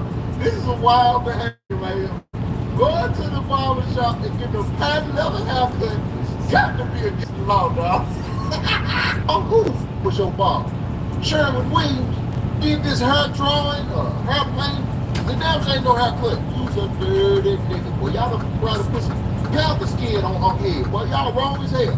You need to go on strike at this damn barber shop right here because they got you walking around here looking crazy as hell. They got your ass walking around here head looking like a bowling ball. The line ain't even crispy. They done lined up ass up with a calligraphy pen. I thought he had one of them old school shiny do-rags on. This nigga look like a rear view mirror from behind. You is not slick, man. Where your head is. But I know what you're doing.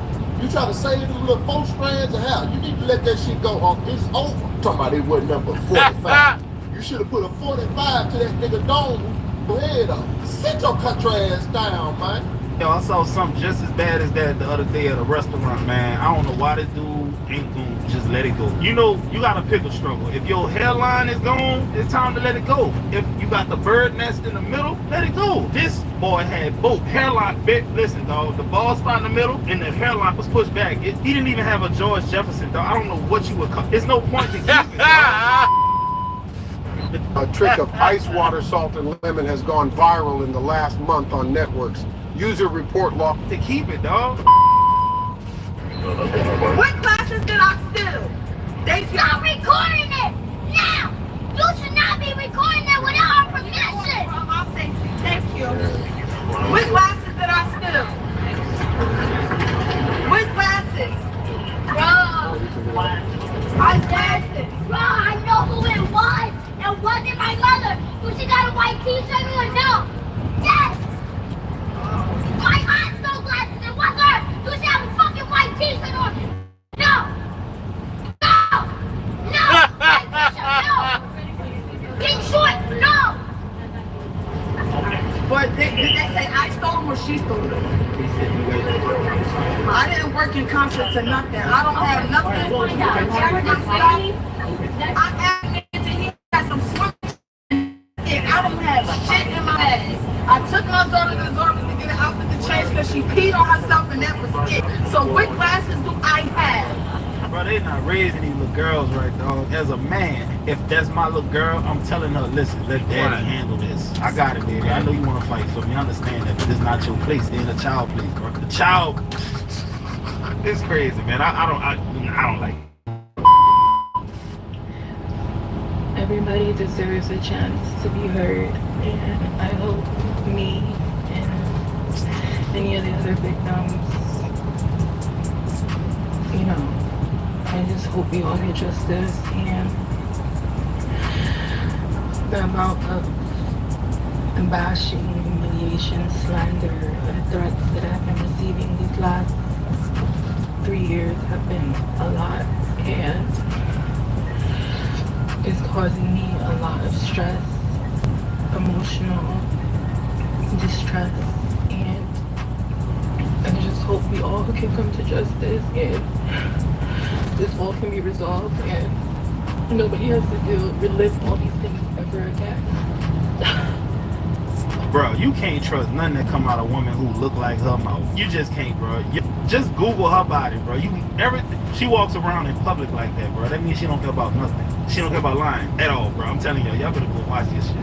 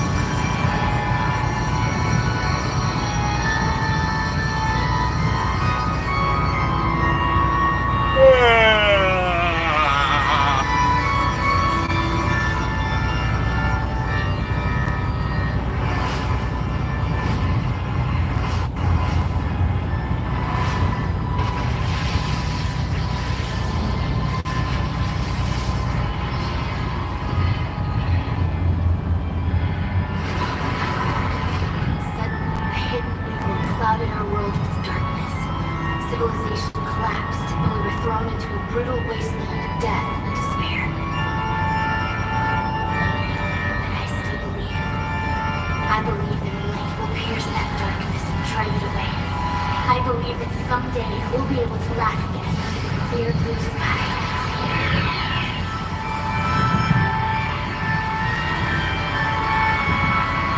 And he will be the one to bring that light.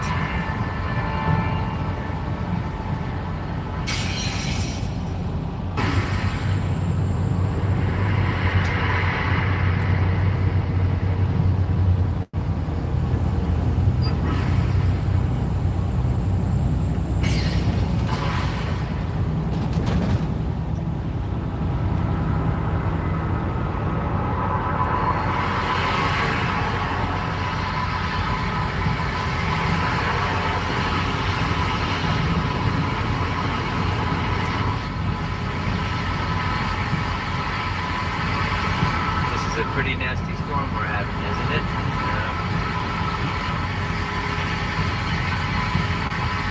Accident?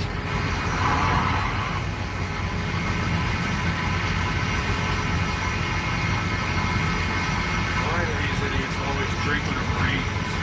Is there a problem, sir? You're not hurt in there, are you?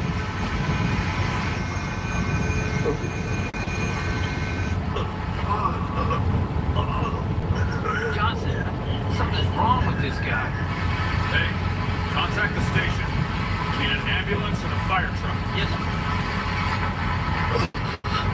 Excuse me, what's the matter? Are you feeling sick, sir?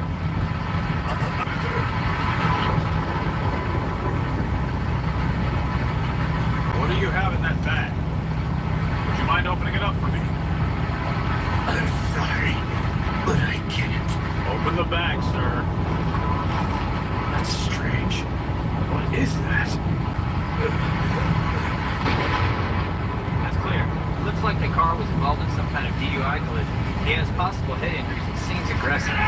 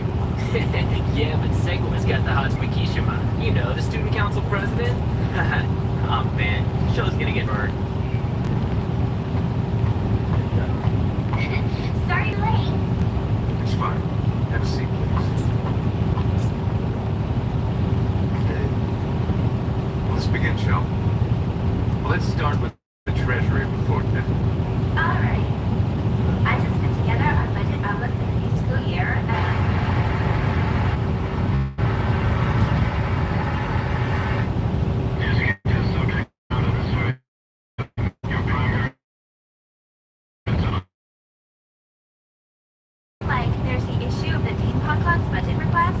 We rejected their request for an increase in funds at yesterday's meeting, but they put in another application today.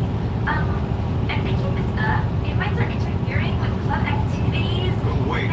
If you don't mind, why don't we save that for the next meeting, okay? Is there anything else we need to cover? Because if that's all, I'd like to go ahead and wrap it up for today. All right. Meeting adjourned. Hey, Busy. You busy today? Oh, well, you wanna, like, go shopping? Sure.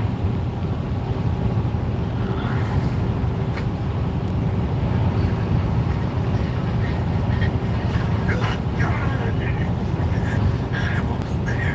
If I could just get this to the meeting place. Wait for me.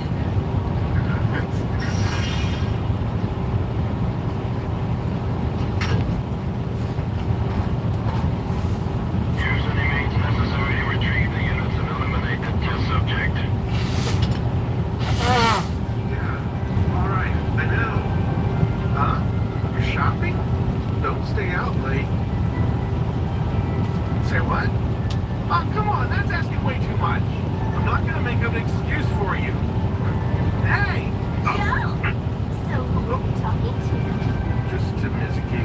Oh, your little sister. Hmm? What's wrong? You know, I need the report. You'd better finish that report right away, or they'll cut our budget again. I know, all right. Oh, hey, Sho. Well, don't let me down. Sho, you mind if I talk to you for a second? Sure.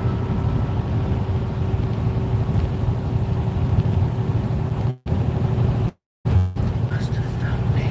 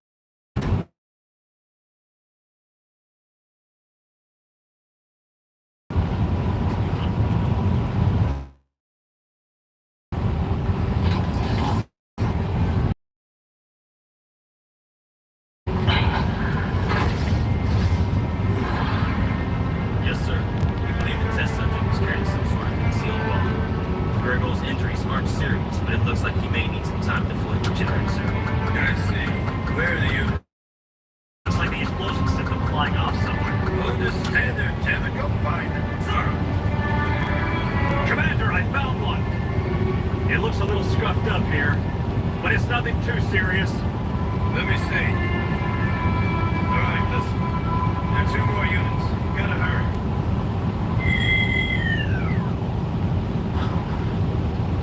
What do you think it is? You got me.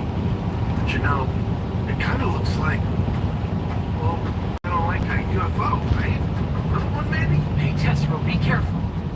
I mean, it's glowing, isn't it? What if it caused that big explosion? It's fine. It'd be damaged if it had just gone off. It just got blown over here. It's lighter than it looks. Can't be a mecha, right? Come on, man, cut it out. What if the owner comes looking for you? So, it doesn't mean we can't goof around with it until whoever did shows up. Tetsuro? Let's just leave it here, okay? I have a bad feeling about this. Finders keepers. Oh. I think I must have pushed a switch or something.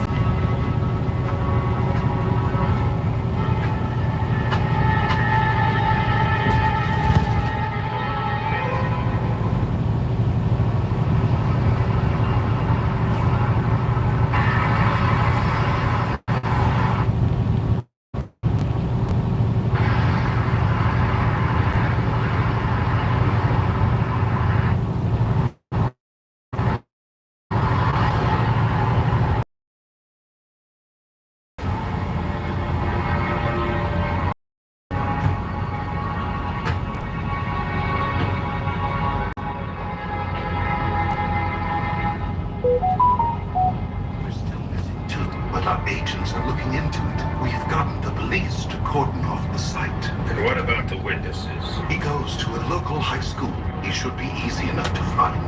Also, Inspector Lisker from headquarters will be stopping by. He's scheduled to meet this afternoon.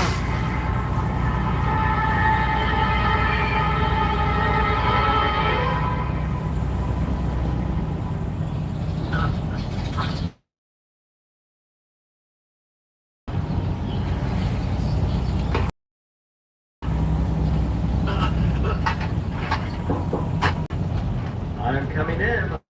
Yeah. Wow. Oh, yeah. I was supposed to make breakfast, wasn't I? Oh, forget about it. I'm just afraid you might be coming down with something. It's nothing.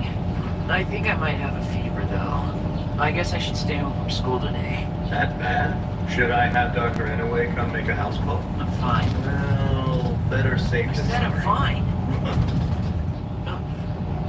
I'm sorry, Dad. But really, I think I'll be okay. I'll call the doctor if I start feeling worse. Well, all right. Just try to take it easy today.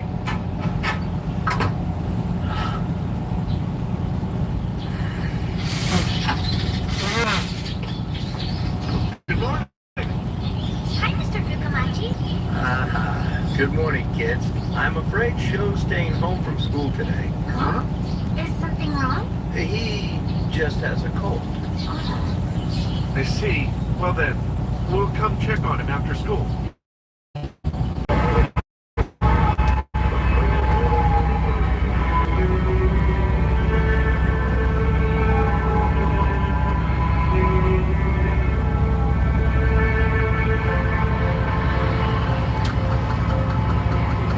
I wonder what's going on. Oh, I just remembered something. You go ahead without me, all right? All right then.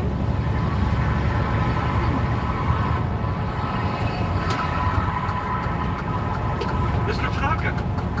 Oh, hey, Tetsuro. Something wrong? Just what happened at Mount Narasawa? Have you heard anything about it?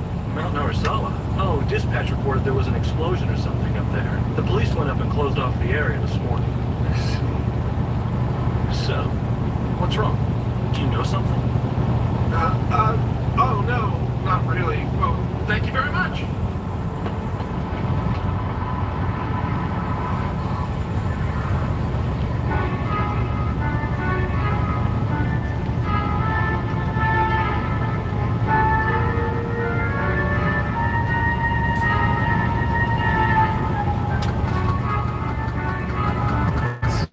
There's a huge explosion. Police blocked off the whole area. There's no news coverage, but they're trying to cover this up. No, let's take you too far. Tetsuro, there you are. Hey, You got a sec? I have a question about your report. yeah? What is it? This part says the monster was accidentally created through gene splicing. Yeah, so? Isn't that idea kind of outdated? Oh, I see. Well, what if the military created it? Like a bioweapon.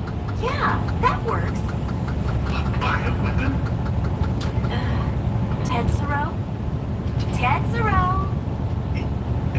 Yeah, let's go with that.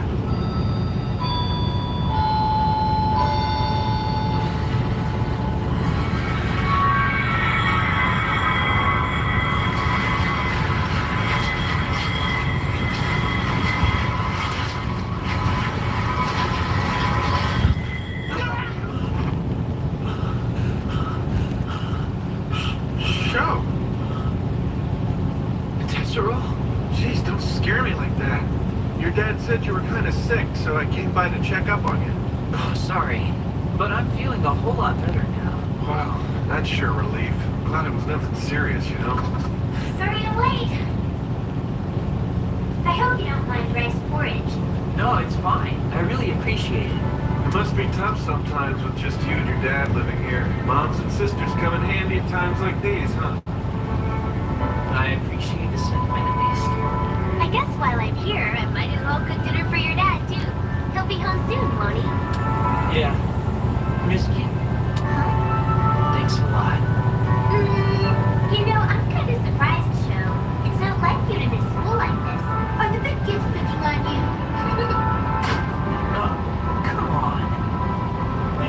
exactly tell her you were attacked by some slimy creature that gave you a fever. Hey, not so loud. Well, you are okay physically, though, aren't you? Actually, I've got all these weird clothes on my back. What do you mean? Oh, man. They're real creepy looking. Kind of like that pod thing, you know? They're actually a whole lot bigger than when I first noticed them last night. I see. See, at first I was thinking they'd keep getting bigger and bigger till they covered your whole body. Tetsuro, shut up! Don't even joke about that, alright? Guess you think this is funny, huh? Since they're not all over your back. Sorry about that. I didn't mean it, Sho. Well, in any case, you should probably have a doctor take a look at them. Do you really think that would be safe to do? What are you talking about? What happens if those monster soldiers show up again? Oh, I see. Well, they don't know that you were the one that turned into that pod creature. Plus, it sank into the pond after the fight. Hey, don't worry about it. I mean, if you really think about it, there's no way for anyone to even know we were up there in the first place. Hey, wait a second. Those monster guys saw your face, didn't they?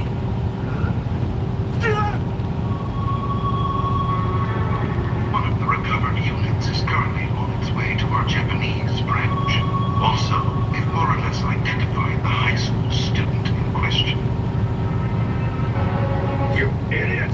That wasn't a monster you ran into yesterday. That was a Gaiva unit. I apologize, sir. I'm sorry.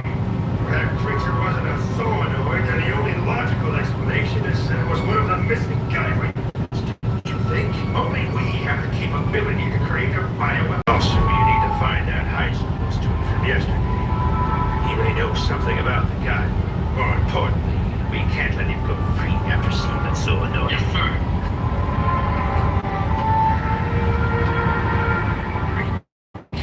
Surrounded by an army of incompetent fools. Well, we can't really blame them, can we? After all, they were ordered to recover the units without understanding their true nature. Respect to this, you see, sir, even though you're the highest official in this organization, you haven't even begun to understand the true importance of the Gaiva units. Only a fool would think of them as some kind of measly bioweapon. Let me tell you a secret, Mr. Kishima. I don't suppose you know, but in their language, Gaiva apparently means out of control. What are you talking about? The recovered unit has been delivered, sir. Just one for now, huh? Courtesy.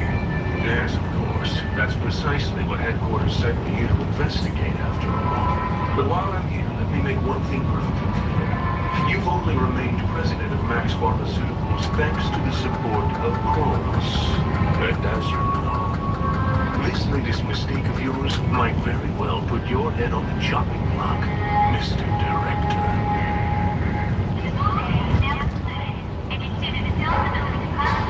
The thing disappeared into the pond. Nothing weird has happened to us yet. If we just lay low and keep quiet, maybe those people will leave us alone. So what are you trying to tell me? I'm just saying we should probably be careful and keep this a secret. I've been thinking about those guys with the helmets we ran into at the pond. And the more I think about it, the more it seems like there's some kind of trained fighting force. I can't shake the feeling that some huge military organization is behind it all. Then there was that giant monster, and that pod thing that attached itself to you. They're connected somehow, and I bet they're both some kind of bioweapon. Bioweapon? You know, living creatures produced through bioengineering and genetic manipulation to be used as weapons. What? The pod thing took down that giant monster like it was nothing. Must be incredibly powerful. Man, I tell you what, Sho, if I ever got a hold of powers like that, I wouldn't let anyone get in my way. Man, you know how great that would be? Not afraid of anything. What exactly are you getting at? Are you trying to make fun of me for being sick after everything I went through? I swear, this is all just some kind of game to him. He's such a kid.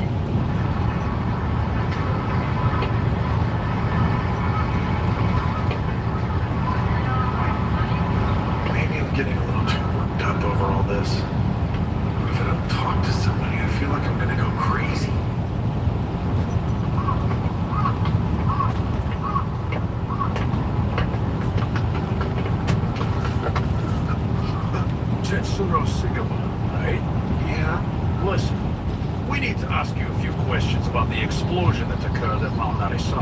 You were in the area at the time, weren't you? I'm afraid I'm going to have to ask you to come with us. Detective? So the police are finally getting involved. Well? Tetsuro! What's going on here? They're with the police department. They're investigating that explosion. So you saw the explosion too? Well, Great. You can come along with your friend.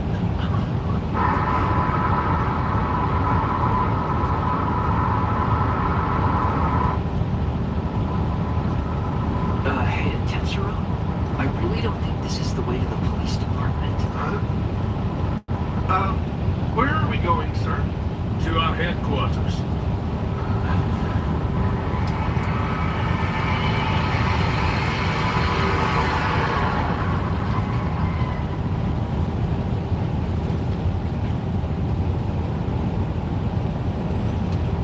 Something's not right.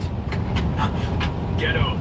Hey, are you guys detectives? I know.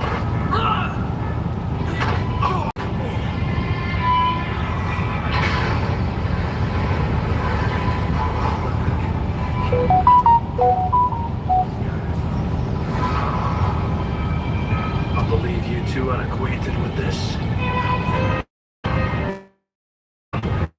We need to quit shacking around with me, kid. The creature saved your arse. Now spit it out. I don't know. You better start complaining, Chief O'Mac. God, let me go, you bastard. Tell him to hurry up with that time.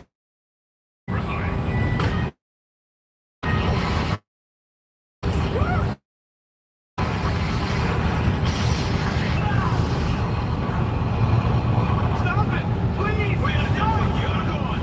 Let him go! He doesn't know anything! That's right. So stop talking before it's too late, boy. The pond! The creature disappeared into the pond! Really? Ramatet, tear the little brat's arms off. I'm not lying! That's the truth! Kronos detachment has already checked the pond. Kronos? I'm afraid you will be underestimating the urgency of the situation. Look, I'm telling you the truth! You gotta believe me! Come on, kid. Where's the Guyver unit? Guyver. It's called Guyver.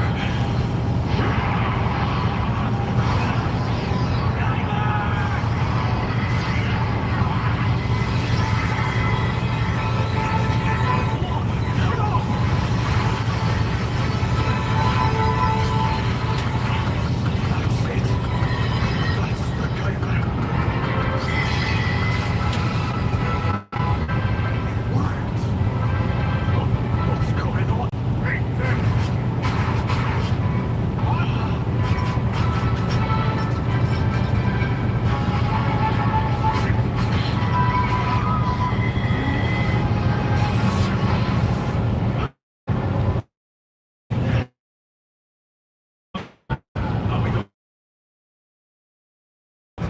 Remember, our mission is to take over the Guyver unit.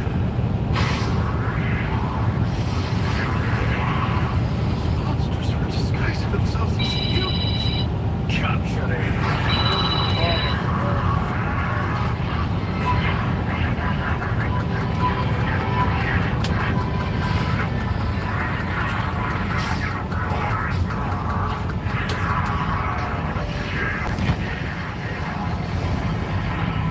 Guyver's power? Go on and bash him around a bit if you have to.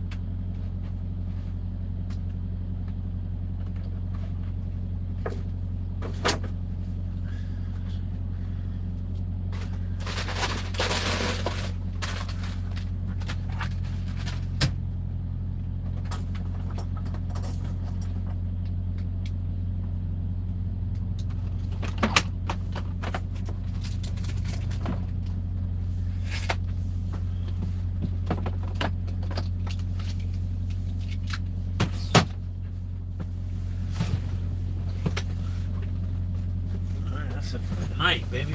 Let's go.